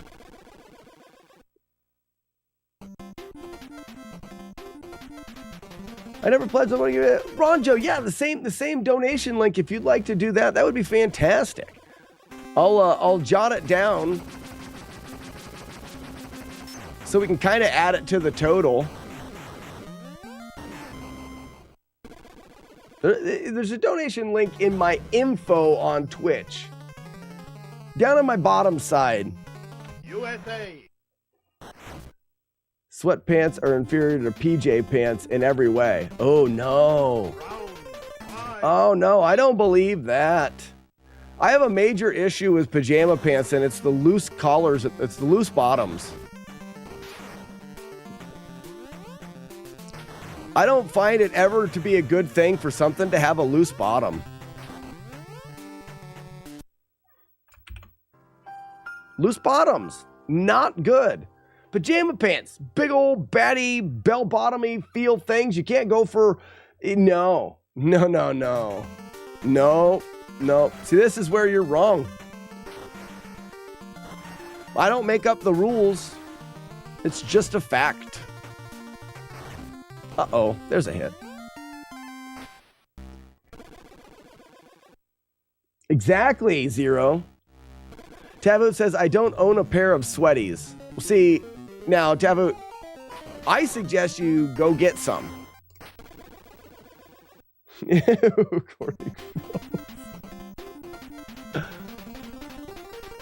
Jagard, you don't get to wear sweatpants much?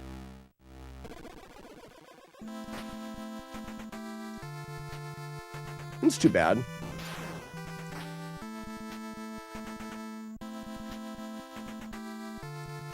Like, I understand why all the cool kids are hip to the groove. I mean, I don't like that they call sweatpants joggers. Like, I'm not into that. I really think they should call them sweaties. But I don't make up the rules. My kids call all the other Fortnite players sweaties. Or sweeties? No, sweaties. Yeah, Retro Dad. Why do they call them sweaties? That's even better. I just know from ordering them for my kids, they're called joggers. Yeah, but joggers are if you're wanting to be cool, you call them joggers. Like, I know the lingo. I want to be cool. It's like using that word that I hate. Similar. Paul the Dude. What's up, Paul? Hey, question for you. Do you see any problem calling sweatpants, or as people call them, joggers now, sweaties? Just want to know. I'm not even going to ask you the whole question about gravy because I already know your answer goes in line with my beliefs. I just know it does. I don't have to ask you. I just know it.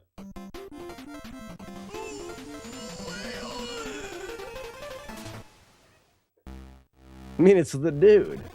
Obviously, he has the right thoughts on things and stuff.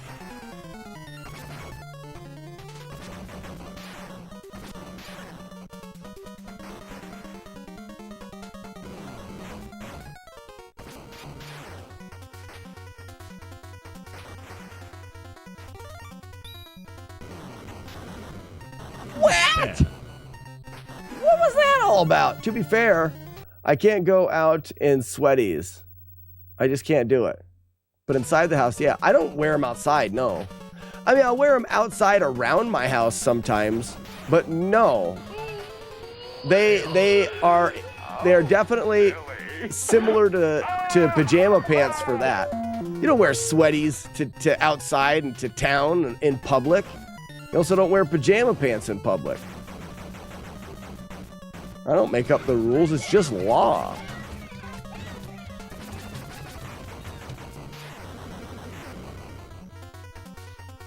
I mean, you're allowed doing whatever you want to do. If you wear pajama pants in public, stop it. You don't have to stop it, but stop it. Just saying.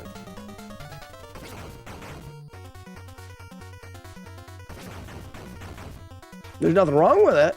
You shouldn't do it.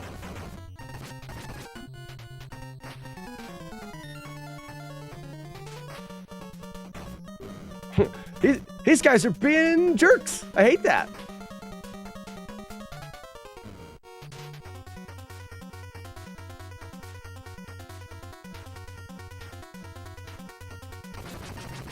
Another part of the game that can just ruin it for you. I love it.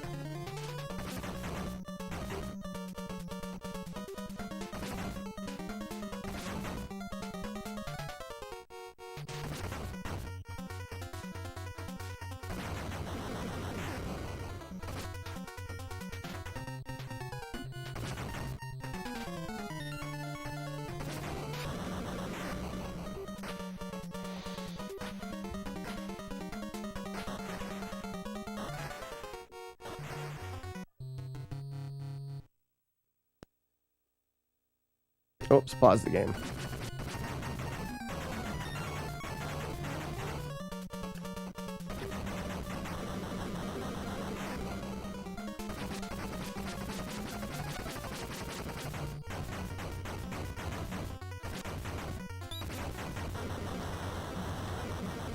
I just asked my wife, can you order me some sweaties? And she responded with words I cannot repeat.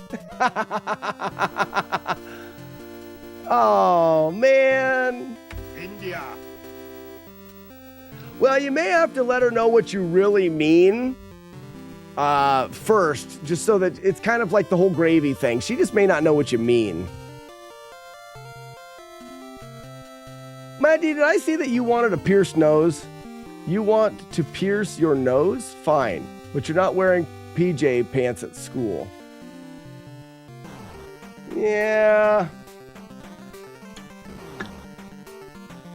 I don't think, like, your internet's dying. Yay. Yay. Goodbye, everybody. Thank you for joining me with the shitty internet show, shits. And she still said words I can't repeat. Sweaties sound like a really sus breakfast cereal.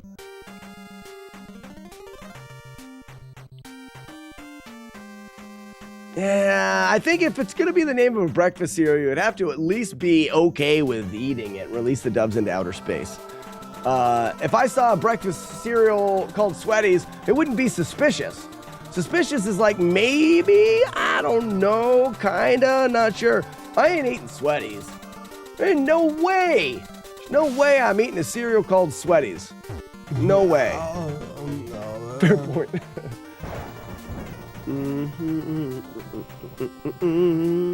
Thank you for the doves, everybody.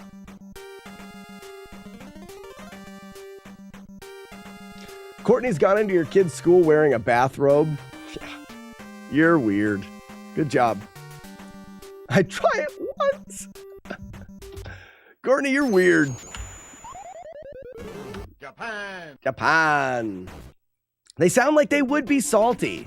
Now, how about that? Would you eat cereal called Salties? Little Salties? Maybe. The milk will make them sweet? Strange. You may not know how, like my stepfather takes saltine crackers and covers them in milk. Who makes the wolf owl? Ronjo, thank you for the donation. $10. Make me holla. Ow! Ronjo, thank you so much for the $10 donation. Night. Bad and stupid. We'll throw that down. There was two donations. There was a $50 and a $10 that were made outside of the walkathon. I don't own a working pencil or pen. I've got problems. Once I get a better total, I'll add them to it. We may be closer to 4,600. Crazy. My wife dips Oreos in water.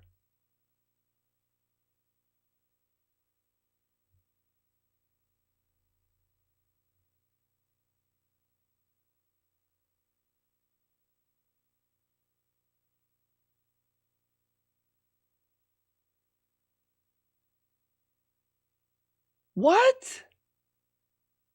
In water?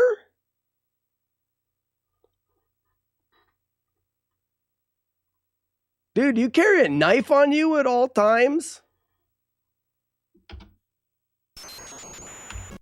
Brother. I'd at least have mace handy. You may not have to have a knife at all time, but have mace handy. Actually, I think Oreos in water would be fine. What do you do the milk and Oreos for? It's to change the texture of them. They still taste like Oreos. I bet you if you dip Oreos in water, closed your eyes, you'd be able to taste a little bit of a difference, but it wouldn't be huge. The main reason for dipping them in liquid is to create that texture that everybody wants. It would definitely taste different, but I'm just saying I don't think it would be as dramatic a change to the taste as you may think.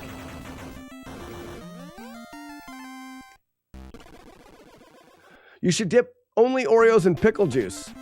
Yeah, I'll try it once. Oreos and pickle juice? Why not?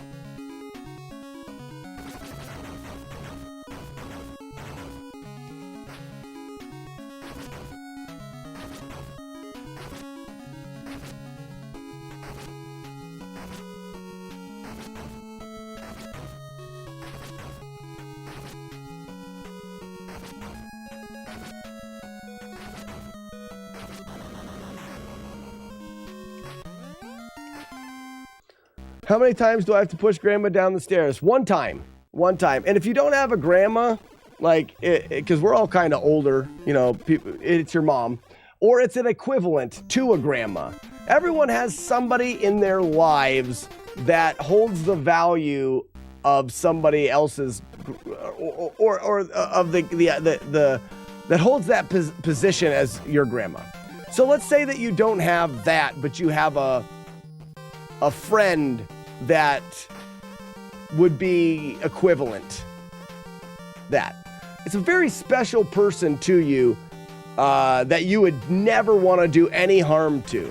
That's the person that you're pushing down the stairs. And again, as the Would You Rather states, they do not get hurt, but they know that you did it on purpose. And you can't tell them why. You can't be like, you'll never believe it. I was in this person's Twitch stream and there was this pretend Would You Rather and I just had to choose. You can't tell them that. It must be forever a mystery to them why you pushed them down the stairs. And they don't know that they were not going to get hurt. But as far as they know, you did it and were trying to hurt them.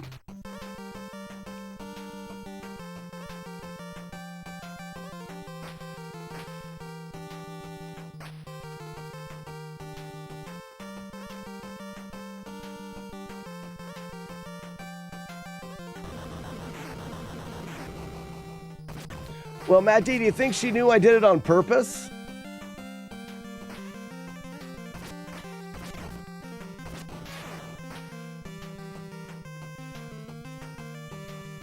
Not Nana D.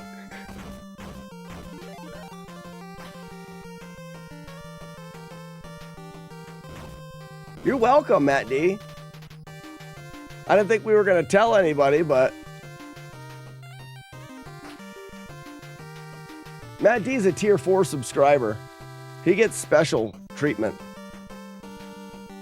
Hair treatment.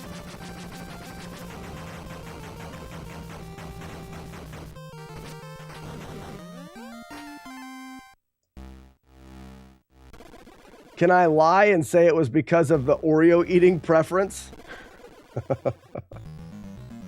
No.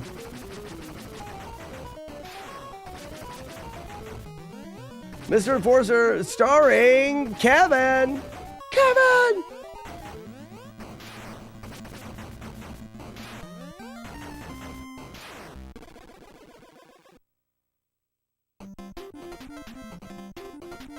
Scooby doobity doobity scooby doobity doo.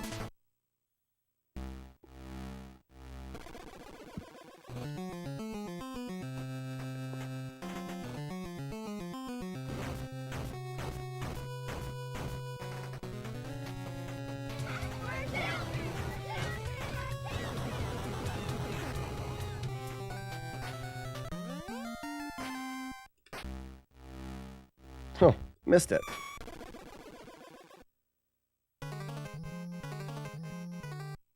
There is no bathroom. Ah, crap. Slak wanted to teach me Ninja Gaiden once, and he yelled and yelled, and I failed and failed. You suck at that game so much. And at listening.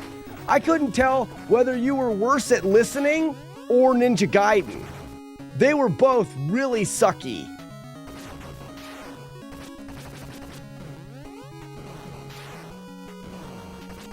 Like, you make it out to like I was being mean or a bad person, but I don't think you put enough attention on how terrible you were at the video game that you were trying to play. So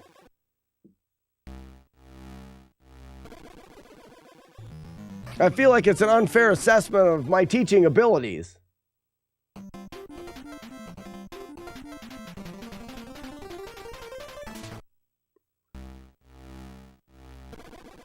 What's a murder carrot?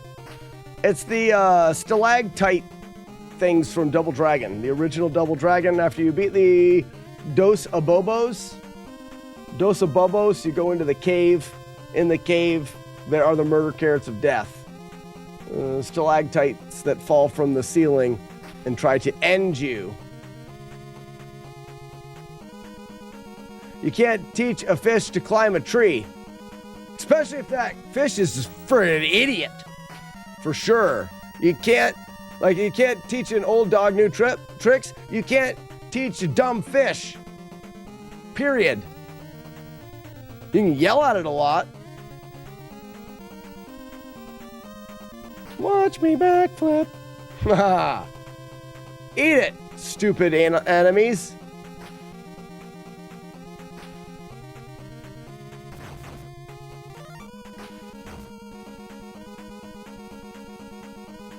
Stalactites, Julie Cat. They hang from the ceiling. Right? Am I wrong in that, Julie Cat? Stalactites hang tight to the ceiling. Stalagmites are the other ones. If you guys haven't heard that expression, and you heard it here first, it will become slack gravy for you. You can spend your whole afternoon yelling at fish, and then they'll spend like months telling you how mean you were, crying. And they always kept saying stuff like, I'm trying. I'm not asking you to try, I'm asking you to do better. There's a difference. Are you talking about Schaefer Rod? Pretty much. I'm talking about teaching Matt D how to play Ninja Gaiden on the NES.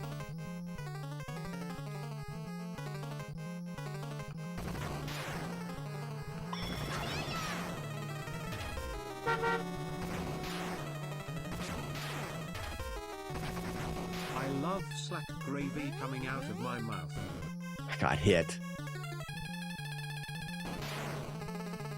Who's talking about gravy?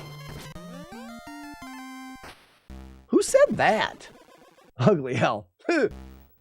I get it. I was going to say that's gross, but I understand what you're saying. Good job.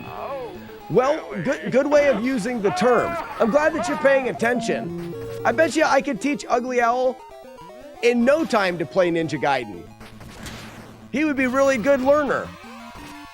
Ugly Owl would be a great learner of that.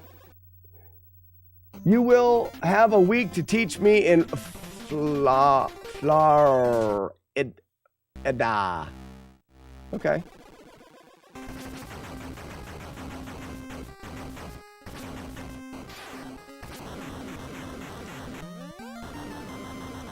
Yeah, Adam, stalagmites on the ground, tight to the ceiling. Fish have a 10-second memory for most things, but they never forget a grudge. Bean. Well, Matt D, he didn't remember nothing. Period. Except for the grudge. You're right. You're very much like a fish. Matt D, I don't think I ever realized how close you were to a fish. Main difference being the chin, I think.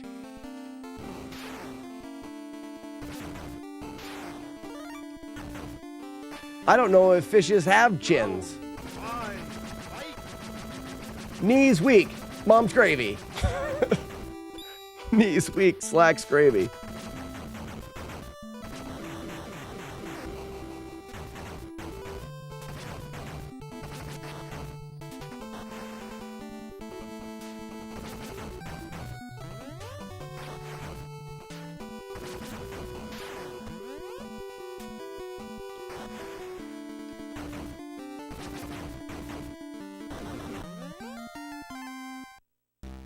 Fwob wob.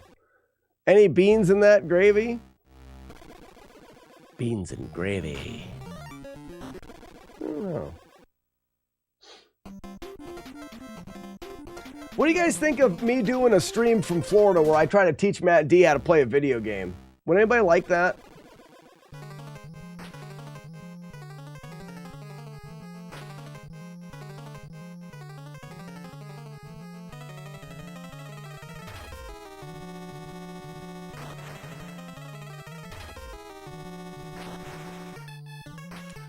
We'll call it School for Fish. If Matt as short as I can, we had a camera. We'll use 2 cameras. I'd be down for a stream of you yelling at Matt D. Got it. Take your family to a theme park. Schaefer Rod, I'm not taking my family to Florida.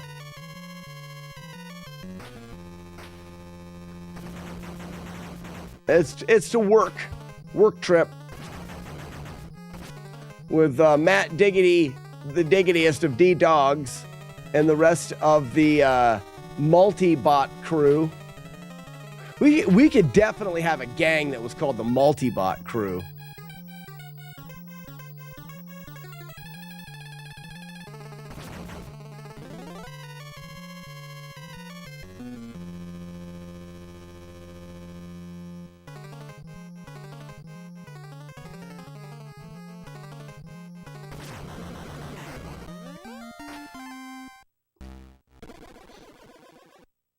What's the opposite of a fish? I don't know if fishes have opposites. A dead fish? Maybe?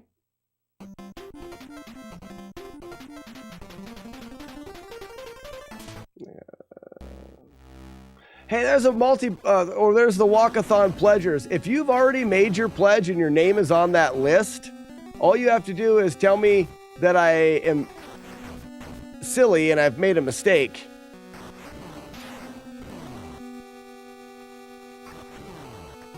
And I'll take the name off the list. But right now, you're currently still on a list.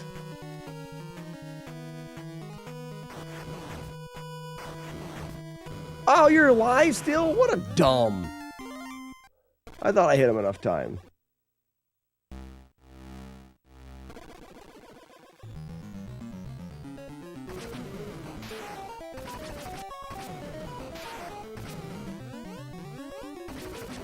Get him. Get him.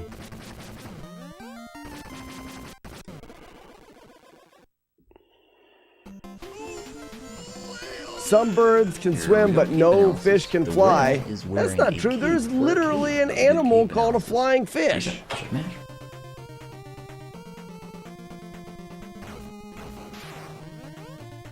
So that's wrong.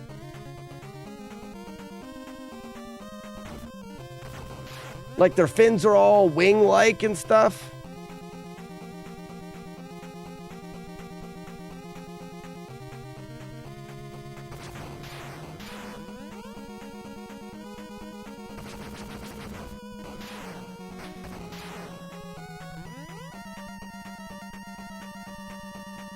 I played Super Mario Brothers. Fish can fly. Meow, meow, meow, meow.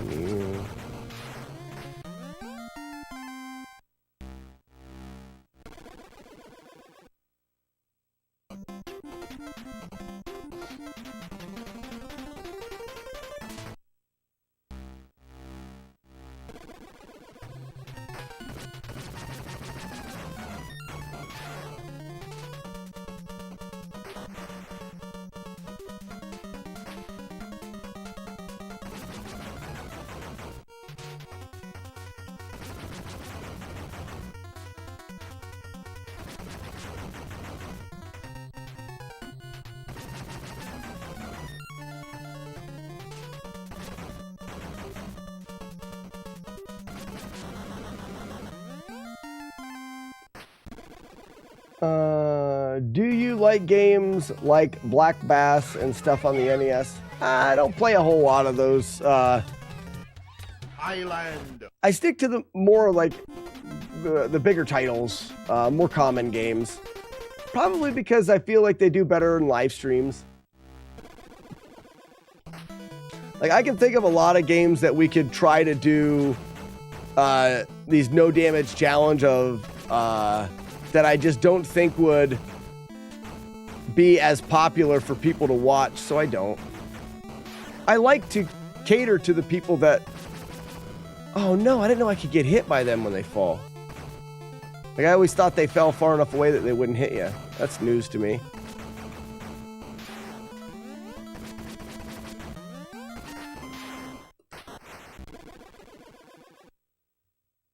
Oh, Schaefer, that's there. There is no my own time. If I'm playing a video game, 98% of the time it is live on this stream. I don't really play games offline, casual games. The only time I'm not playing a video game on the stream is if I am lying in bed and I think of a strategy to test out, and I'll come out here. I have spent a lot of sleepless nights trying out new strategies for a run or something like that, and I don't fire up the live stream for that because I don't know how long I'll be testing it or what I'm even doing.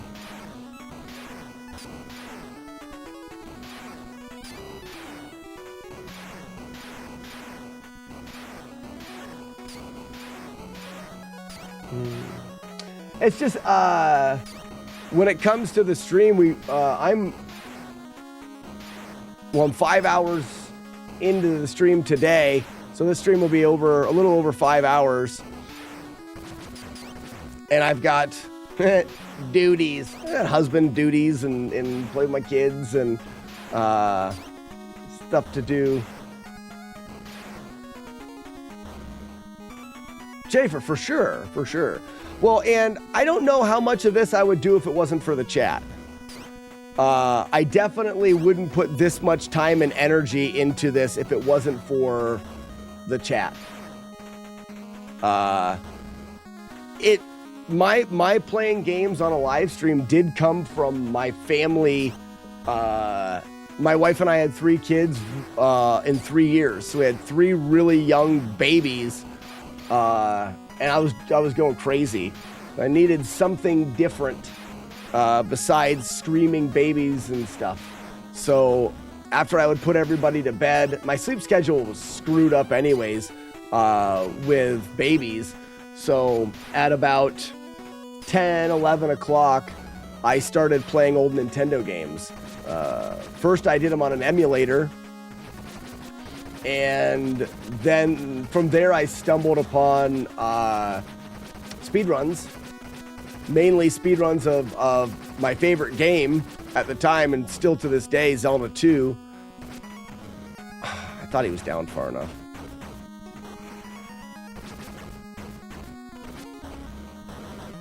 So I decided to learn the speedrun of Zelda 2, and then I found out if you wanted to be competitive in speedrunning in any way, you really needed to document your playthroughs, document your runs. So I looked into how you did that, and you recorded it on your computer. Easiest way was to use a software called OBS, or Open Broadcast Software. So I downloaded OBS, and because I didn't have much room on my computer, I realized that right beside the record button was the stream or go live button. And if I was to stream to Twitch, I didn't have to save the videos on my computer that didn't have enough room for it. It's the reason I'm streaming.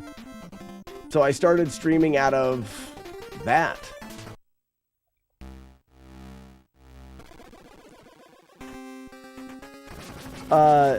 Dupalicious Dart says Street Fighter 2010 is pretty brutal.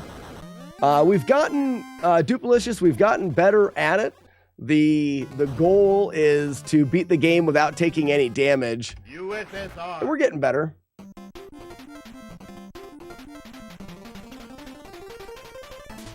Yeah, that's where it started, Schaefer. And then after more people got involved, or you know, more viewers of the stream, and my live stream got more popular. Oh, I didn't get turned around for the backflip. That's my bad. I decided to change some things up, and I went to streaming in the morning and treating it more like a job.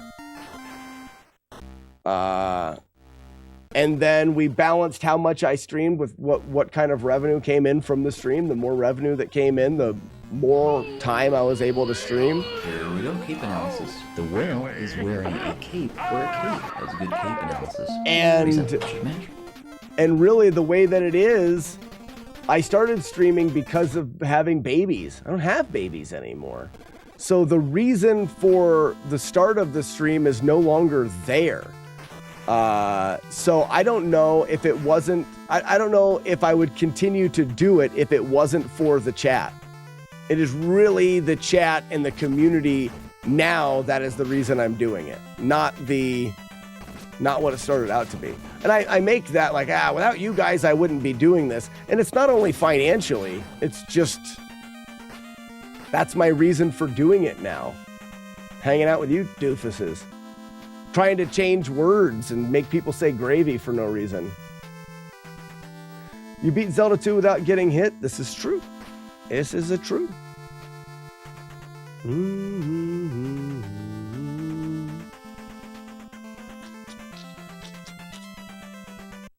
So Slack, are there streamers here on Twitch that you watch? Yeah, like I said before, and a similar thing of playing video games any other time. I don't watch Twitch streams really either. Again, it's down to the amount of time that I have. So when I shut this stream off, I will go inside my house. I may make a sandwich, but I'll throw some food in my face. I'll get in the car, I'll drive, and I'll pick the kids up from school. Come back here. One of my sons has an art thing after school, as well as a swim practice. So my wife will take him to that and the swim practice. I'll take the other two kids. I pick one up at a preschool that he goes to, that my stepmother, his grandma's the teacher, which is like 30 minutes away. But I'll go pick him up, go get my other son, the middle child. I'll bring him back home, and then I will hang out with them, cook dinner with them. Then after dinner, my wife will come home with our oldest. We will get cleaned up after dinner and do showers and whatever with the kids. The kids will go to bed. And then it's the only time of the day that I'll be able to say hi to my wife. Because this morning when the kids woke up, I played around with them a little bit, made breakfast, got everything packed up for the kids to go to school. As soon as they're out the door to school, I'm in here.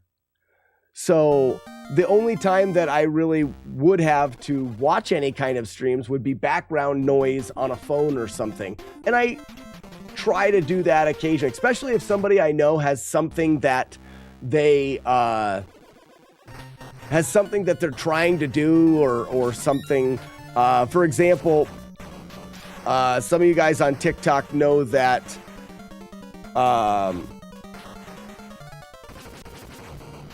hold on a second, I gotta think.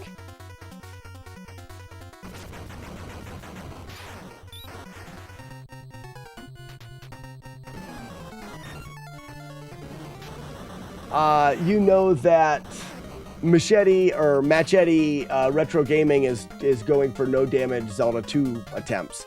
So if I catch him on, I'll often throw that on if I'm making food for the kids or something like that, because I have an intimate knowledge, and I mean that's my jam. No Damage Zelda 2. So if it's something like that, I'll do it. But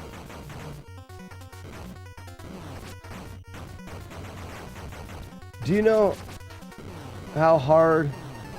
Wait. You know how hard that is for anyone to do? Zelda 2?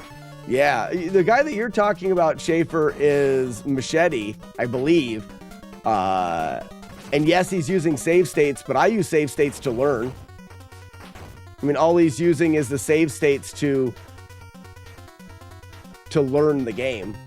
I did that. I will gladly admit the use of save states. I don't know. Oh man, these guys. I don't know if anybody's ever gonna. I don't care who you are. If you're not practicing in a way, you're never gonna beat it.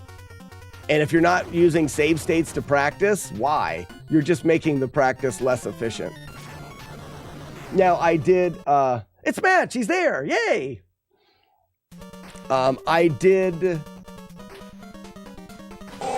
do my playthrough on an original cart. Ladies and gentlemen, the great brown whale Moby Shits.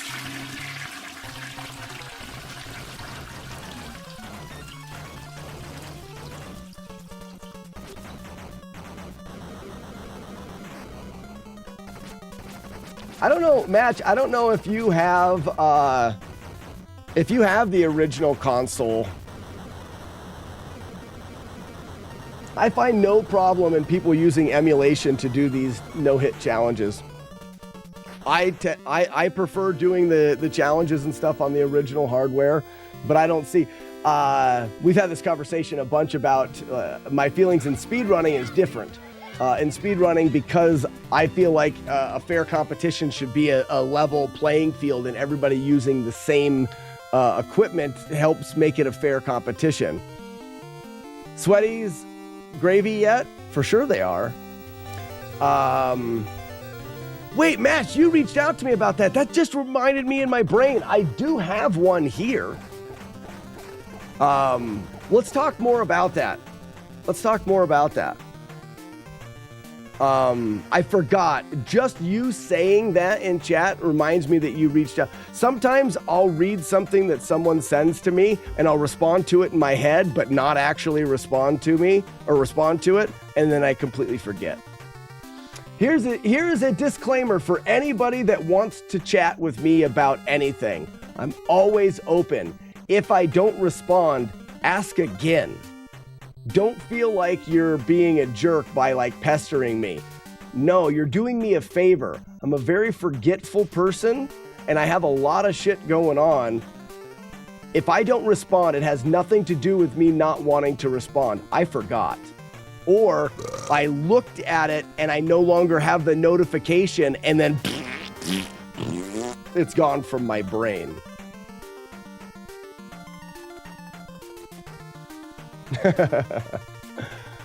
Thanks, Schaefer. I gotta post things like 5 times sometimes to get an answer. And I don't do it on purpose, guys. I really don't. Sweaties get too sweaty. See, and I find that as long as they're thin or cotton, they're not bad. Question for chat. I like it, guys. That's probably the last playthrough of the day. Question for chat. I'm looking for more people to watch here on Twitch. Any of you slackers stream retro games? A lot of them. Let me shout out some. Oh, listen to me. I shouldn't have said that because I'm gonna feel bad because I'm gonna miss people. If you're looking, we were just talking to Beta today. Beta does Pacifist Ninja Gaiden runs. Beta's around quite a bit. There's a couple. I mean, Retro Runner, Arcus, X Christine. Arcus does a ton of games. Very popular retro streamer. Lick Arcade is another good one. Depending on what you want to get into, Ugly Owl does a bunch of stuff. Ugly Owl, another Zelda 2 player and runner. Pear Gamer. JC. Sath Thresh is a good one. How about Sable? Sable and Wiseman. Sable and Wiseman, two people that have been really hitting retro achievements hard. They both do that. Scarpump was doing some Z1 stuff, and now you're doing Castlevania and Z2 badly. Popcorn Cannon. Retro Island. I'm not as familiar. I know Retro Island Gaming, but I've never really watched. Grayskull's definitely. I would say Retro Island Gaming does a much more variety. I see him do a lot of like old PC games and stuff too. Bad Braits, Lack Attack. I mean, these are all great retro streamers for sure. Especially going for the blue sword. Ninja Gaiden is a frustrating game, and so is Battle of Olympus. Schaefer, what part of Ninja Gaiden is frustrating for you? Because I find with a little practice, Ninja Gaiden really was not that bad. The no damage playthrough, because of level 3 in Ninja Gaiden, really?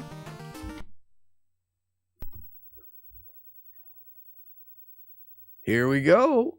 Let's just, I will not remember, but let's see how long it takes me to remember. As long as the save states work, I have no desire to play the game right now. I don't mind looking at the level strats though.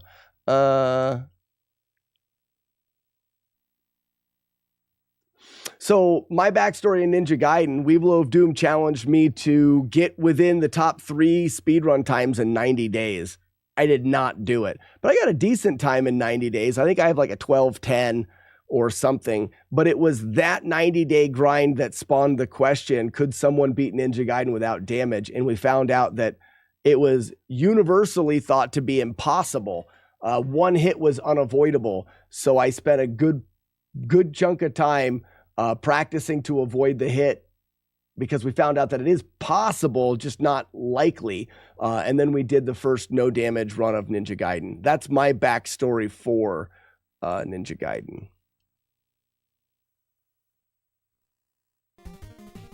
So level 3, I think, and I'm just going completely off of just my head here. I think a lot of it has to do with what you have for like your sub weapon, or what sub weapon you're going to use. How do you use sub weapons? Okay, it's up.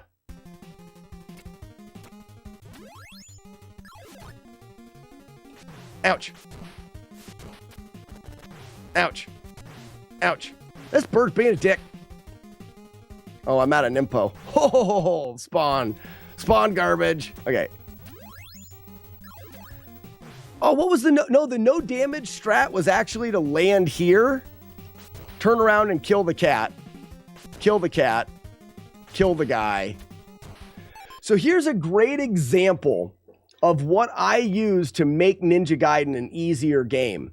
You see how I went through and I was just getting banged around? It's important to know where enemies spawn and how to avoid the possibility of getting into a spawn table tenant, back and forth like that. So in this area, all I did was jump down. I know that when I get to the end of this, a guy will spawn behind me. I turn and kill it. If I don't move backwards and then forwards again, that guy will never spawn again. Okay? Moving forward here, I know that I can run through those two guys. Where did we land on the Diablo? I think it could be fun. I really think I'd like to... homework, everybody. Everyone shut up and listen. Homework. If you've got some time, research if anybody has, or what people's thoughts are about beating Diablo without taking any damage. My first research in that, I did not see a YouTube video titled Diablo No Damage. And I would do it on the computer. I do have it on the PlayStation though. I have my original PS1, and I do believe that I have the original Diablo. it would be kind of fun to play it on console, though I think console Diablo kind of sucked compared to PC. So I would probably stick with PC. I think for the boss, you're gonna want the fire. So let's look at these spawns here. Ready? Go forward, turn around, kill. Run straight forward. Kill this guy. Now we're probably gonna want to move backwards.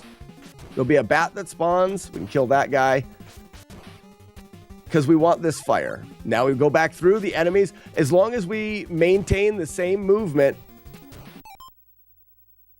No, there's an easier fire to get later on. There's an easier fire to get. Jump through, go to the end, turn and kill. Run. I'm respawning that guy. Make sure you go all the way to the very end so you don't respawn him.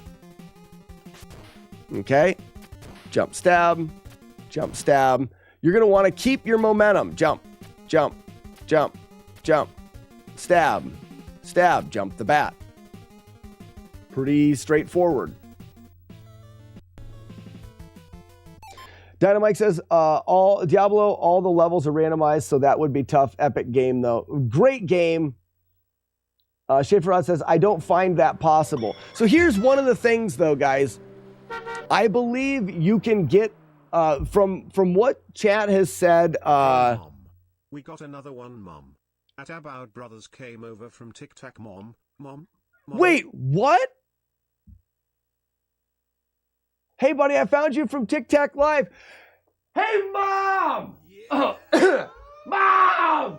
Mom! Hey! Mom! Remind me to tell her, I think she left. Mom! No, I think she left. So I'll tell her later. About Brothers, welcome in, and thank you for joining us from TikTok. Welcome to Twitch, where the land is better and stuff. So Schaefer says, I say I didn't find Diablo possible to beat. All the levels are randomized. So it was brought up in the Twitch chat today. Diablo, some of the weapons have the ability to give damage reduction. And technically, you could get enough to make it where you couldn't take damage. So if the game allows that, my no damage run of Diablo would be taking no damage, collecting the correct items or whatever to make yourself on it, and then you finish the game out. Potentially. I don't know enough. What's this Scar? Does Scar have one? Oh, this is a Twitch thing. Wait, what? Oh, that's me. I'm an idiot. All right, so Schaefer, you saw in that last one, the bats and stuff can be controlled by the spawn. All right, we're going to move forward. Just stabbing. I don't know if we need these.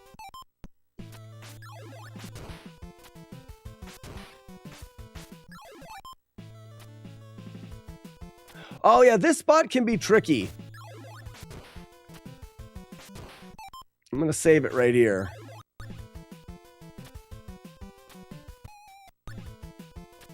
Stop it. So I would say, there you go. So it looks like the bat. Let's jump forward, turn around, and wait for the bat. Now jump up and kill that guy and move forward. Something as simple as that. You're going to probably get your ass knocked into things here. But these are some of the strategies that I used, making it, easier. I know that if I jump to here, get on the edge and turn around, I can kill the bat. Unless I scroll backwards and forwards, that bat doesn't respawn. Jump up and kill that guy and move forward with the stage.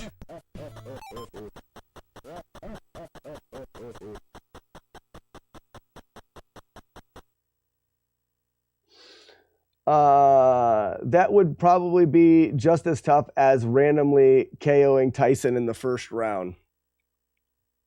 I don't know. I haven't looked into it enough.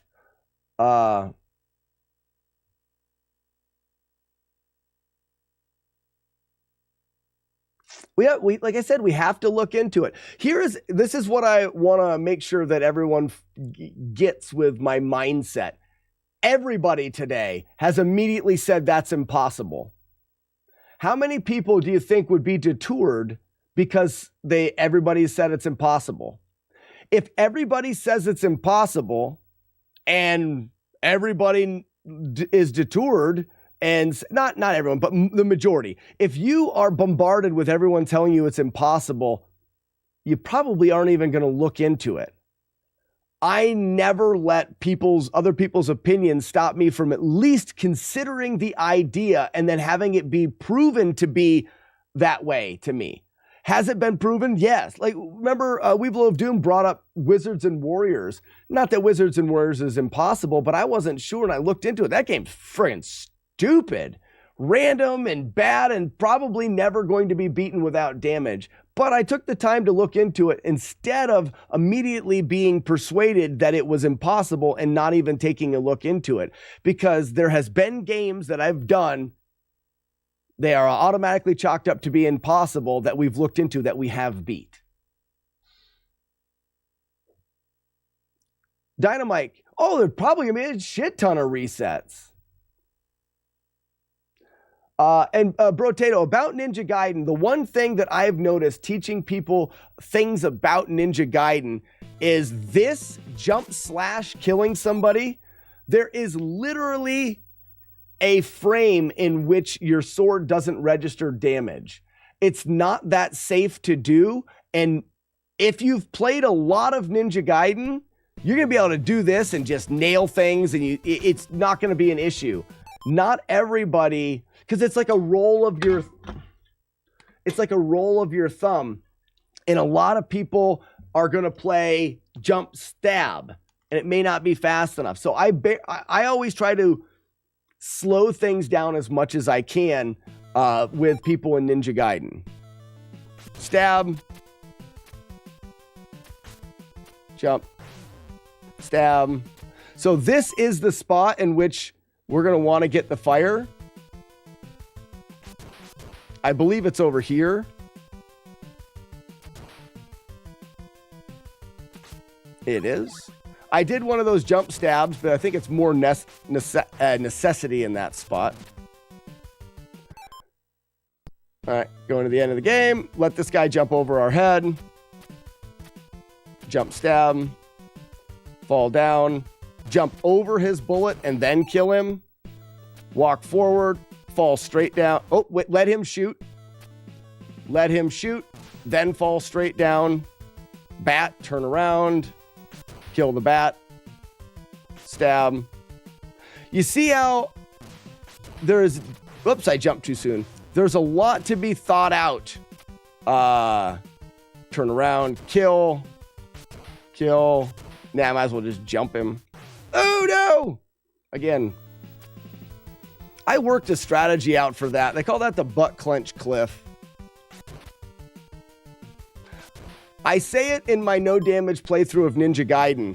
I felt like the no damage playthrough of Ninja Gaiden was as ninja-y as you could be, because you took time, you stopped, you turned, you killed, you did these things as opposed to just trying to headlong run through. You're not a warrior, you're a stealthy ninja guy. What did I do here?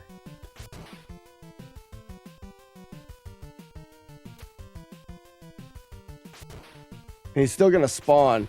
I may have done this until that guy turned around. No, I did something different there.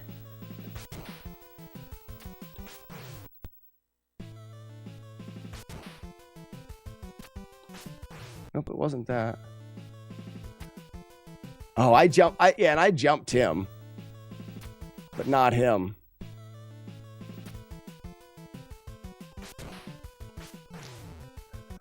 Okay, so I think what I did here was I walked forward to spawn him.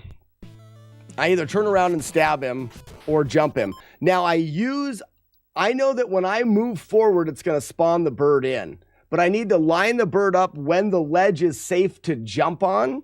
So from here, I can use the movement of the guy at the bottom and wait. So for example, maybe we want to wait for him to be close to us. So we wait for him to be close. I spawn the bird and jump over the bird. Okay, so that's probably exactly what I did. Die a lot right there. So Schaefer, slow down. You're coming to this point here. Walk to the edge, take out the guy, wait for the guy on the ground. When he gets to the close part of the edge, spawn the bird, jump the bird. And then you can just finish it off that way. It's all about breaking down the scenario of where the enemies are, using certain parts as a visual cue. The key to that is the ledge on the bottom needs to be safe for you to jump to. So the spawning of the bird needs to be in correlation to the position of that enemy. So we're going to use the enemy to determine when to nudge to the edge to bring the bird in. So in a nutshell, turn and stab, wait and spawn, jump, kill and kill. You'll never die there. That is, the timing's easy. None of the inputs are hard to press. Once you know that, you have solved that riddle. I solved the riddle of the entire game, and we would continuously go through it without damage because the reset was the final boss. Jump over the cat, yeah. It is science. I mean, that's the only way that I was able to repetitively beat the game, because the chance of me killing the demon's head at the end was like a 1 in 20. Don't worry, Schaefer. Brotato says we play Ninja Gaiden every Friday. And the people that I see that are playing Ninja Gaiden are on like TikTok and stuff. It seems that you guys are good. Brotato, you're good at the game. People that can casually play through Ninja Gaiden oftentimes have played it enough that your skill level is very high in comparison to somebody that just wants to beat the game once. Oftentimes their reaction, their knowledge of how the character moves is a lot lower. So I find to get them to finishing the game without, that's my goal. I want to be able to make the game easier so that I can finish it without having to get good at it. I will never claim to be good at Ninja Gaiden. I mean, I've got a decent speedrun time, and yes, I'm better than most people that casually play through it, but it was never my goal to be incredibly good at the game. I like to break the game down in ways that, here's a fun way of breaking the game down. We'll do this and then it'll be the end of the stream. I got to try to do it quick, and I don't remember where it is, so bear with me. Did you guys know, this could be a good did you know, that in Ninja Gaiden, there is always a safe spot to stand when you're fighting boss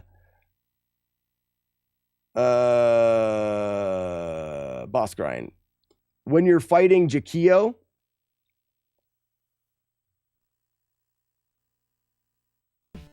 so this is Jakio. So this, if you look at Jakio's got this movement. And the fireballs Jakio throws are always at the same time, and it is a pattern that repeats itself. So when I load this fight in, Jakio will always throw the fireballs right there. Always. But the fireballs move based off of your location. And the fireballs do not follow the same timing as Jakio moving back and forth. So this fireball goes there, and then the next fireball is thrown over there. But it is always thrown over there. And the timing of the fireballs and Jakio's movement is divisible by itself. So eventually the cycle repeats, if that makes sense. So after 9 fireball throws, the 9th fireball, so that's the 2nd fireball, 3rd fireball, 4th fireball, 5th fireball, 6th fireball, 7th, 8th. Now watch 9th, and now look at the next one. Boom, in the exact same spot as the first one, bouncing off the wall right there. So I did it a while ago. I probably couldn't show it off. I'll try my best. There is a safe spot. So potentially there is only 9 different positions that Jakio will throw a fireball. And for every one of those positions, for example, I believe the first one is right here. If you're standing right here, nope, it's on the other side. Ready? So if we stand right here, Jakio's fireballs will always miss us. So if this pattern, let's say the first fireball thrown on Jakio is a 1. On a 1, if you're standing right here on the ground, Jakio will never be able to hit you. It's impossible for the game because it doesn't work. If you find a safe spot, which I did, I think 2 was here. No, let's find out where 2 was. So 1 is here.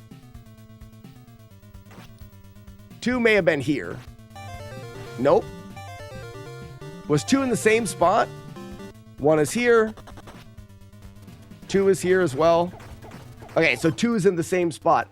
I basically found the position to stand for the 9 variations of Jakio's throw. It doesn't make a whole lot of sense when you first think about it because it's like, well, you're standing on the ground. You could find those locations on the ledges as well. But the best part about it is if you keep track of every time Jakio throws, you can always know where to be safe. So if we're counting Jakio's fireballs and Jakio's fireball comes to 1, stand right here and you know he can't hit you.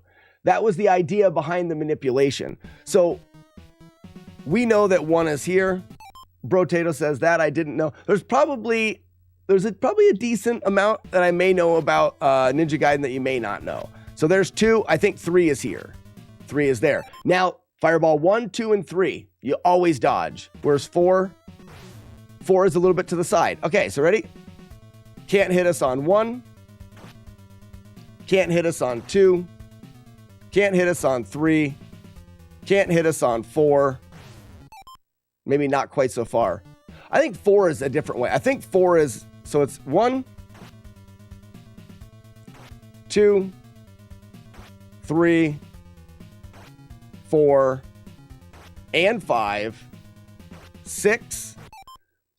I can't remember, and I'm out of time for the stream today. But you can see now we know where 1 through 5 is. So if he's throwing fireballs 1 or 2, you're safe here, always. 3, you're always safe here. 4, you're always safe here. 5, you're always safe here. 6, maybe here. Doesn't look like it. I can't remember. 1 through 5. You got to figure out 4 more. And I figured them all out in the middle of the screen so that I could just sit here and endlessly dodge if I wanted to. If you also wanted to, you could figure out 2 or 3 of them that are down here and then a spot to stand. You can essentially make a very easy fight where it's like 1 here, 2 here. When he goes for 3, I jump up here and stab him once and then I'm back to 4. You can route an easy way to fight Jakio. The fight that I did in the no damage run was based more off of skill and being able to mash, but you wouldn't have to. So there you go. There you go. That's something that you may not have known. It just hit me that Ninja Gaiden is on the Switch, so I can create save states because I never got past it. Retro Dad. There you go. There you go. Rotato, no worries. I should probably do a Ninja Gaiden no damage explanation video. I've done some explanation videos of the games I've done without damage. I should probably go through Ninja Gaiden and explain. It's not so much do the demon head. I'll try to do 1 demon. I can't. I don't have time. I literally need to be getting a raid started. Match, remind me tomorrow. I'm supposed to pick my kid up. I can't forget it, and I've got to get out the door and all that kind of stuff. But remind me, the demon head kill is the reason why the no damage run is so hard to do. Anybody on Twitch have a suggestion for a raid? Anybody on Twitch have a suggestion? Shut up, me. You're stupid. Ready to watch this? Buttholes stink. Buttholes stink. Oh, shut up, me. Don't tell me to shut up. Shut up, me. Don't tell me to shut up. You're just pausing my stream. Oh, never mind. Kids first, demon second. I have a strategy that makes the mash on the demon head, the kill of the demon head, much easier. It's not easy, but it's much easier. I have a pause technique that helps.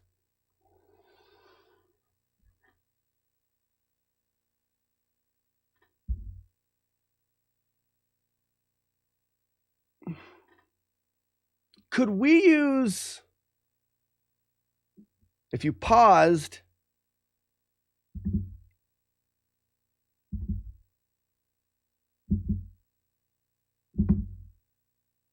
that wouldn't be fast enough. Never mind. Wouldn't be fast enough. Weeblo oh yeah, let's go to Retro Runner. He's doing Ninja Gaiden 2. Weeblo loves him some Ninja Gaiden 2. There's only really one game Weeblo of Doom likes more than Ninja Gaiden 2, and I think it's that basketball game. What's that basketball game? Arch Rivals. Like, dude loves some Arch Rivals. Ladies and gentlemen, thank you so much for joining me today. I cannot wait to do it again tomorrow. If you have the Slack Pack Wolf, be sure to drop it in Retro Runner's chat and wish him good luck on his learning of Ninja Gaiden 2.